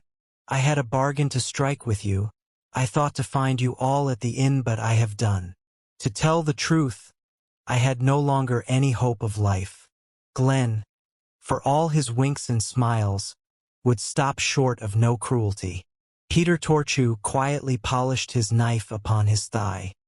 He was a big Brittany man, with shrewd eyes and an unchanging face. The rest squatted and stared curiously at me. The light of the lantern fell upon their callous faces. They were lookers-on at a show, of which perhaps they had seen the like before. They were not concerned in this affair of the royal fortune nor how it ended. "So you told no one?" "No one." I closed my eyes and leaned back against the partition. I was utterly helpless in their hands, and I hoped they would be quick. I remember that I regretted very much I could send no word to the girl at Merchant's Rock, and that I was very glad she had not delayed her music till tomorrow night. But both regret and gladness were of a numbed and languid kind. Then Glenn asked me another question, and it spurred my will to alertness. "How did you know that I was quartermaster on the Royal Fortune?" I could not remind him that he had let the ship's name drop from his lips 4 years ago. It would be as much as to say that Helen had told me. It would confess that I had spoken with her of the Royal Fortune. Yet I must answer, and without the least show of hesitation. I caught at the first plausible reason which occurred to me. I said, "Cullen Mayle told me," and that answer saved my life, for Glenn remarked, "Yes, he knew," and nodded to Torchu. Torchu lifted the knife in his hand, and again I closed my eyes. But the next thing I heard was a snap as the blade shut into the handle, and the next thing after that Torchu's voice deliberately speaking. "George Glenn, you never had the brains of a louse. You can smirk and wriggle and you're handy with a weapon, but you never had no brains." I opened my eyes pretty wide at that, and I saw that the 3 younger faces were now kindled out of their sluggishness. It was that mention of Cullen Mayle which had wrought the change. These 3 took no particular interest in the royal fortune, but they had every interest in the doings of Cullen Mayle, and they now alertly followed all that Torchu said. George Glenn leaned forward. "Who's cap'n here, Peter Torchu?" said he. "Was you with us on the Sierra Leone River? Nat Roper there. Blads, you James Esquire. Speak up. Lads, was he with us?" "My son was," said Torchu calmly. "And what sort of answer is that? 'Tis lucky for you Cap'n Roberts isn't aboard this shed. He wouldn't have understood that language. Not he, and he wouldn't have troubled you for an explanation neither. Here's a fine thing, lads. If a man dies, his father, what's been lying in the lap of luxury at home, is to have his share. That's a nice new rule for gentlemen adventurers, and not content with his share wants to set up for Cap'n. I have a good mind to learn you modesty, Peter, just as Roberts would have learnt you." He was talking quite smoothly, with a grin all over his face, but I never saw a man that looked so dangerous. Peter Torchu, however, was in no way discomposed. "Why, you blundering fool," he answered. "Where would you ha' been but for me? No, I wasn't on the Sierra Leone River with you, or you wouldn't be eating your hearts and your pockets empty upon Tresco. No, I am not your captain, or you wouldn't never have lost track of Cullen Mayle at Wapping." There were 4 faces now alertly watching Peter Torchu, and the 4th was mine. It was not merely that my life hung upon his predominance, but there was the best of chances now that I might get to the bottom of the mystery of their watching. "You talk of Roberts," he continued. "Well, you're not the only man that knew Roberts, and would Roberts have let Cullen Mayle slip through his fingers at Wapping too? Good Lord, it makes me sick to look at you, George Glenn." And he turned to Roper. "Who was it found the track for you? Was it him or me?" he cried. "Who was it found the nigger and sailed from the port of London to Penzance? Aye, and would ha' found out the nigger's message if he hadn't had the sickness on him. Was it him or was it me? Why, the nigger knowed you all. Would he ha' sailed to Penzance on that boat if he had seen a face on board that he had known? Not he." "That's true," said Roper. "Who brought you all to Tresco, eh? Who hindered you from rushing the house? Aye, hindered you in the face of your captain, and a deal you'd ha' found if you had rushed the house. A lot he knows your captain. Perhaps he thought Adam Mayle was the man to leave a polite note on his mantelshelf, telling us where to look. Who told you to wait for Cullen Mayle? We have waited, answered Glenn. How long are we to wait? Where is Cullen Mayle? Peter Torchew threw up his hands. No wonder you all dry in the sun at the end of it, he cried. My word, we haven't got Cullen Mayle, but haven't we got the man as knows him? What's he doing at Tresco if he wasn't sent by Cullen Mayle who daren't show his face because we're here? Not worth my share, ain't I? And you that can't add 2 and 2. See here, Dick Parmita goes to London, don't he? He goes after the nigger come. What for but to find Cullen Mayle and say as we're here? He knows where Cullen's to be found, and down comes the stranger here. And we ha got him tucked up comfortable, and we know tricks that Roberts taught us to make him speak, don't we? And you want to jab a knife into him. You make me sick, George Glenn fair sick. Suppose you do jab a knife into him, and bury him here under the stones. Do you think the girl take it quite easy and natural? Or will you go down the hill and rush the house? And then, if you please, what'll you all be doing tomorrow? Well, you are Captain George Glenn, but what has your crew to say to this? Come, am I to talk to Mr. Berkeley? Or will you set your own course and steer for execution dock? There was no hesitation in the answer. With one accord they leaned to Torchew's proposal. I could not see that I was in a much better case. Torchew was to put to me questions, the very questions which I wished to ask, and I was expected to answer them. I should have to answer them if I was to come off with my life. The men sat hungrily about me awaiting my answers. It would not take them long to discover that I was tricking them, that I had no knowledge whatever about their concerns beyond that one dangerous item that Glenn and Torchew had sailed on the Royal Fortune. And when that discovery was made, why, out of mere resentment they would let Glenn have his way. However, I was still alive, and the girl was still at Merchant's Point. These men were plainly growing impatient of their long stay upon the island, and once I was out of the way, who was to stand between them and the girl? I summoned my wits together, and ran quickly over my mind what I did know. I had a few fresh hints from Torchew's arguments to add to my knowledge. I knew why they were watching for Cullen Mayle. He was to show them where to look for something. It was that something about which Glenn had talked to Adam Mayle the night Cullen was driven away. Cullen had overheard, and he had gone out in search of it to the Sierra Leone River. Glenn and his companions had done likewise.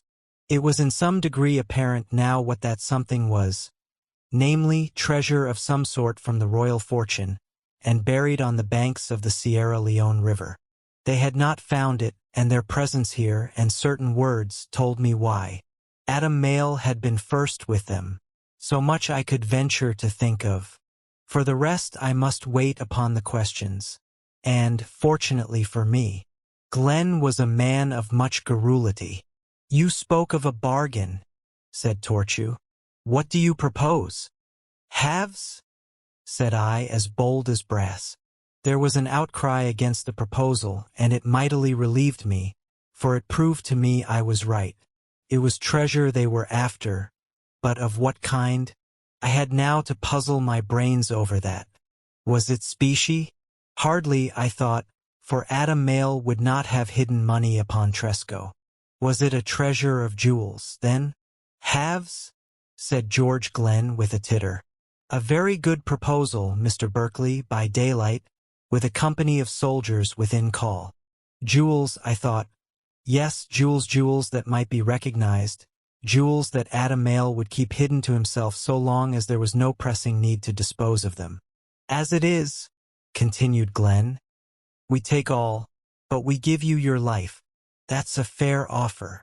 Yes, that's fair, said Roper. I hazarded it. Very well, said I. You can find your jewels for yourselves. I expected an explosion of wrath. I met with only mute surprise. Jewels, said Roper at length. Well, isn't the cross thick with them? Said Torchew to Roper. It wouldn't be of much use to us without, sniggered Glenn. Lord, but that was a clever stroke of Robert's, the cleverest thing he ever done. Right under the guns of the African Comp New York's fort she lay in Sierra Leone harbor, a Portuguese ship of 20 guns. At 11:15 there was her crew, as many as might be. We could hear 'em singing and laughing as we pulled across the water to 'em, and at 3 there wasn't a mother's son of them all alive. And no noise, mind you. Rich she was too. Sugar, we had run short of sugar for our punch. And welcome it was: sugar, skins, tobacco, 90,000 moiders, and this cross with the diamonds for the King of Portugal. Roberts himself said he had never seen stones like it, and he was a good judge of stones, was Roberts. He was quick, too. Why, we had that cross on the dinghy and were well up the Sierra Leone River before daybreak. Just the three of us, Roberts, me, and Adam Mail Kennedy, he called himself then, being a gentleman born and with more sense than the rest of us. He buried the cross, 2 days' sail up the Sierra Leone River, and Roberts made a chart of its bearings. He gave it to me on the deck of the Royal Fortune when he was mortally wounded, and I kept it all the time we were in prison. I showed it to Adam Mail when we escaped, but we had no means to get at it, at least I hadn't. Adam, he was a gentleman born, and had got his savings placed all safe in his own name. I hoped Glenn would go on in this strain until my slip was forgotten. I was, besides, acquiring information, but Roper cut him short. It was a cross, it wasn't jewels, said he suspiciously, and suddenly Torchu interrupted. Halves was what you said, I think, he remarked rather quickly, and I could almost have believed that he was trying to cover up my mistake. I took advantage of his interruption as quickly as he had made it. Half for you, half for Cullen, said I, and immediately Torchu flung out in an extravagant passion. He threatened me, he threatened Cullen. He opened his knife and gesticulated. He cursed, until I began to wonder. Was he acting? Was this anger a pretense to divert attention finally from my unlucky guess? I could not be sure. I could conceive no reason for such a pretense. But certainly, whether he intended it or not, he brought about that result. For his companions began to fear he would make an end of me before they had got the information where the cross was hid, and so busied themselves with appeasing him. He permitted himself at the last to be appeased, and George Glenn took up the argument. Look you here, Mr. Berkeley, said he, we're reasonable men, and it's no more than fair you should be reasonable too, seeing as how you are uncomfortably placed. That was took up by Adam Mail, and he never meant his son to finger it. A damned ungrateful, supercilious whelp, says he to me in the lad's own bedroom. Yes, in his own bedroom, for, as may be imagined, I had started. Here was the explanation of how Cullen discovered George Glenn's business. I hoisted myself up against the partition as well as I could. How I prayed that Glenn would go on. He was sufficiently garrulous, if only he was not interrupted, and he was arguing for all of them. A damned ungrateful, supercilious whelp, he said.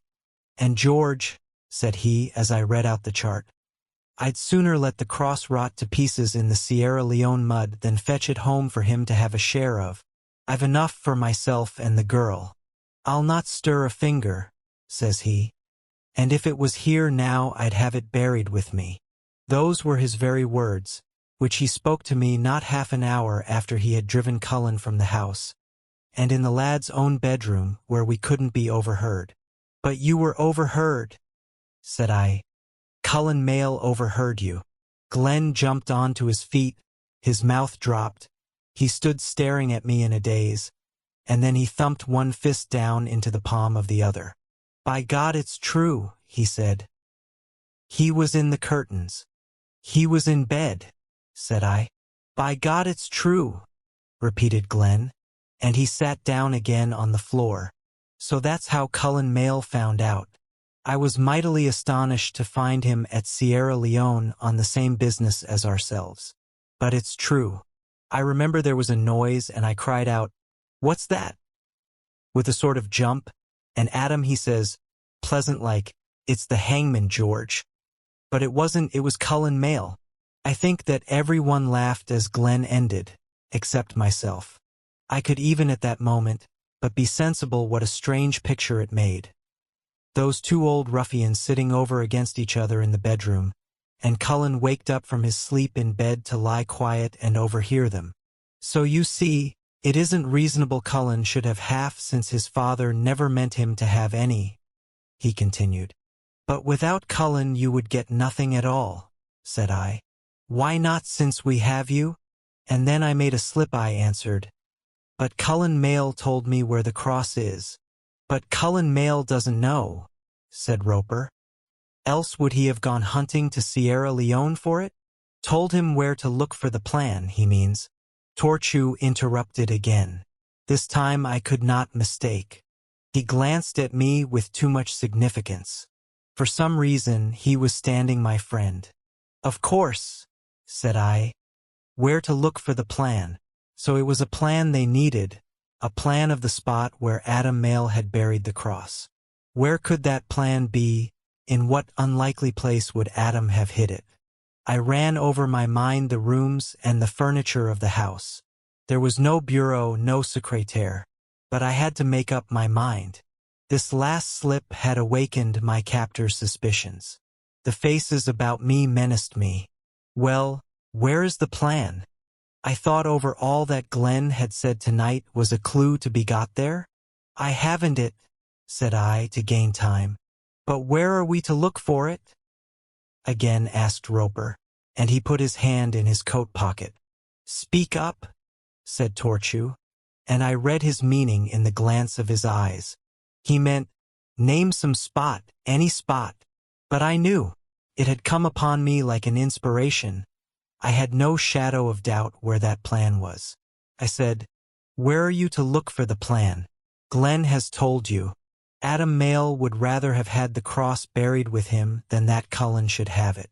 He couldn't have the treasure buried with him, but he could and did the plan.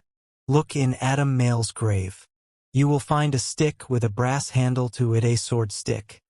But the sword's broken off short. In the hollow of that stick you'll find the plan. Torchu nodded at me with approval. The rest jumped up from the ground. We have time tonight, said Roper, and stretching out a hand he pulled my watch from my fob.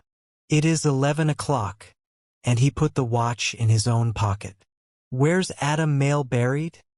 Asked another. In the Abbey grounds, said I. But we want spades, objected Torchu. We want a pick. They are here, said Glenn with an evil smile. We had them ready, and he grinned at me. Mr. Berkeley comes with us, I think, said he smoothly. Untie his legs. Yes, said Roper with an oath. He was in a heat of excitement. And if he has told us wrong, good God, we'll bury him with Adam Mayle. But I had no doubt that I was right. I remembered what Clutterbuck had told me of Adam's vindictiveness. He would hide that plan if he could, and he could have chosen no surer place. No doubt he would have destroyed that plan when he knew that he was dying, but he was struck down with paralysis and could not stir a finger. He could only order the stick to be buried with him. They unfastened my legs. Roper blew out the lantern, and we went out of the shed onto the hillside. Glenn dispatched Blads upon some errand, and the man hurried up the hill towards New Grimsby. Glenn leisurely walked along the slope of the hill. I followed him and the rest behind me. The moon had gone down, and the night, though clear enough, was dark. We walked on for about 5 minutes, until someone treading close upon my heels suddenly tripped me up. My hands were still tied behind my back, so that I could not save myself from a fall. But Torchu picked me up, and as he did so whispered in my ear, "Is the plan there?" I answered, "Yes. I would have staked my life upon it." In fact, I was staking my life upon it. Chapter 13. In the Abbey grounds. We kept along the ridge of hill towards the east of the island, and met no one, nor, indeed, were we likely to do. I could look down on either side to the sea. I saw the cottages on the shore of New Grimsby Harbor on the one side, and on the other the house at Merchant's Point, and the half-dozen houses scattered on the grass at Old Grimsby, that went by the name of Dolphin Town, and nowhere was there a twinkle of light. Tresco was in bed. We descended a little to our left, and rounded the shoulder of the hill at the eastern end of the island, through a desolate moorland of gorse. But once we had rounded the shoulder, we were in an instant amongst trees of luxuriant foliage, and in a hollow sheltered from the winds. The abbey ruins stood up from a small plateau in the bosom of the trees, its broken arches and columns showing very dismal against the sky, and everywhere fragments of crumbling wall cropped up unexpected through the grass. The burial ground was close to an eel pond, which glimmered below, nearer to the sea, and a path overgrown with weeds wound downwards to the graves. I could not tell in which corner Adam Mayle was buried, so Roper was sent forward with the lantern to look amongst the headstones. For half an hour he searched. The flame of the candle danced from grave to grave as though it were the restless soul of some sinner buried there.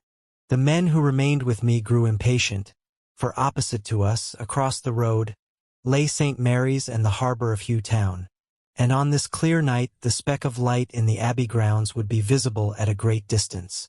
I was beginning to wonder whether Adam had a headstone at all to mark his resting place, when a cry came upwards to our ears and the lantern was swung aloft in the air. One loud, unanimous shout answered that cry. "Come!" shouted Glenn, and seizing hold of the end of the rope where it went round my chest, he began to run down the path.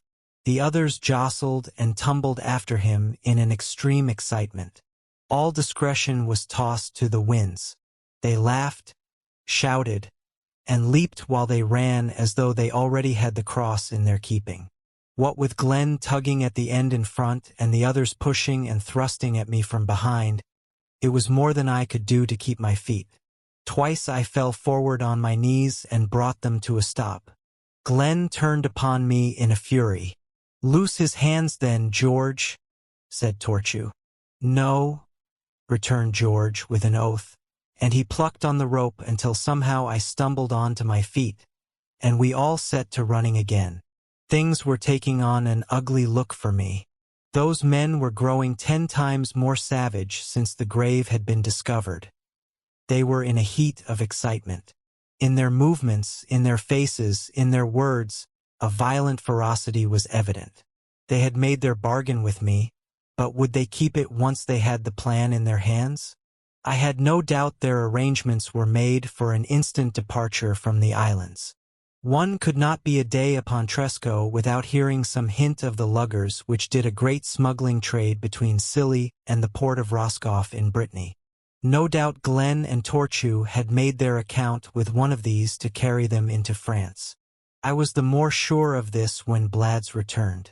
I could not but think he had been sent so that a boat might be ready, and it seemed unlikely they would leave me alive behind them when the mere scruple of a bargain only held their hands. We were now come to the grave. It had a headstone but no slab to cover it. Only a boulder from the seashore by which Adam had lived was with a pretty fancy imposed upon the mound. Roper hung the lantern on to a knob of the headstone, and already Glenn had snatched the pick and thrust it under the boulder. It needed but one heave upon the pick, and the boulder tottered and rolled from the grave with a crash. It stopped quite close to my feet. I looked at it, then I looked at the grave, and from the grave to the sailors. But they had noticed nothing. They were already digging furiously at the grave. In their excitement they had noticed nothing. Even Torchu was kneeling in the lantern light watching the gleam of the spades, sensible of nothing but that each shovelful cast up on the side brought them by a shovelful nearer to their prize. And they dug with such furious speed, taking each his turn, each anticipating his turn. For before one man had stepped, dripping with sweat from the trench, another had leaped in, and the spade fell from one man's grasp into the palm of another. Once a spade jarred upon a piece of rock, and the man who drove it into the earth cursed.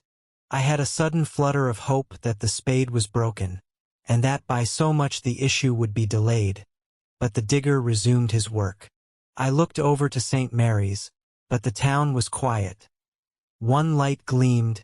It was only the light at the head of the jetty. And even in Tresco such infinitesimal chance of interruption as there had ever been had disappeared. For the men had ceased even from their oaths. There was not even a whisper to be shared amongst them.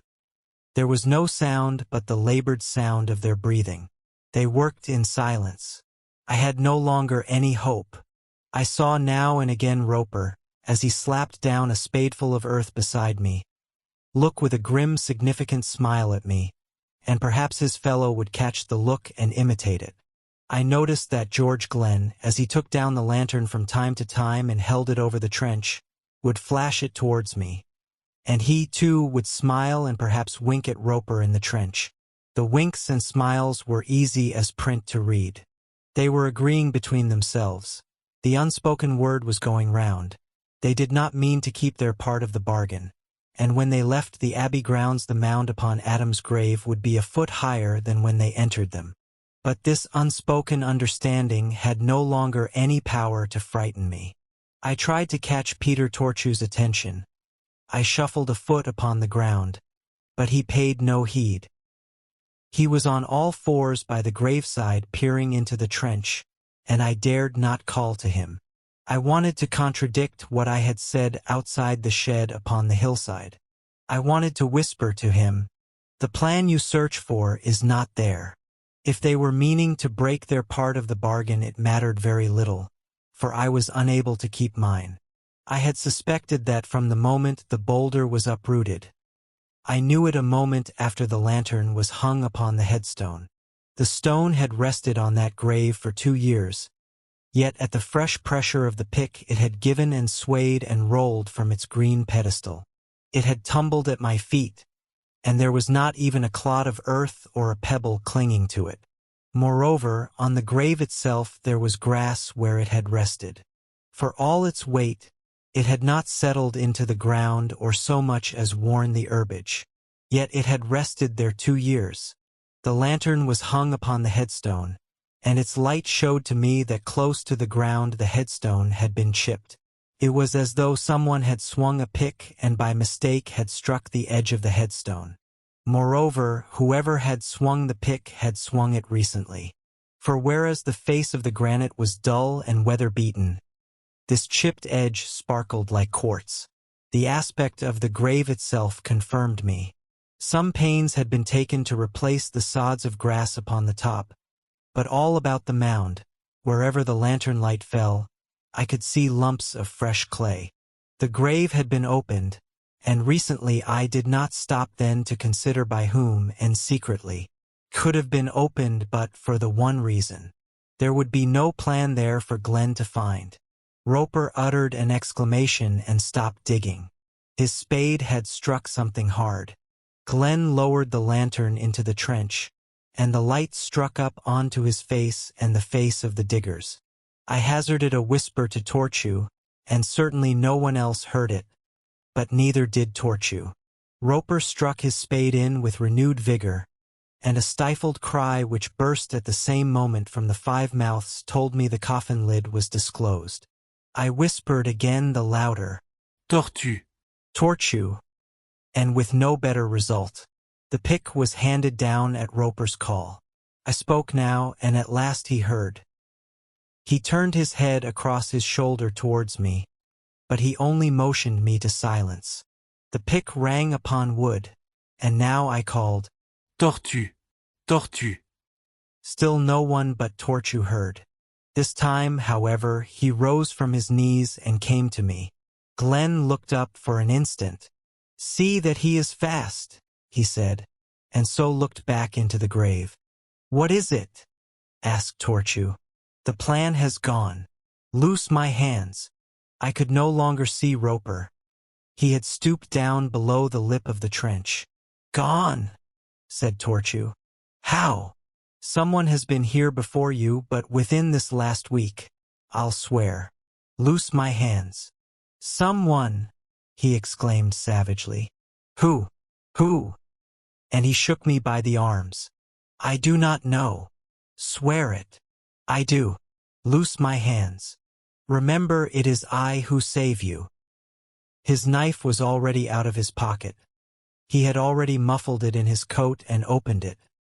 He was making a pretense to see whether the end was still fast.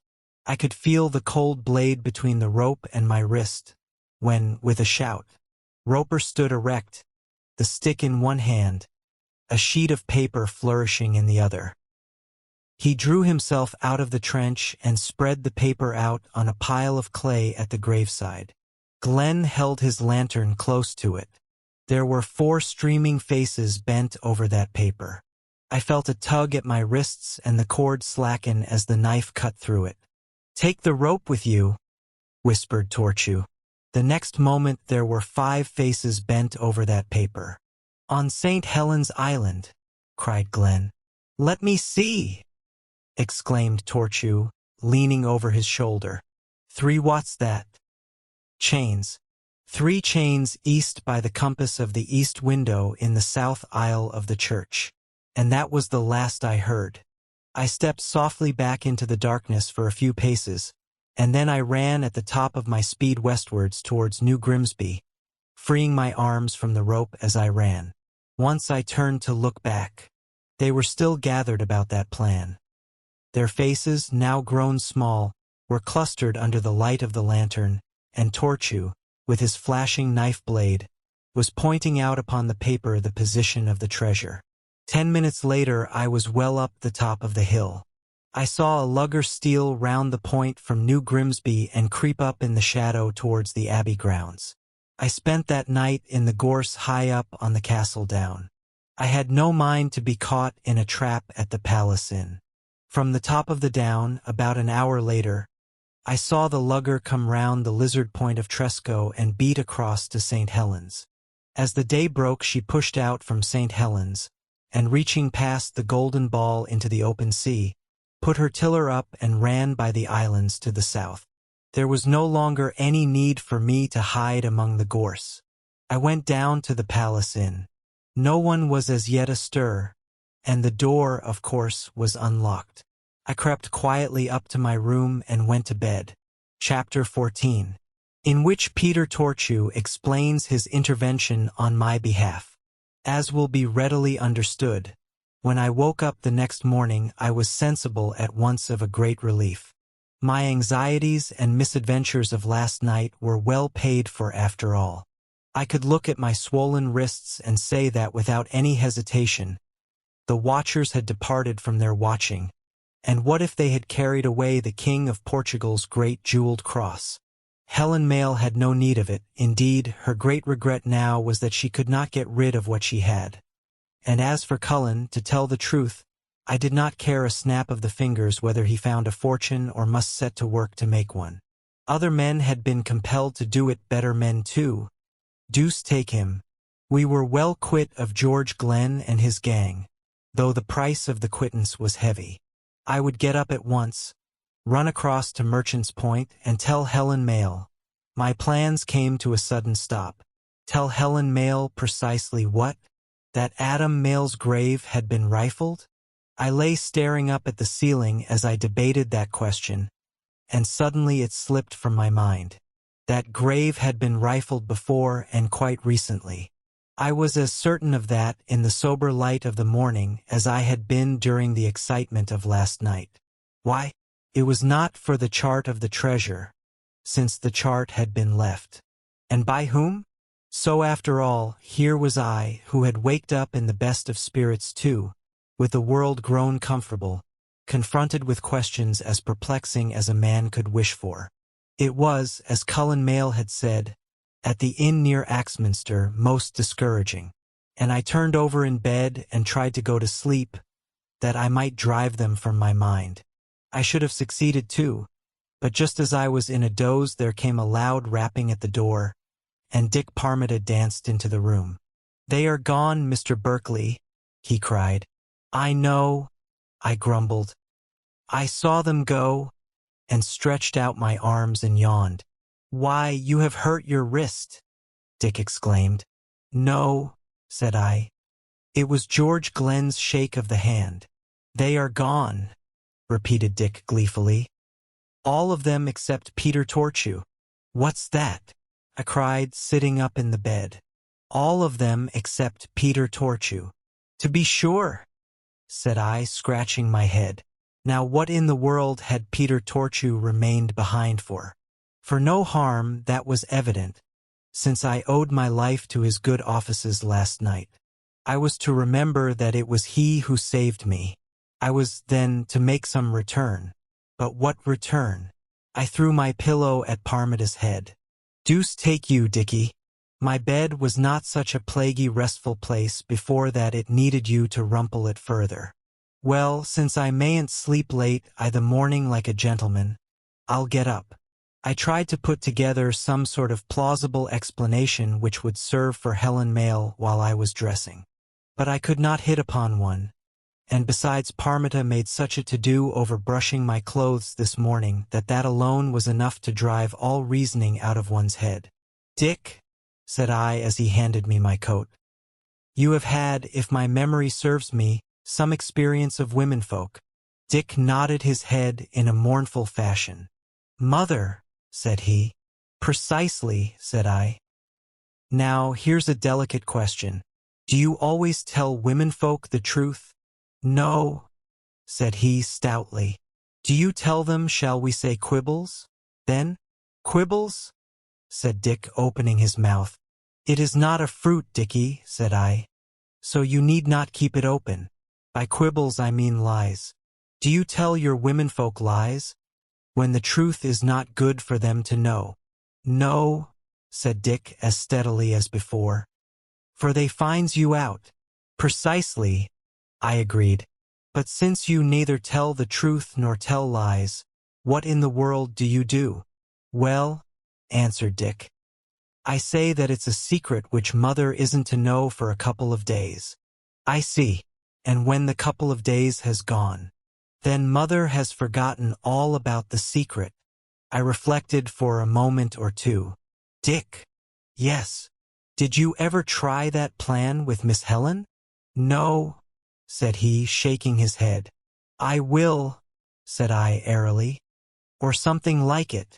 Something like it would be best, said Dick. The story which I told to Helen was not after all very like it. I said, the watchers have gone and gone forever. They were here not for any revenge, but for their profit. There was a treasure in St. Helens which Cullen Mayle was to show them the way to if they could catch him and force him. They had some claim to it. I showed them the way. You? She exclaimed. How? That I cannot tell you, said I. I would beg you not to ask, but to let my silence content you. I could not tell you the truth, and I do not think that I could invent a story to suit the occasion which would not ring false. The consequence is the one thing which concerns us, and there is no doubt of it. The watchers did not watch for an opportunity of revenge, and they are gone. Very well, she said. I was right after all, you see. The hand stretched out of the dark has done the service. For it is your doing that they are gone. I did not answer, and she laughed a little and continued, but I will not ask you. I will make shift to be content with your silence. Did Dick Parmita come with you this morning? Yes, I answered with a laugh. But he was not with me last night. Helen laughed again. Ah, she cried. So it was your doing, and I have not asked you. Then she grew serious of a sudden. But since they are gone, she exclaimed, in a minute, her whole face alight with her thought. Since they are gone, Cullen may come and come in safety. Oh, yes, Cullen may come, I answered, perhaps a trifle roughly. Cullen will be safe and may come. Indeed, I wonder that he was not here before this. He stole my horse upon the road and yet could not reach here first. I trudged afoot. Cullen best rode my horse, and yet Tresco still pines for him. It is very strange unless he has a keen nose for danger. My behavior very likely was not the politest imaginable, but then Helen's was no better. For although she displayed no anger at my rough words, I should not have cared a scrape of her wheezy fiddle if she had. But she did not. She merely laughed in my face with every appearance of enjoyment. I drew myself up very stiff. Here were all the limits of courtesy clearly overstepped, but I at all events would not follow her example, nor allow her one glimpse of any exasperation which I might properly feel. "Shall I go out and search for him in the highways and hedges?" I asked with severity. "It would be magnanimous," said she, biting her lip, and then her manner changed. "He rode your horse?" she cried. "And yet he has fallen behind. He will be hurt then. Some accident has befallen him. Or he has wagered my horse at some roadside inn and lost. It was a good horse, too." She caught hold of my arm in some agitation. "Oh, be serious," she prayed. "Serious quotha," said I, drawing away from her hand with much dignity. "Let me assure you, madam, that the loss of a horse is a very serious affair, that the stealing of a horse is a very serious affair." "Well, well, I will buy it from you, saddle and stirrup and all," she interrupted. "Madam," said I, when I could get my speech, "there is no more to be said." "Heaven be praised," said she. "And now it may be you will condescend to listen to me. What am I to do? Suppose that he is hurt. Suppose that he is in trouble. Suppose that he still waits for my answer to his message. Suppose, in a word, that he does not come. What can I do? He may go hungering for a meal." I did not think the contingency probable, but Helen was now speaking with so much sincerity of distress that I could not say as much. "Unless he comes to Tresco, I am powerless. It is true I have bequeathed everything to him, but then I am young," she said, with a most melancholy look in her big dark eyes. "Neither am I sickly. I will go back along the road and search for him." And this I spoke with sincerity. She looked at me curiously. "Will you do that?" she asked in a doubtful voice, as though she did not know whether to be pleased or sorry. "Yes," said I, and a servant knocked at the door, and told me Parmita wished to speak with me.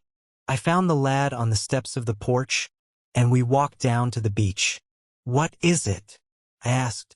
"The Frenchman," said he with a frightened air. "Peter Torchu?" "Yes." I led him further along the beach lest any of the windows of the house should be open towards us, and anyone by the open window. "Where is he?" Dick pointed up the hill. "At the shed?" I asked. "Yes." He was lying in wait on the hillside, and ran down when he saw that I was alone. "He stays in the shed for you, and you are to go to him alone." "Amongst the dead sailormen?" said I with a laugh. But the words were little short of blasphemy to Dick Parmita. "Well, I was there last night, and no harm came to me." "You were there last night?" cried Dick. "Then you will not go?" "But I will," said I. "I am curious to hear what Torchu has to say to me. You may take my word for it, Dick. There's no harm in Peter Torchu. I shall be back within the hour." "Hush! Not a word of this." For I saw Helen Mayle coming from the house towards us. I told her that I was called away, and would return. "Do you take Dick with you?" she asked with too much indifference. She held a big hat of straw by the ribbons and swung it to and fro. She did that also with too much indifference. "No," said I. "I leave him behind. Make of him what you can. He cannot tell what he does not know." The sum of Dick's knowledge, I thought, amounted to no more than this, that I had last night visited the shed, in spite of the dead sailormen. I forgot for the moment that he was in my bedroom when I rose that morning. The door of the shed was fastened on the inside.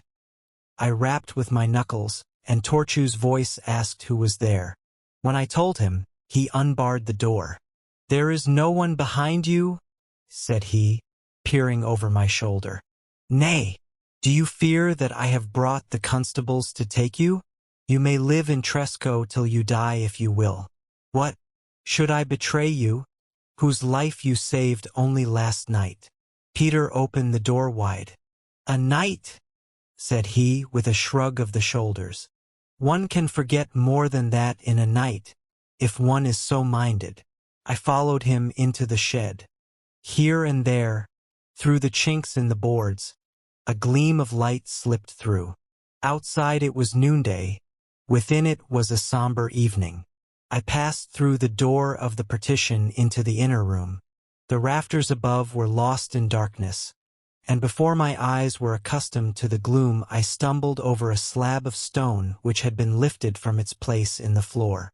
I turned to Torchu, who was just behind me, and he nodded in answer to my unspoken question. The spade and the pick had stood in that corner to the left, and this slab of stone had been removed in readiness. The darkness of the shed struck cold upon me all at once, as I thought of why that slab had been removed. I looked about me much as a man may look about his bedroom the day after he has been saved from his grave by the surgeon's knife. Everything stands as it did yesterday, this chair in this corner, that table just upon that pattern of the carpet, but it is all very strange and unfamiliar. It was against that board in the partition that I leaned my back. There sat George Glenn with his evil smile. Here Torchu polished his knife. "Let us go out into the sunlight, for God's sake," said I, and my foot struck against a piece of iron, which went tinkling across the stone floor. I picked it up. "They are gone," said I with a shiver. "And there's an end of them. But this shed is a nightmarish sort of place for me. For God's sake, let us get into the sun." "Yes, they are gone," said Torchu. "But they would have stayed if they dared, if I hadn't set you free, for they went without the cross." I was still holding that piece of iron in my hand. By the feel of it, it was a key, and I slipped it into my pocket quite unconsciously, for Torchu's words took me aback with surprise. "Without the jeweled cross? But you had the plan," said I as I stepped into the open. "I heard you describe the spot 3 chains in a line east of the east window in the south aisle of the church. There was no trace of the cross." "It was true then," I exclaimed. "I was sure of it, even after Roper had found the stick and the plan. It was true that grave had been rifled before. Why should the plan have been put back then? God knows. I don't. Besides, if the grave had been rifled, the spot of ground on St. Helens Island had not. There had been no spade at work there." "Are you sure of that?" "Yes." "And you followed out the directions?" "To the letter. 3 chains east by the compass of the eastern window in the south aisle of St. Helens Church, and 4 feet deep. We dug 5 and 6 feet deep. There was nothing, nor had the ground been disturbed." "I cannot understand it. Why should Adam Mayle have been at such pains to hide the plan? Was it a grim joke to be played on Cullen?" There was no means of answering the problem, and I set it aside. "After all, they are gone," said I. "That is the main thing. All except me," said Torchu. "Yes. Why have you stayed?" Torchu threw himself on the ground and chewed at a stalk of grass. "I saved your life last night," said he. "I know. Why did you do it? Why did you cover my mistakes in that shed? Why did you cut the rope? Because you could serve my turn." "The cross!" he exclaimed with a flourish. "I do not want the cross." He looked at me steadily for an instant with his shrewd eyes. "I want a man to nail on the cross, and you can help me to him. Where is Cullen Mayle?" The words startled me all the more because there was no violence in the voice which spoke them, only a cold, deliberate resolution. I was never more thankful for the gift of ignorance than upon this occasion. I could assure him quite honestly, "I do not know. But last night you knew. I spoke of many things last night of which I had no knowledge, the cross, the plan. You knew where the plan was. Flesh. But you knew that. I guessed. Guess, then, where Cullen Mayle is, and I'll be content. I have no hint to prompt a guess." Torchu gave no sign of anger at my answer.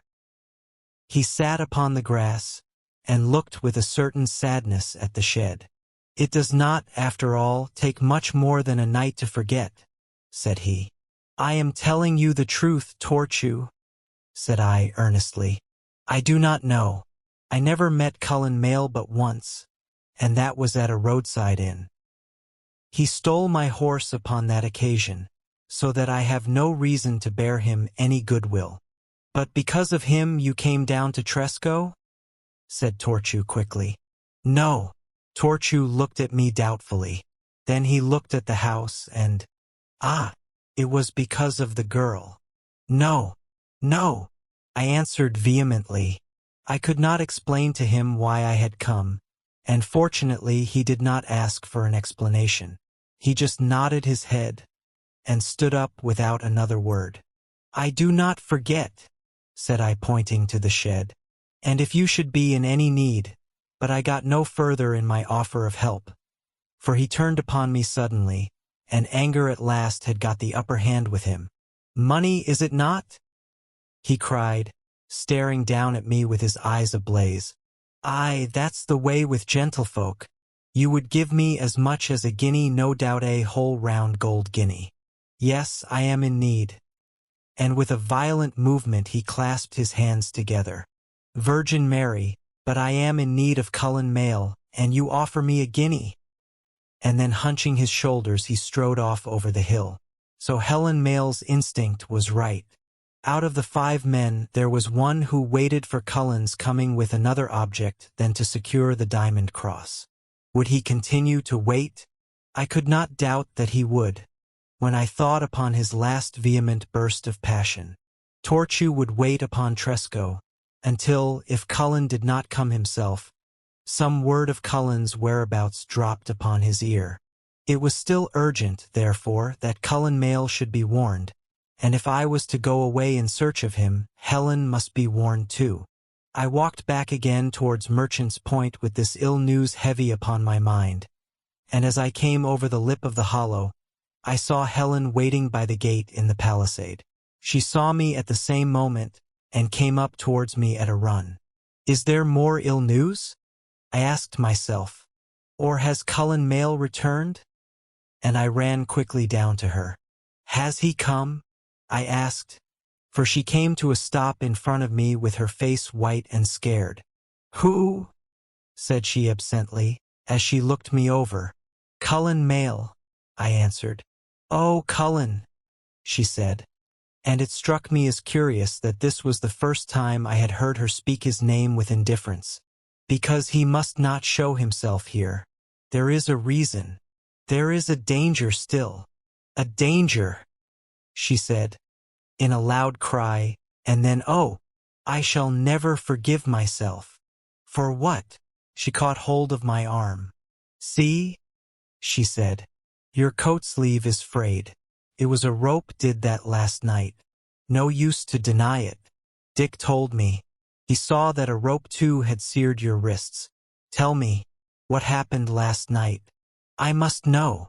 "You promised not to ask," said I, moving away from her. "Well, I break my promise," said she. "But I must know." And she turned and kept pace with me, down the hill, through the house, into the garden. During that time she pleaded for an answer in an extreme agitation, and I confess that her agitation was a sweet flattery to me.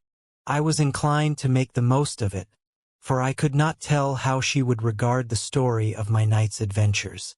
It was I, after all, who caused old Adam Mayle's bones to be disturbed, and I understood that it was really on that account that I had shrunk from telling her. She had a right to know, no doubt. Besides, there was this new predicament of Torchu's stay. I determined to make a clean breast of the matter. She listened very quietly, without an exclamation or a shudder. Only her face lost even the little color which it had, and a look of horror widened in her eyes. I told her of my capture on the hillside, of Torchu's intervention, of the cross and the stick in the coffin. I drew a breath and described that scene in the Abbey grounds, and how I escaped. And still she said no word and gave no sign. I told her of their futile search upon St. Helens, and how I had witnessed their departure from the top of the castle down. Still she walked by my side silent, and wrapped in horror. I faltered through this last incident of Torchu's stay and came to a lame finish, amongst the trees at the end of the garden. We turned and walked the length of the garden to the house. "I know," I said. When I guessed the stick held the plan, I should have held my tongue. But I did not think of that. It was not easy to think at all just at that time, and I must needs be quick.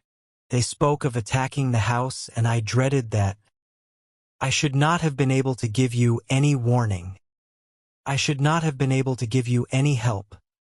For, you see, the slab of stone was already removed in the shed. "Oh, don't!"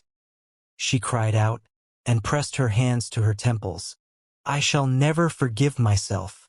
Think, a week ago you and I were strangers. It cannot be right that you should go in deadly peril because of me." "Madam," said I, greatly relieved, "you make too much of a thing of no great consequence. I hope to wear my life lightly." "Always?" said she quickly, as she stopped and looked at me. I stopped too and looked at her.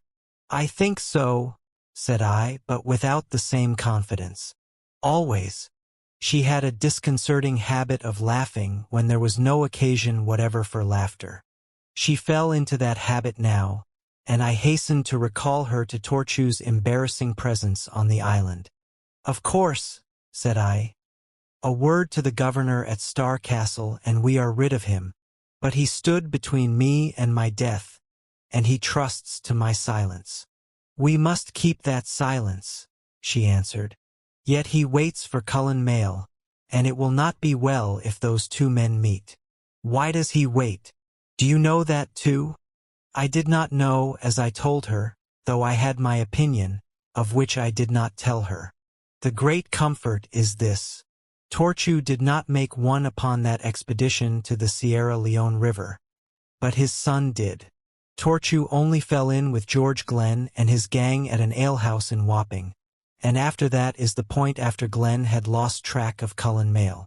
Torchu, therefore, has never seen Cullen, does not know him. We have an advantage there.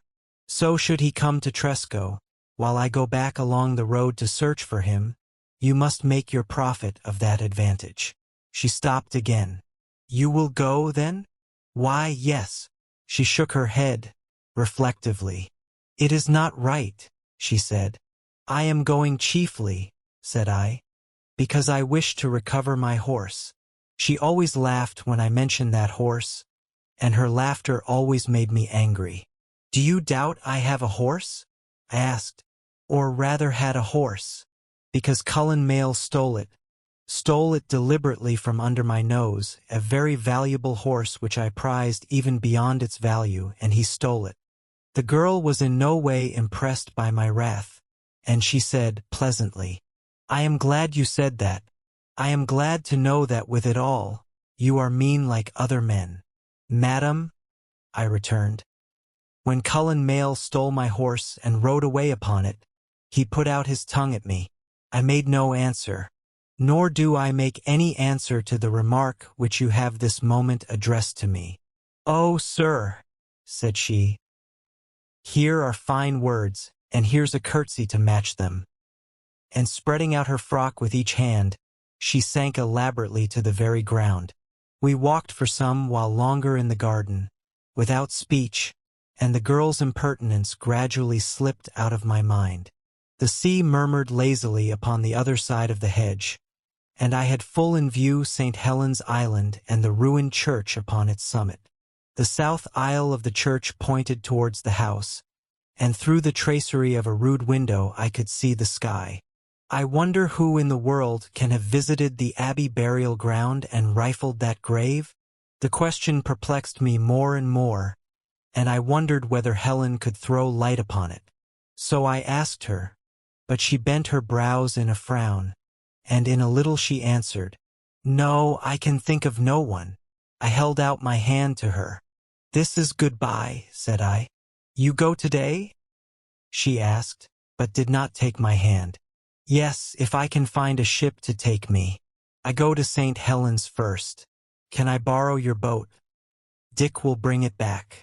I want to see that east window in the aisle. A few more words were said, and I promised to return, whether I found Cullen mail or not. And I did return, but sooner than I expected, for I returned that afternoon. Chapter 15. The lost key is found. It happened in this way. I took Dick Parmita with me and sailed across to St. Helens. We beached the boat on the sand near to the well and quarantine hut, and climbed up eastwards till we came to the hole which Glenn's party had dug. The ground sloped away from the church in this direction, and as I stood on the edge of the hole with my face towards the side of the aisle, I could just see over the grass the broken cusp of the window. It was exactly opposite to me. It occurred to me, however, that Glenn had measured the distance wrong. So I sent Dick in the boat across to Tresco to borrow a measure, and while he was away I examined the ground there around. But it was all covered with grass and bracken, which evidently had not been disturbed. Here and there were bushes of brambles, but, as I was at pains to discover, no search for the cross had been made beneath them. In the midst of my search Dick came back to me with a tape measure, and we set to work from the window of the church. The measure was for a few yards, so that when we had run it out to its full length, keeping ever in the straight line, it was necessary to fix some sort of mark in the ground and start afresh from that. And for a mark I used a big iron key which I had in my pocket. 3 chains brought us exactly to the hole which had been dug, and holding the key in my hand, I said, "They made no mistake. It is plain the plan was carelessly drawn." And Dick said to me, "That's the key of our cottage." I handed it to him to make sure. He turned it over in his hand. "Yes," said he, "that's the key." And he added reproachfully, with no doubt a lively recollection of his mother's objurgations, "So you had it all the time?" "I found it this morning, Dick," said I. "Where?" "In the shed on the castle down." Now how the deuce did it get there? The dead sailormen had no use for keys. "It's very curious," said Dick. "Very curious and freakish," said I, and I sat down on the grass to think the matter out. "Let me see, your mother missed it in the morning after I came to Tresco. That's 3 days ago." And I could hardly believe the boy. It seemed to me that months had passed. But he was right. Yes, 3 days ago. Your mother missed it in the morning. It is likely, then, that it was taken from the lock of the door the night before. "That would be the night," said Dick suspiciously. "When you tapped on my window. The night, in fact, when I first landed on Tresco." "Wait a little." Dick sat still upon the grass, and I took the key from his hand into mine. There were many questions which at that moment perplexed me: that hideous experience in Cullen Mayle's bedroom, the rifling of Adam Mayle's grave, the replacing of the plan in it, and the disappearance of the cross. And I was in that state of mind when everything new and at all strange presented itself as a possible clue to the mystery. It seemed to me that the key which I held was very much more than a mere rusty iron key of a door that was never locked. I felt that it was the key to the door of the mystery which baffled me, and that feeling increased in me into a solid conviction as I held it in my hand. I seemed to see the door opening, and opening very slowly. The chamber beyond the door was dark, but my eyes would grow accustomed to the darkness if only I did not turn them aside. As it was, even now I began to see dim, shadowy things which, uncomprehended though they were, struck something of a thrill into my blood, and something of a chill, too. "The night that I landed upon Tresco," I said, "we crossed the castle down. I nearly fell on to the roof of the shed, where all the dead sailormen were screeching in unison." "Yes," said Dick in a low voice, and I too looked around me to see that we were not overheard. Dick moved a little nearer to me with an uneasy working of his shoulders. "Do you remember the woman who passed us?" I asked. "You said it was a woman." And it was. I had the best of reasons to be positive upon that point. I had scratched my hand in the gorse, and I had seen the blood of my scratches the next day on the dress of the woman who had brushed against me as she passed. That woman was Helen Mayle. Had she come from the shed? What did she need with the key? Is that shed ever used? I asked. Not now. Whom does it belong to? He nodded over towards Merchant's Rock. Then Adam Mayle used it? Cullen Mayle used it. Cullen! I sprang up to my feet and walked away, and walked back, and walked away again. The shadowy things were indeed becoming visible. My eyes were growing indeed accustomed to the darkness. And, indeed, the door was opening. Should I close, slam it to, lock it again and never open it? For I was afraid. But if I did shut it and lock it, I should come back to it perpetually. I should be perpetually fingering the lock. No. I would open the door wide and see what was within the room. I came back to Dick. What did Cullen Mayle use it for? He was in league with the Brittany smugglers. Brandy, wine, and lace were landed on the beach of a night and carried up to the shed. Were they safe there? Dick laughed. Here he was upon firm ground, and he answered with some pride. When Cullen Mayle lived here, the collector of customs daren't for his life have landed on Tresco in daylight. And at night the dead sailormen kept watch.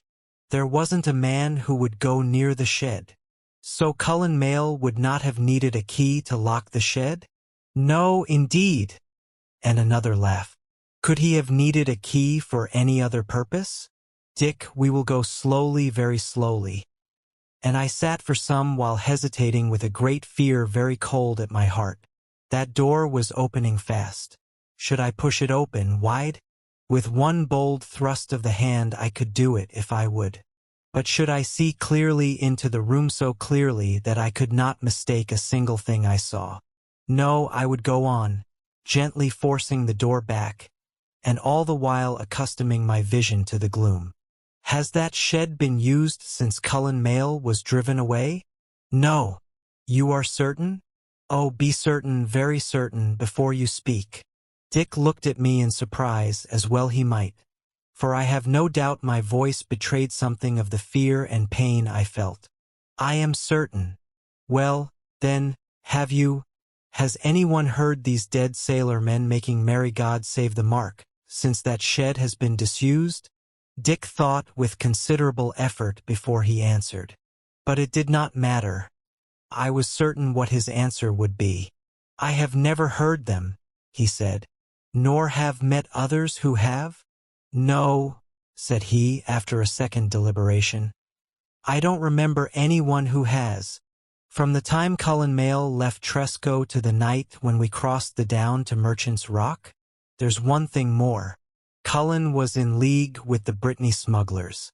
He would be in league, then, with smugglers from Penzance, who would put him over to Tresco secretly, if he needed it. He was very good friends with all smugglers, said Dick. Then, said I, rising from the ground, we will sail back, Dick, to Tresco, and have another look into that shed. I made him steer the boat eastwards and land behind the point of the old Grimsby harbour, on which the blockhouse stands, and out of sight of Merchant's Point.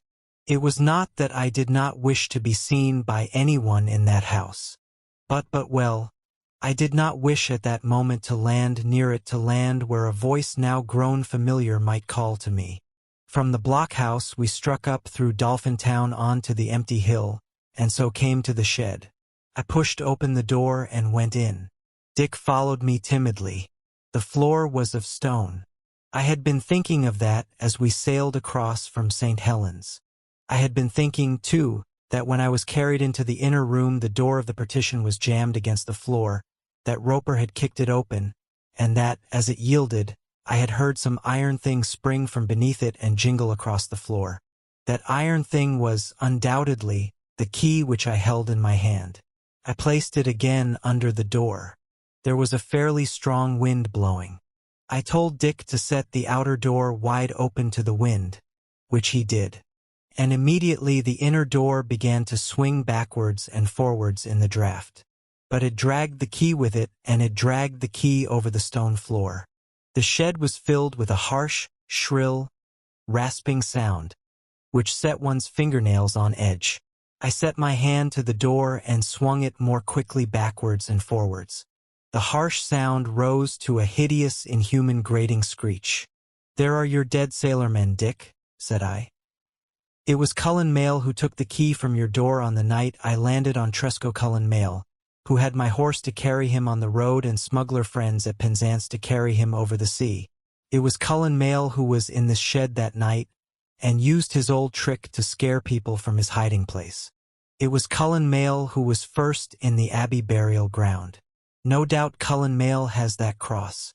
And it was Cullen Mayle whom the woman... But, there, enough. The door was wide open now, and this key had opened it. I could see everything clearly. My eyes were, indeed, now accustomed to the gloom, so accustomed that, as I stepped from the shed, all the sunlight seemed struck out of the world. It was all clear. Helen Mayle had come up to the shed that night. She had told Cullen of the stick in the coffin. Yes, she must have done that.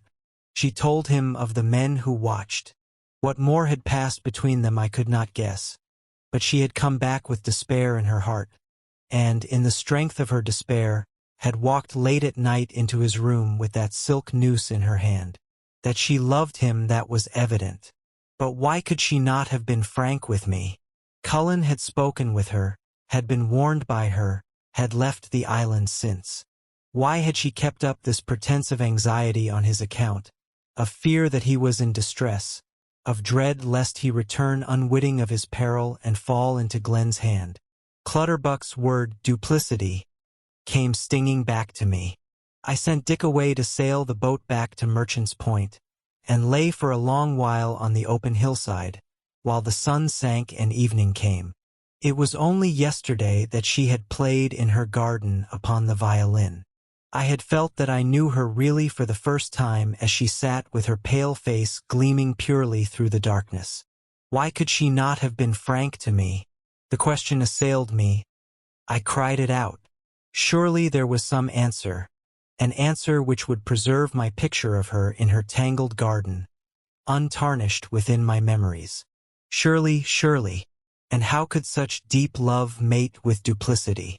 I put the scarf into my pocket, and crossed the hill again and came down to Merchant's Point. I could not make up my mind to go in. How could I speak of that night when I slept in Cullen Mayle's bedroom? I lay now upon the gorse watching the bright windows. Now I went down to the sea and its kindly murmurings. And at last, about 10 o'clock of the night, a white figure came slowly from the porch and stood beside me. "You have been here how long?" "I have watched you," she said very gently. "What is it? Why didn't you come in?" I took both her hands in mine and looked into her eyes. "Will you be frank with me if I do?" "Why, yes," she said, and her face was all wonder and all concern. "You hurt me, no, not your hands, but your distrust." Chapter 16. An unsatisfactory explanation. We went into the house, but no farther than the hall. For the moment we were come there, she placed herself in front of me. I remember that the door of the house was never shut, and through the opening I could see a shoulder of the hill and the stars above it, and hear the long roar of the waves upon the beach. "We are good friends, I hope, you and I," she said.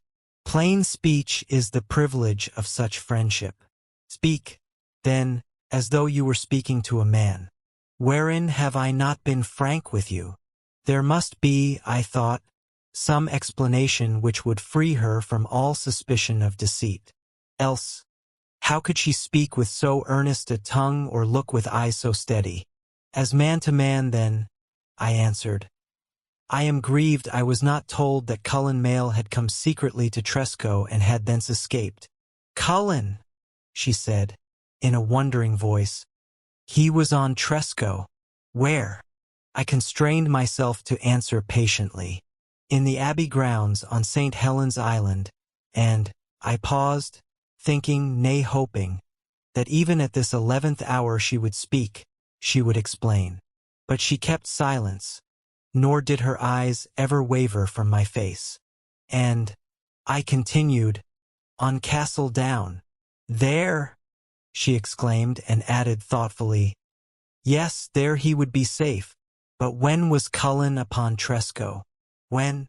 So the deception was to be kept up. On the night, I answered, when I first came to Merchant's Point.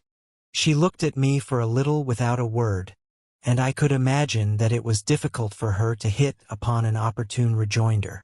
There was one question, however, which might defer her acknowledgments of her concealments. And, to be sure, she asked it, how do you know that? And before I could answer, she added another, which astonished me by its assurance. When did you find out? I told her, I trust with patience, of the key and the various steps by which I had found out. And as to when, I said, it was this afternoon. At that she gave a startled cry, and held out a trembling hand towards me. Had you known? She cried. Had you known only yesterday that Cullen had come and had safely got him back, you would have been spared all you went through last night. What I went through last night, I exclaimed passionately. Oh, that is of small account to me, and I beg you not to suffer it to trouble your peace. But I do not say had I known yesterday. I say had I been told yesterday I should have been spared a very bitter disappointment. I do not understand, she said. And again she put out her hand towards me and drew it in and stretched it out again with an appearance of distress to which even at that moment I felt myself softening. However, I took no heed of the hand. In some way you blame me, but I do not understand. You would, perhaps, find it easier to understand if you were at the pains to remember that on the night I landed upon Tresco, I came over Castle Down and passed the shed to Merchant's Point. Well? And she spoke with more coldness, as though her pride made her stubborn in defiance. No doubt she was unaware that I was close to her that night. It remained for me to reveal that, and God knows I did it with no sense of triumph, but only a great sadness. As I stood in the darkness a little this side of the shed, a girl hurried down the hill from it. She was dressed in white so that I could make no mistake. On the other hand, my dark coat very likely made me difficult to see. The girl passed me, and so closely that her frock brushed against my hand. Now, can you name the girl? She looked at me with the same stubbornness. No, she said, I cannot. On the other hand, said I can. One circumstance enables me to be certain. I slipped on the grass that night, and catching hold of a bush of gorse pricked my hand. Yes, I remember that. I pricked my hand a minute or two before the girl passed me. As I say, she brushed against my hand, which was bleeding, and the next day I saw the blood smirched upon a white frock, and who wore it? Do you think? I did, she answered. Ah, then you own it. You will own too that I have some cause of discontentment in that you have played with me, whose one thought was to serve you like an honest gentleman. And at that the stubbornness, the growing resentment at my questions, died clean out of her face. You would have, she cried eagerly. You would indeed have cause for more than discontent had I played with you. But you do not mean that. You cannot think that I would use any trickeries with you. Oh, take back your words, for indeed they hurt me. You are mistaken here. I wore the frock, but it was not I who was on Castle Down that night. It was not I who brushed past you. And the stain? I asked. How it came there I do not know, she said. But this I do know. It was not your hand that marked it. I never knew that Cullen was on Tresco. I never saw him, much less spoke to him. You will believe that? No. Why should I have kept it secret if I had? And her head drooped as she saw that still I did not believe. There was silence between us. She stood without changing her attitude, her head bent, her hands nervously clasping and unclasping. The wind came through the open door into the hall. Once in the silence, Helen caught her breath. It was as though she checked a sob, and gradually a thought came into my mind which would serve to explain her silence, which would, perhaps, justify it, which, at all events, made of it a mistaken act of kindness. So I spoke with all gentleness, and with a little remorse, too, for the harshness I had shown. You said we were good friends, you hoped, and, for my part, I can say that the words were aptly chosen. I am your friend, your good friend. You will understand? I want you also to understand that it was not even so much as friendship which brought me down to Tresco. It was Dick's sturdy example. It was my utter weariness, and some spark of shame Dick kindled in me. I was living, though upon my soul living is not the word, in one tiresome monotony of disgraceful days. I had made my fortune, and in the making had somehow unlearnt how fitly to enjoy it. But this I know, interrupted Helen, now lifting her face to me. I never told you, but my violin told me. Do you remember? I wanted to know you through and through, to the heart's core. So I took my violin and played to you in the garden. And your face spoke in answer. So I knew you. It was strange. This confession she made with a blush and a great deal of confusion, a confession of a trick, if you will, but a trick to which no one could object, by which anyone might be flattered. But that other more serious duplicity she could deny with an unwavering assurance. You know then, I went on. It makes it easier for me. I want you to understand then that it was to serve myself I came, and I do verily believe that I have served myself better than I have served you. Why, I did not even know what you were like. I did not inquire of Clutterbuck. He drew no picture of you to persuade me to my journey. Thus, then, there is no reason why you should be silent concerning Cullen out of any consideration for me. She looked at me in perplexity. My hint had not sufficed. I must make myself more clear. I have no doubt, I continued, that you have seen. No doubt I might have been more circumspect. No doubt I have betrayed myself this last day. But, believe me, you are under no debt to me. If I can bring Cullen Mayle back to you, I will not harbor a thought of jealousy. Did she understand? I could not be sure. But I saw her whole face brighten and smile. It was as though a glory shone upon it, and her figure straighten with a sort of pride. Did she understand at the last that she need practice no concealments? But she said nothing. She waited for me to say what more I had to say. Well, I could make the matter yet more plain. Besides, I said, I knew very well before I set out from London, Clutterbuck told me, so that it is my own fault, you see, if when I came here I took no account of what he told me. And even so, believe me, I do not regret the fault. Lieutenant Clutterbuck, she exclaimed, with something almost of alarm. He told you what? He told me of a night very like this. You were standing in this hall, very likely as you stand now, and the door was open and the breeze and the sound of the sea came through the open door as it does now. Only where I stand Cullen Mayle stood, asking you to follow him out through the world. And you would have followed. You did indeed begin to follow. So far I had got when she broke in passionately, with her eyes afire. It is not true. How can men speak such lies? Lieutenant Clutterbuck. I know he told me the same story. It would have been much easier, so much franker, had he said outright he was tired of his friendship for me and wished an end to it. I should have liked him the better had he been so frank. But that he should tell you the same story. Oh, it is despicable and you believe it? She challenged me.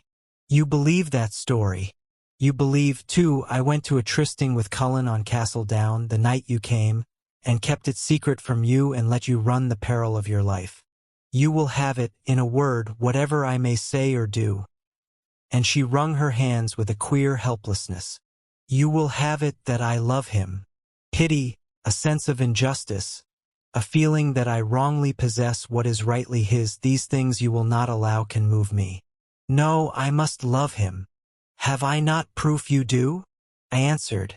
Not from Clutterbuck, but from yourself. Have I not proof into what despair your love could throw you? And I took from my pocket the silk scarf. Where did I get this? She took it from my hands, while her face softened. She drew it through her fingers, and a smile parted her lips. She raised her eyes to me with a certain shyness, and she answered shyly, Yet you say you were not curious to know anything of me in London before you started to the West. The answer was no answer at all. I repeated my question. How do I come to have that scarf? I can but guess, she said. I did not know that Lieutenant Clutterbuck possessed it, but it could be no one else. You asked it of Lieutenant Clutterbuck in London. For a moment I could not believe that I had heard aright. Hier. It was impossible that any woman could carry effrontery to so high a pitch. But she repeated her words. Lieutenant Clutterbuck gave it to you no doubt in London, and will you tell me? I should like to know. Did you ask him for it? Should I strip away this pretense? Should I compel her to own where I found it and how I came by it? But it seemed not worth while. I turned on my heel without a word, and went straight out through the open door and on to the hillside. And so this was the second night which I spent in the gorse of Castle Down. One moment I was hot to go back to London and speak to no woman for the rest of my days. The next I was all for finding Cullen Mayle and heaping coals of fire upon Helen's head. The coals of fire carried the day in the end. As morning broke, I walked down to the palace in fully resolved. I would search for Cullen Mayle until I found him. I would bring him back. I would see him married to Helen from a dark corner in St. Mary's Church, and when the pair were properly unhappy and miserable, as they would undoubtedly become, I was very sorry. But miserable they would be, why then I would send her a letter. The writing in the letter should be, ha, ha, not a word more, not even a signature, but just ha, ha, on a blank sheet of paper. But, as I have said, I had grown very young these last few days. Chapter 17. Cullen Mayle comes home. The search was entirely unsuccessful. Through the months of November and December I traveled hither and thither, but I had no hint as to Cullen Mayle's whereabouts. And towards the end of the year I took passage in a bark bound for St. Mary's, where I landed the day before Christmas and about the fall of the dusk. It was my intention to cross over that night to Tresco and report my ill success, which I was resolved to do with a deal of stateliness. I was also curious to know whether Peter Torchu was still upon the island. But as I walked along the street of Hugh Town to the Dolphin Inn, by the Customs House, a band of women dancing and shouting, with voices extraordinarily hoarse, swept round the corner. I fell plump amongst them, and discovered they were men masquerading as women. Moreover, they stopped me, and were for believing that I was a woman masquerading as a man. And indeed, when they had let me go, I did come upon a party of girls dressed up for sea captains and the like, who swaggered, counterfeiting a manly walk, and drawing their hangers upon one another with a great show of spirit. The reason of these transformations was explained to me at the Dolphin. It seems that they call this sort of amusement a goose dancing, and the young people exercise it in these islands at Christmas time. I was told that it would be impossible for me to hire a boatman to put me over to Tresco that night. So I made the best of the matter, and to pass the time stepped out again into the street, which was now lighted up with many torches and crowded with masqueraders. They went dancing and singing from house to house. The women paid their addresses with an exaggeration of courtly manners to the men, who, dressed in the most uncouth garments that could be devised, received them with a droll shyness and modesty, and altogether, what with liquor and music, the festival went with a deal of noise and spirit. But in the midst of it one of these false women, with a great bonnet pulled forward over her face, clapped a hand upon my shoulder and said in my ear, "Mr. Berkeley, I hope you have been holding better putt cards of late," and would have run on, but I caught him by the arm. "Mr. Featherstone," said I, "you stole my horse. I have a word to say to you. I have not the time to listen, said he, wrenching his arm free as he flung himself into the thick of the crowd. I kept close upon his heels, however, which he perceived, and drawing into a corner, he suddenly turned round upon me. Your horse is dead, said he. I very much regret it, but I will pay you, for I have but now come into an inheritance. I will pay you for it tomorrow. I did not follow you to speak of the horse, or to Mr. Featherstone at all, but to Mr. Cullen Mayle. You know me? He exclaimed, looking about him lest the name should have been overheard. And have news for you, I added. Will you follow me to the Dolphin?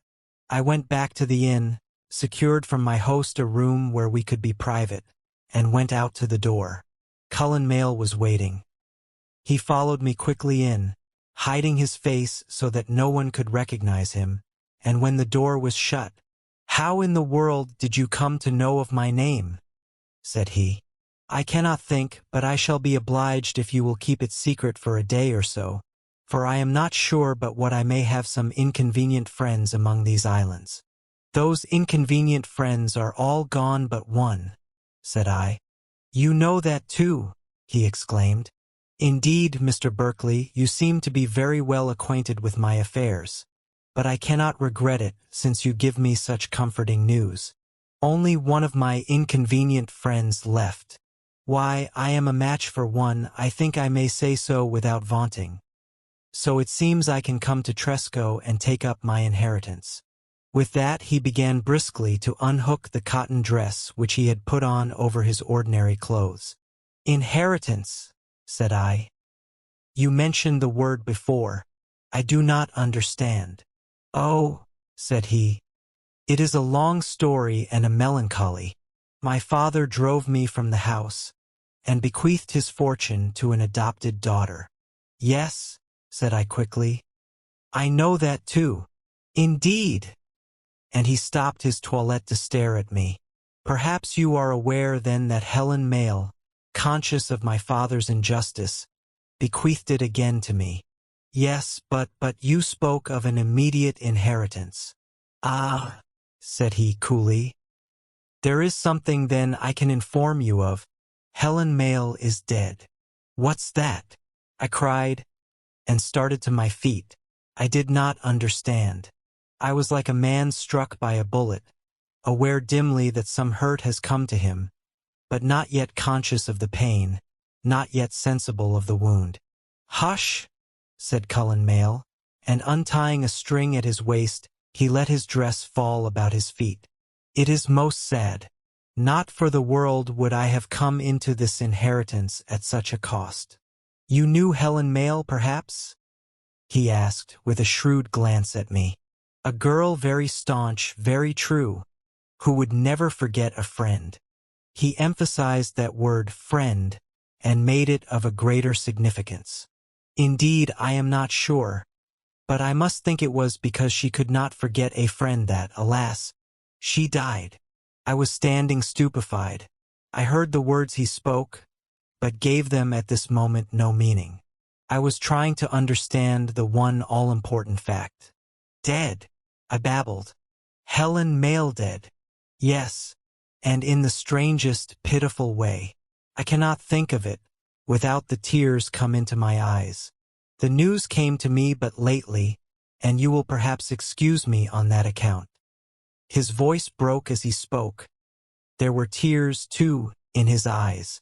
I wondered, in a dull way, whether after all he had really cared for her. "But how comes it that you knew her?" he asked. I sat down upon a chair and told him of Dick Parmiter's coming to London, of my journey into the West. I told him how I had come to recognize him at the inn, and as I spoke the comprehension of Helen's death crept slowly into my mind, so that I came to a stop and could speak no more. "You were on your way to Tresco," said he, "when we first met. Then you know that she is dead." "No," I answered. "When did she die?" "On the 6th of October, said he. I do not think that I should have paid great heed to his words, but something in his voice and accent of alarm roused me.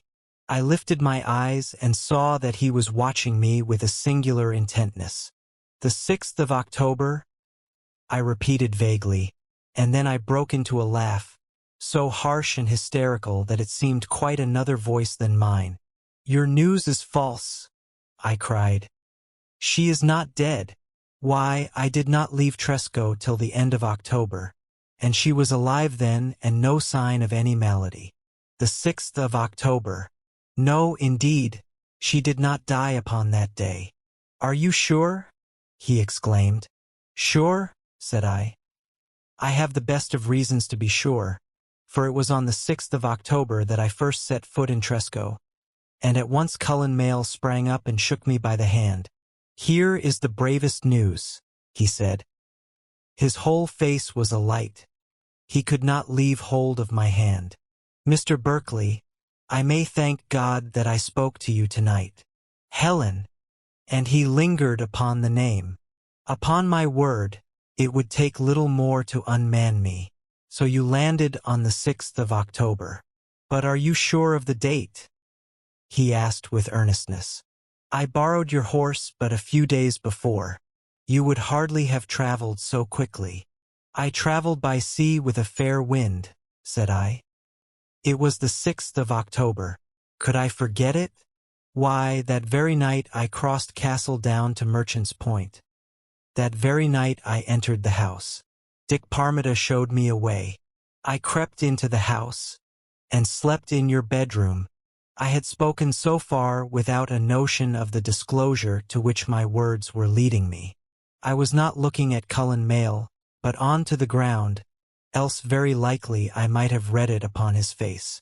But now in an instant the truth of the matter was clear to me. For as I said, "I slept in your bedroom," he uttered one loud cry, leapt to his feet, and stood over against me very still and quiet. I had sufficient wit not to raise my head and betray this new piece of knowledge.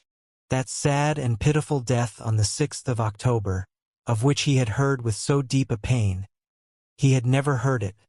He had planned it, and the plan miscarried. He knew why now, and so was standing in front of me very still and quiet. He had seen Helen that night on Castle Down. There, no doubt, she had told him how in her will she had disposed of her inheritance, and he had persuaded her, working on her generosity with what prepared speeches of despair, to that strange, dark act which it had been my good fortune to interrupt. It was clear to me. The very choice of that room, wherein alone secrecy was possible, made it clear. He had suggested to her the whole cunning plan, and a moment ago I had almost been deceived to believe his expressions of distress sincere. "I told you I was nearly unmanned," I heard him say. "And you see, even so I underrated the strength of my relief, so that the mere surprise of your ingenious shift to get a lodging took my breath away." He resumed his seat, and I, having now composed my face, raised it full to him. I have often wondered since whether, as he stood above me, motionless and silent during those few moments, I was in any danger. "Yes," said I. "It was no doubt surprising." This, however, was not the only surprise I was to cause Cullen Mayle that night. He proposed immediately that we should cross to Tresco together, and on my objecting that we should get no one to carry us over, "Oh," said he, "I have convenient friends in Scilly as well as inconvenient."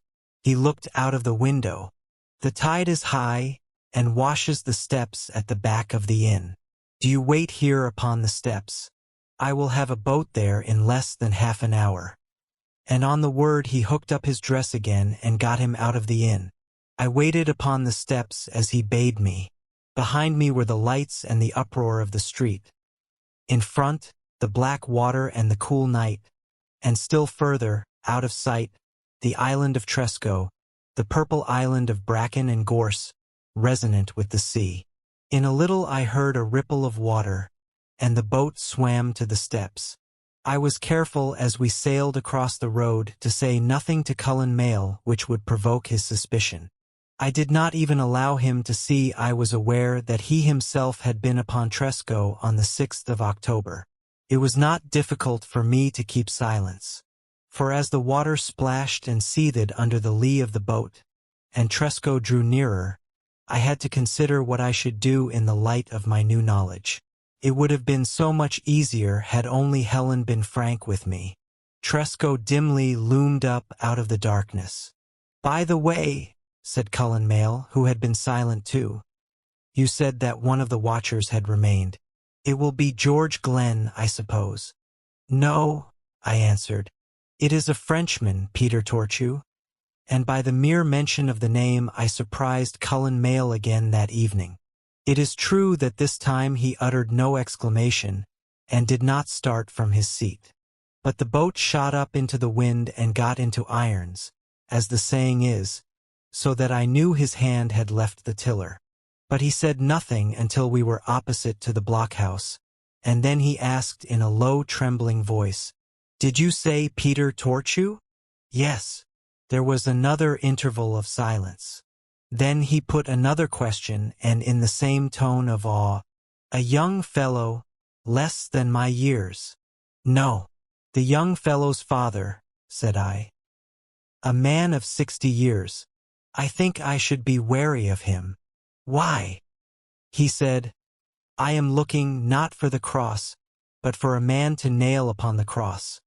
And he meant his words, every syllable. Again we fell to silence, and so crossed the old Grimsby harbor and rounded its northern point. The lights of the house were in view at last. They shot out across the darkness in thin lines of light and wavered upon the black water, lengthening and shortening with the slight heave of the waves. When they shortened, I wondered whether they beckoned me to the house. When they lengthened out, were they fingers which pointed to us to be gone? "Since you know so much, Mr. Berkeley," whispered Cullen Mayle, "perhaps you can tell me whether Glenn secured the cross." "No, he failed in that." "I felt sure he would," said Cullen with a chuckle, and he ran the boat aground, not on the sand before the house but on the bank beneath the garden hedge. We climbed through the hedge. 2 windows blazed upon the night, and in the room sat Helen Mayle close by the fire, her violin on a table at her side and the bow swinging in her hand. I stepped forward and rapped at the window. She walked across the room and set her face to the pane, shutting out the light from her eyes with her hands. She saw us standing side by side. Instantly she drew down the blinds and came to the door and over the grass towards us. She came first to me with her hand outstretched. "It is you," she said gently, and the sound of her voice was wonderful in my ears. I had taken her hand before I was well aware what I did. "Yes," said I. "You have come back. I never thought you would. But you have come." "I have brought back Cullen Mayle," said I as indifferently as I could, and so dropped her hand. She turned to Cullen then. "Quick," she said. "You must come in." We went inside the door. "It is some years since I trod these flags," said Cullen. "Well, I am glad to come home, though it is only as an outcast. And indeed, Helen, I have not the right even to call it home." It was as cruel a remark as he could well have made, seeing at what pains the girl had been, and still was, to restore that home to him. That it hurt her I knew very well, for I heard her, in the darkness of the passage, draw in her breath through her clenched teeth. Cullen walked along the passage and through the hall. "Lock the door," Helen said to me, and I did lock it. "Now drop the bar." When that was done, we walked together into the hall, where she stopped. "Look at me," she said. "Please," and I obeyed her. "You have come back," she repeated. "You do not, then, any longer believe that I deceived you?" "There is a reason why I have come back," I answered. It was a reason which I could not give to her. I was resolved not to suffer her to lie at the mercy of Cullen Mayle. Fortunately, she did not think to ask me to be particular about the reason, but she beat her hands once or twice together, and, "You still believe it, then?" she cried. "With these 2 months to search and catch and hold the truth, you still hold me in the same contempt as when you turned your back on me and walked out through that door?" "No, no," I exclaimed. "Contempt. That never entered into any thought I ever had of you. Make sure of that. Yet you believe I tricked you. How can you believe that, and yet spare me your contempt? I am no philosopher. It is the truth I tell you," I answered simply, and the face of Cullen Mayle appeared at the doorway of the parlor, so that no more was said. Chapter 18. My perplexities are explained. There is no need for me to tell at any length the conversation that passed between the 3 of us that night. Cullen Mayle spoke frankly of his journey to the Sierra Leone River. "Mr. Berkeley," he said, "already knows so much that I doubt it would not be of any avail to practice mysteries with him. And besides, there is no need, for, if I mistake not, Mr. Berkeley can keep a secret as well as any man." He spoke very politely, but with a keen eye on me to notice whether I should show any confusion or change color. But I made as though I attached no significance to his words beyond mere urbanity. He told us how he made his passage to the Guinea coast as a sailor before the mast, and then fell in with George Glenn. It seemed prudent to counterfeit a friendly opinion that the cross would be enough for all. But when they discovered the cross was gone from its hiding place, he took the first occasion to give them the slip. "For I had no doubt that my father had been beforehand," said he. "Had I possessed more wisdom, I might have known as much when I heard him from my bed refuse his assistance to George Glenn, and so saved myself an arduous and a perilous adventure. For my father, was he never so rich, was not the man to turn his back on the King of Portugal's cross." Of his father, Cullen spoke with good nature and a certain hint of contempt, and he told us much which he had learned from George Glenn. "He went by the name of Kennedy," said Cullen, "but they called him Crackers for the most part. He was not on the Royal Fortune at the time when Roberts was killed, so that he was never taken prisoner with the rest, nor did he creep out of Cape Corse Castle like George Glenn." "Then he was never tried or condemned?" said Helen, who plainly found some relief in that thought. "No," answered Cullen with a chuckle. "But why? He played rob-thief a good game, but it requires a skilled player. I would never have believed Adam had the skill. Roberts put him in command of a sloop called the Ranger, which he had taken in the harbor of Bahia, and when he put out to sea on that course which brought him into conjunction with the Swallow, he left the Ranger behind in Wita Bay. And what does Adam do but haul up his anchor as soon as Roberts was out of sight, and, being well content with his earnings, make sail for Maryland, where the company was disbanded. I would I had known that on the day we quarreled. Body o' me, but I would have made the old man quiver.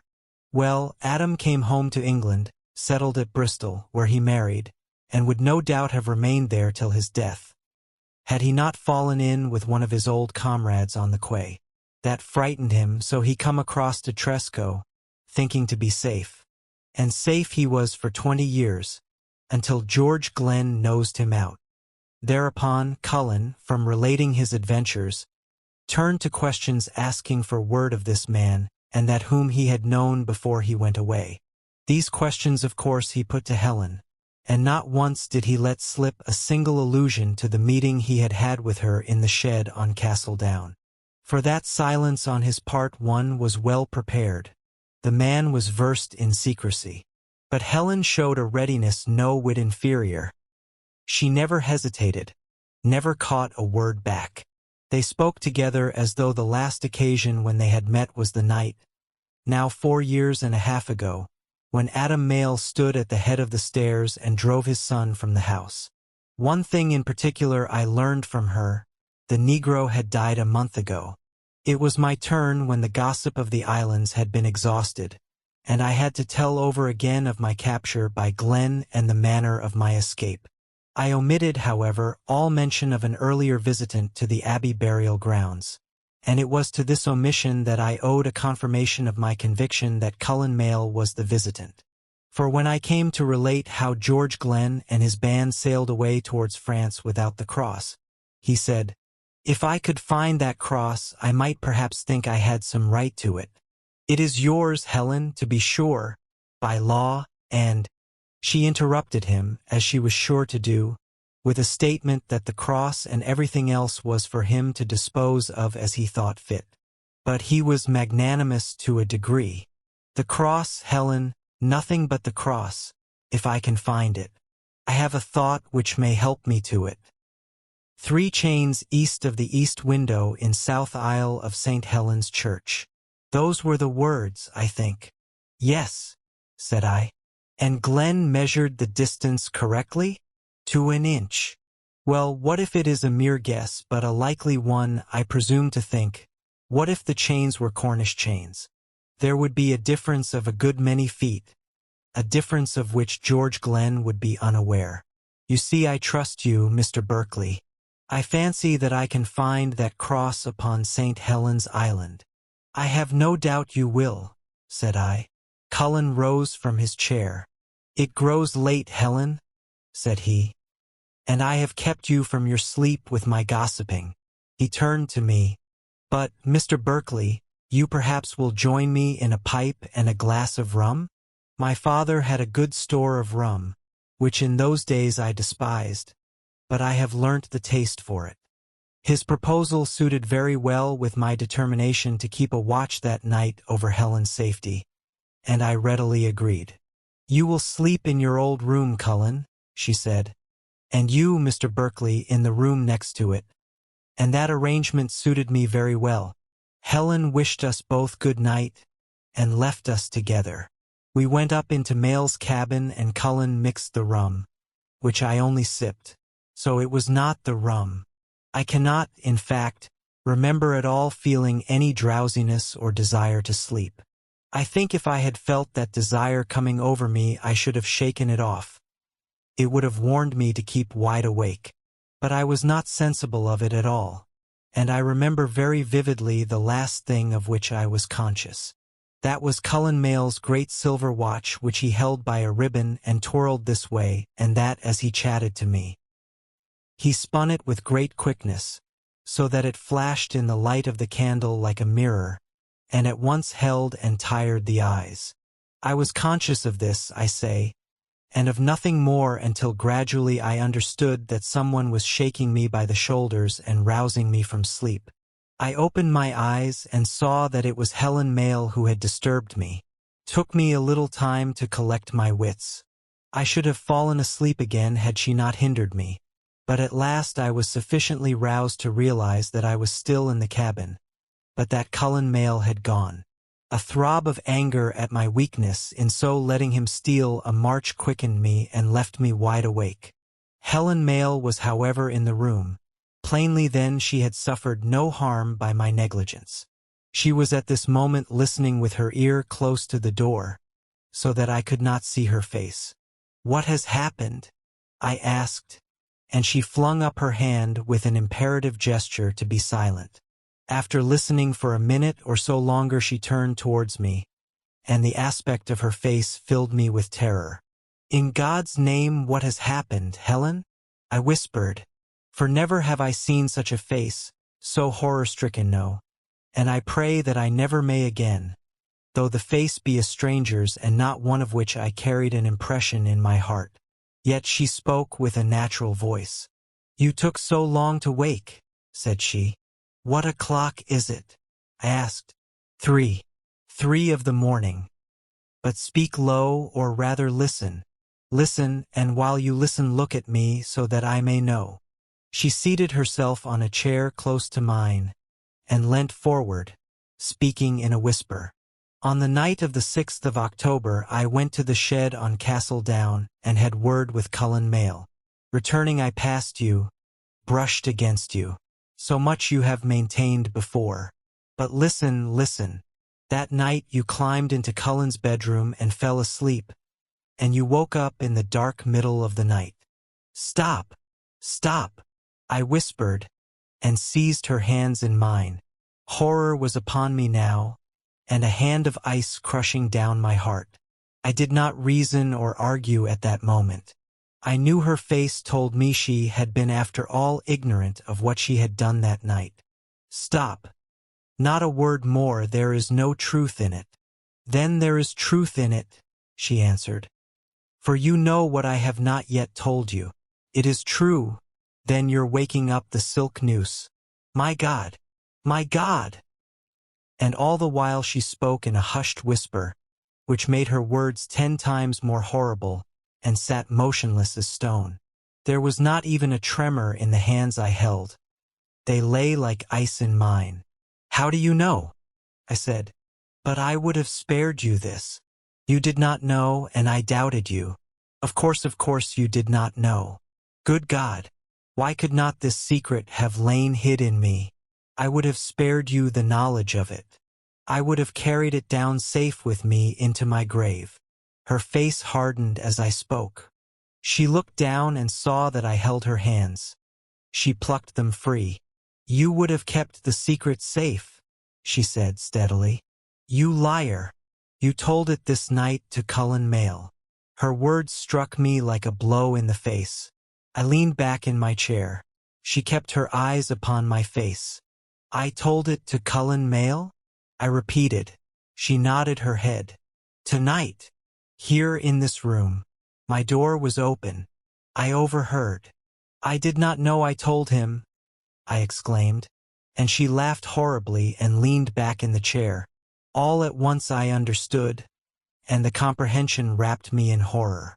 The horror passed from me to her, though as yet she did not understand. She looked as though the world yawned wide beneath her feet. Oh! She moaned, and hush! Said I, and I leaned forward towards her. I did not know, just as you did not know that you went to the shed on Castle Down, that you brushed against me as you returned, just as you did not know of what happened thereafter. She put her hands to her head and shivered. Just as you did not know that 4 years ago when Cullen Mayle was turned from the door, he bade you follow him and you obeyed, I continued. This is Cullen Mayle's work-devil's work. He spun his watch to dazzle you 4 years ago. He did the same tonight and made me tell him why his plan miscarried. Plan! And at last I understood. I rose to my feet. She did the same. Yes, plan. You told him you had bequeathed everything to him. He knew that tonight when I met him at St. Mary's. How did he know it unless you told him on Castle Down? He bade you go home, enter his room, where no one would hear you, and don't you see? Helen! Helen! I took her in my arms, and she put her hands upon my shoulders and clung to them. I have heard of such things in London, said I. Some men have this power to send you to sleep and make you speak or forget at their pleasure. And some have more power than this, for they can make you do when you have waked up what they have bidden you to do while you slept, and afterwards forget the act. And suddenly Helen started away from me and raised her finger. We both stood and listened. I can hear nothing, I whispered. She looked over her shoulder to the door. I motioned her not to move. I walked noiselessly to the door and noiselessly turned the handle. I opened the door for the space of an inch. All was quiet in the house. Yet I heard a voice, she said, and the next moment I heard it too. The candles were alight. I crossed the room and squashed them with the palm of my hand. I was not a moment too soon, for even as I did so I heard the click of a door handle, and then a creak of the hinges, and a little afterwards footsteps. A hand crept into mine. We waited in the darkness, holding our breath. The footsteps came down the passage to the door behind which we stood and passed on. I expected that they would be going towards the room in which Helen slept. I waited for them to cease that I might follow and catch Cullen Mayle, damned by some bright proof in his hand of a murderous intention. But they did not cease. They kept on and on.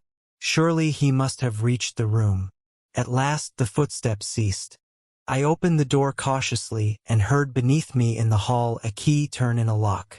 A great hope sprang up in me. Suppose that since his plan had failed, and since Torchu waited for him on Tresco, He had given up. Suppose that he was leaving secretly, and for good and all. If that supposition could be true. I prayed that it might be true, and as if in answer to my prayer I saw below me where the hall door should be a thin slip of twilight. This slip broadened and broadened. The murmur of the waves became a roar. The door was opening, no, now it was shutting again. The twilight narrowed to a slip and disappeared altogether. "Listen," said I, and we heard footsteps on the stone tiles of the porch. "Oh, he is gone," said Helen, in an indescribable accent of relief. "Yes, gone," said I. "See, the door of his room is open." I ran down the passage and entered the room. Helen followed close behind me. "He is gone," I repeated. The words sounded too pleasant to be true. I approached the bed and flung aside the curtains. I stooped forward over the bed. "Helen," I cried, and aloud, "out of the room! Quick! Quick!" For the words were too pleasant to be true. I flung up my arm to keep her back. But I was too late. She had already seen. She had approached the bed, and in the dim twilight she had seen. She uttered a piercing scream, and fell against me in a dead swoon. For the man who had descended the stairs and unlocked the door was not Cullen Mayle. Chapter 19. The last. Mesmer at this date was a youth of 24, but the writings of Van Helmont and Werdig and G. Maxwell had already thrown more than a glimmering of light upon the reciprocal action of bodies upon each other, and had already demonstrated the existence of a universal magnetic force by which the human will was rendered capable of influencing the minds of others. It was not, however, till 17 years later in the year 1775, to be precise, that Mesmer published his famous letter to the Academies of Europe. And by a strange chance it was in the same year that I secured a further confirmation of his doctrines, and at the same time an explanation of the one matter concerned with this history of which I was still in ignorance.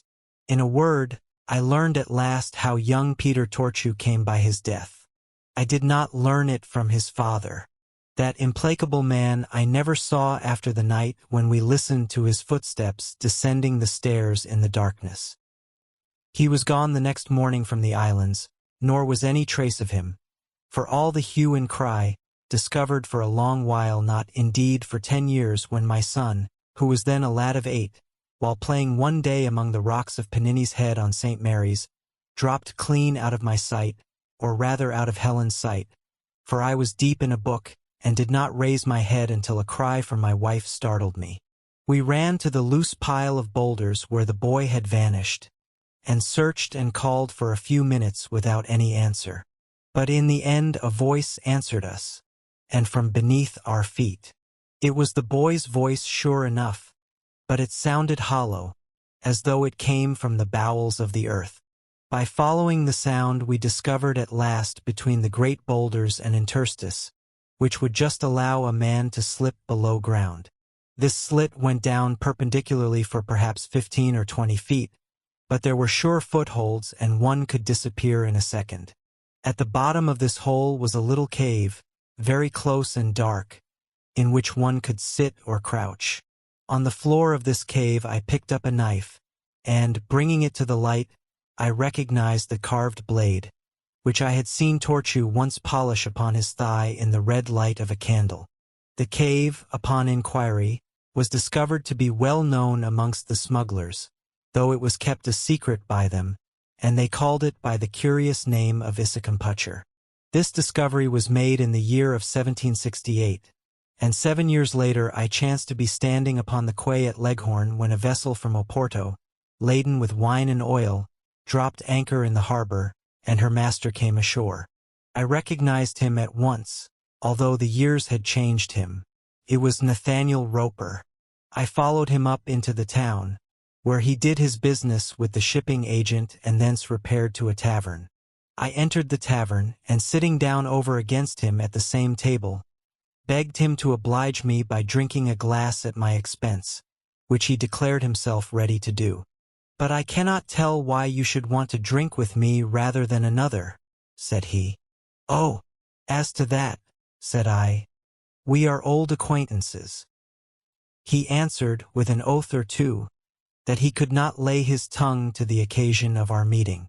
You swear very fluently and well, said I. But you swore yet more fluently, I have no doubt, that morning you sailed away from St. Helens Island without the Portuguese king's cross. His face turned the color of paper. He half rose from his chair and sat down again. I was never on Tresco, he stammered. Who spoke of Tresco, my friend? Said I, with a laugh. I made mention of St. Helens. Yet you were upon Tresco. Have you forgotten? The shed on Castle Down? The Abbey burial ground? And then he knew me, though for a while he protested that he did not. But I persuaded him in the end that I meant no harm to him. You were at Sierra Leone with Cullen, maybe? Said I. Tell me how young Peter Torchu came by his death? And he told me the story which he had before told to old Peter in an alehouse at Wapping. Peter, it appeared, had not been able to hold his tongue at Sierra Leone. It became known through his chattering that Glenn's company and Cullen Mail were going up the river in search of treasure, and it was decided for the common good to silence him lest he should grow more particular, and relate what the treasure was and how it came to be buried on the bank of that river. George Glenn was for settling the matter with the stab of a knife, but Cullen Mail would have none of such rough measures. I know a better and more delicate way, said he. A way very amusing too. You shall all laugh tomorrow. And calling Peter Torchu to him, he betook himself with the whole party to the house of an old buccaneering fellow, John Leadstone, who kept the best house in the settlement, and lived a jovial life in safety, being on very good terms with any pirate who put in. He had, indeed, 2 or 3 brass guns before his door, which he was wont to salute the appearance of a black flag with. To his house then the whole gang repaired, and while they were making merry, Cullen Mail addressed himself with an arduous friendliness to Peter Torchu, taking his watch from his fob and bidding the Frenchman admire it. For a quarter of an hour he busied himself in this way, and then of a sudden in a stern commanding voice he said, "Stand up in the center of the room," which Peter Torchu obediently did. "Now," continued Cullen, with a chuckle to his companions, "I'll show you a trick that will tickle you. Peter," and he turned toward him. "Peter," and he spoke in the softest, friendliest voice, "you talk too much. I'll clap a gag on your mouth. You stinking awful. Tomorrow night, my friend, at 10 o'clock by my watch, when we are lying in our boat upon the river, you will fall asleep. Do you hear that?" "Yes," said Peter Torchu, gazing at Mail. "At 10:30, as you sleep, you will feel cramped for room, and you will dangle a leg over the side of the boat in the river. Do you hear that?" "Yes." "Very well," said Cullen. "That will learn you to hold your tongue. Now come back to your chair." Peter obeyed him again. "When you wake up," added Cullen, "you will continue to talk of my watch which you so much admire. You will not be aware that any time has passed since you spoke of it before. You can wake up now." He made some sort of motion with his hands, and Peter, whose eyes had all this time been open, said, "I'll buy a watch as like that as a pea to a pea. First thing I will, as soon as I handle my share." Cullen Mail laughed, but he was the only one of that company that did. The rest rather shrank from him as from something devilish, at which, however, he only laughed the louder, being as it seemed flattered by their fear. The next day the 6 men started up the river in a longboat which they borrowed of Leadstone, and sailed all that day until evening, when the tide began to fall. Thereupon Cullen, who held the tiller, steered the boat out of the channel of the river and over the mudbanks, which at high tide were covered to the depth of some feet. Here all was forest. The great tree trunks, entwined with all manner of creeping plants, stood up from the smooth, oily water, and the roof of branches overhead made it already night. "I have lost my way," said Cullen. "It will not be safe to try to regain the channel until the tide rises.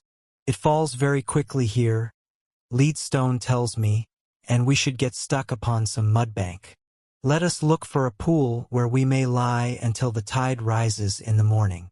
Accordingly they took their oars and pulled in and out amongst the trees, while Cullen Mayle sounded with the boat-hook for a greater depth of water. The tide fell rapidly. Bushes of undergrowth scraped the boat's side, and then Mayle's boat-hook went down and touched no bottom. "This will do," said he. It was 9 o'clock by his watch at this time, and the crew without any fire or light made their supper in the boat as best they could. Meanwhile the tide still sank. Banks of mud rose out of the black water, the forest stirred, and was filled with a horrible rustling sound, of fish flapping and crabs crawling and scuttering in the slime. And on the pool on which the boat lay every now and then a ripple would cross the water as though a faint wind blew, and a broad black snout would show, and a queer lugubrious cough echo out amongst the tree trunks. "Crocodiles, Peter," said Cullen gaily, and he clapped Torchu on the shoulder. "It would not be prudent to take a bath in the pool. Hand the lantern over, Glenn." And when he had the lantern in his hand he looked at his watch. 5 minutes to 10, said he. "Well, it is not so long to wait." "For hours," grumbled Torchu, who was thinking of the tide. "No, only 5 minutes, my friend," Cullen corrected him softly, and sure enough in 5 minutes Peter stretched himself and complained that he was sleepy. Cullen laughed with a gentle enjoyment and whistled a tune between his teeth. But the others waited in a sort of paralysis of horror and amazement. Even these hardened men were struck with a cold fear. The suggestions of the place, too, had their effect. Above them was a black roof of leaves. The close air was foul with the odor of things decaying and things decayed, and everywhere about them was perpetually heard the crawling and pattering of the obscene things which lived in the mud. Peter Torchu stirred in his sleep, and Cullen held up the face of his watch in the light of the lantern, so that all in the boat might see. It was 10:30. Peter lifted his leg over the side and let it fall with a splash in the water. It dangled there for about 5 minutes, and then the man uttered a loud scream and clutched at the thwart, but the next instant he was dragged over the boat's side. Roper told me this story, and the horror of it lived again upon his face as he spoke. "Well," said I, "the father took his revenge. He stabbed Cullen Mayle to the heart as he lay in bed. There is one thing more I would like to know. Can you remember the paper with the directions of the spot where the cross was buried?" "Yes," said he. "Am I likely to forget it? Could you write them out again, word for word and line for line, as they were written?" "Yes," said he. I called for a sheet of paper and a pen and ink, and set them before Roper, and he wrote the directions laboriously, and handed the paper back to me.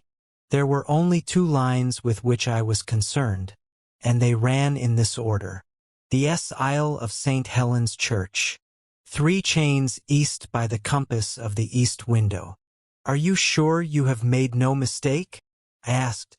"This is a facsimile of the paper which you took from the hollow of the stick. Look again."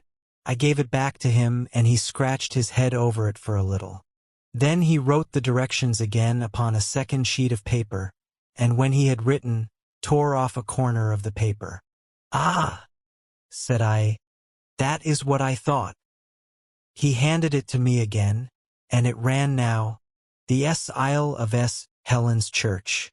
3 chains east by the compass of the east window." On that corner which had been torn a word had been written. I knew the word. It would be Cornish. I knew, too, who had torn off the corner. The cross still lies then 3 Cornish chains east of that window, or should do so. We at all events. Dear listener, we close the pages on another tale, a journey through words, imagination, and emotion. Here at the Falls Audiobook, where stories flow like a river's current, carrying you to distant worlds and uncharted depths. We thank you for joining us. As always, we invite you to linger a little longer. Subscribe to our channel to discover more stories waiting to be heard, each a cascade of voices, ideas, and artistry. And remember, every great story begins with a single word. Perhaps the next one will begin with you. Until our voices meet again, may your days be filled with quiet moments, rich pages, and the soothing sound of a story well told. This is the Falls audiobook, signing off.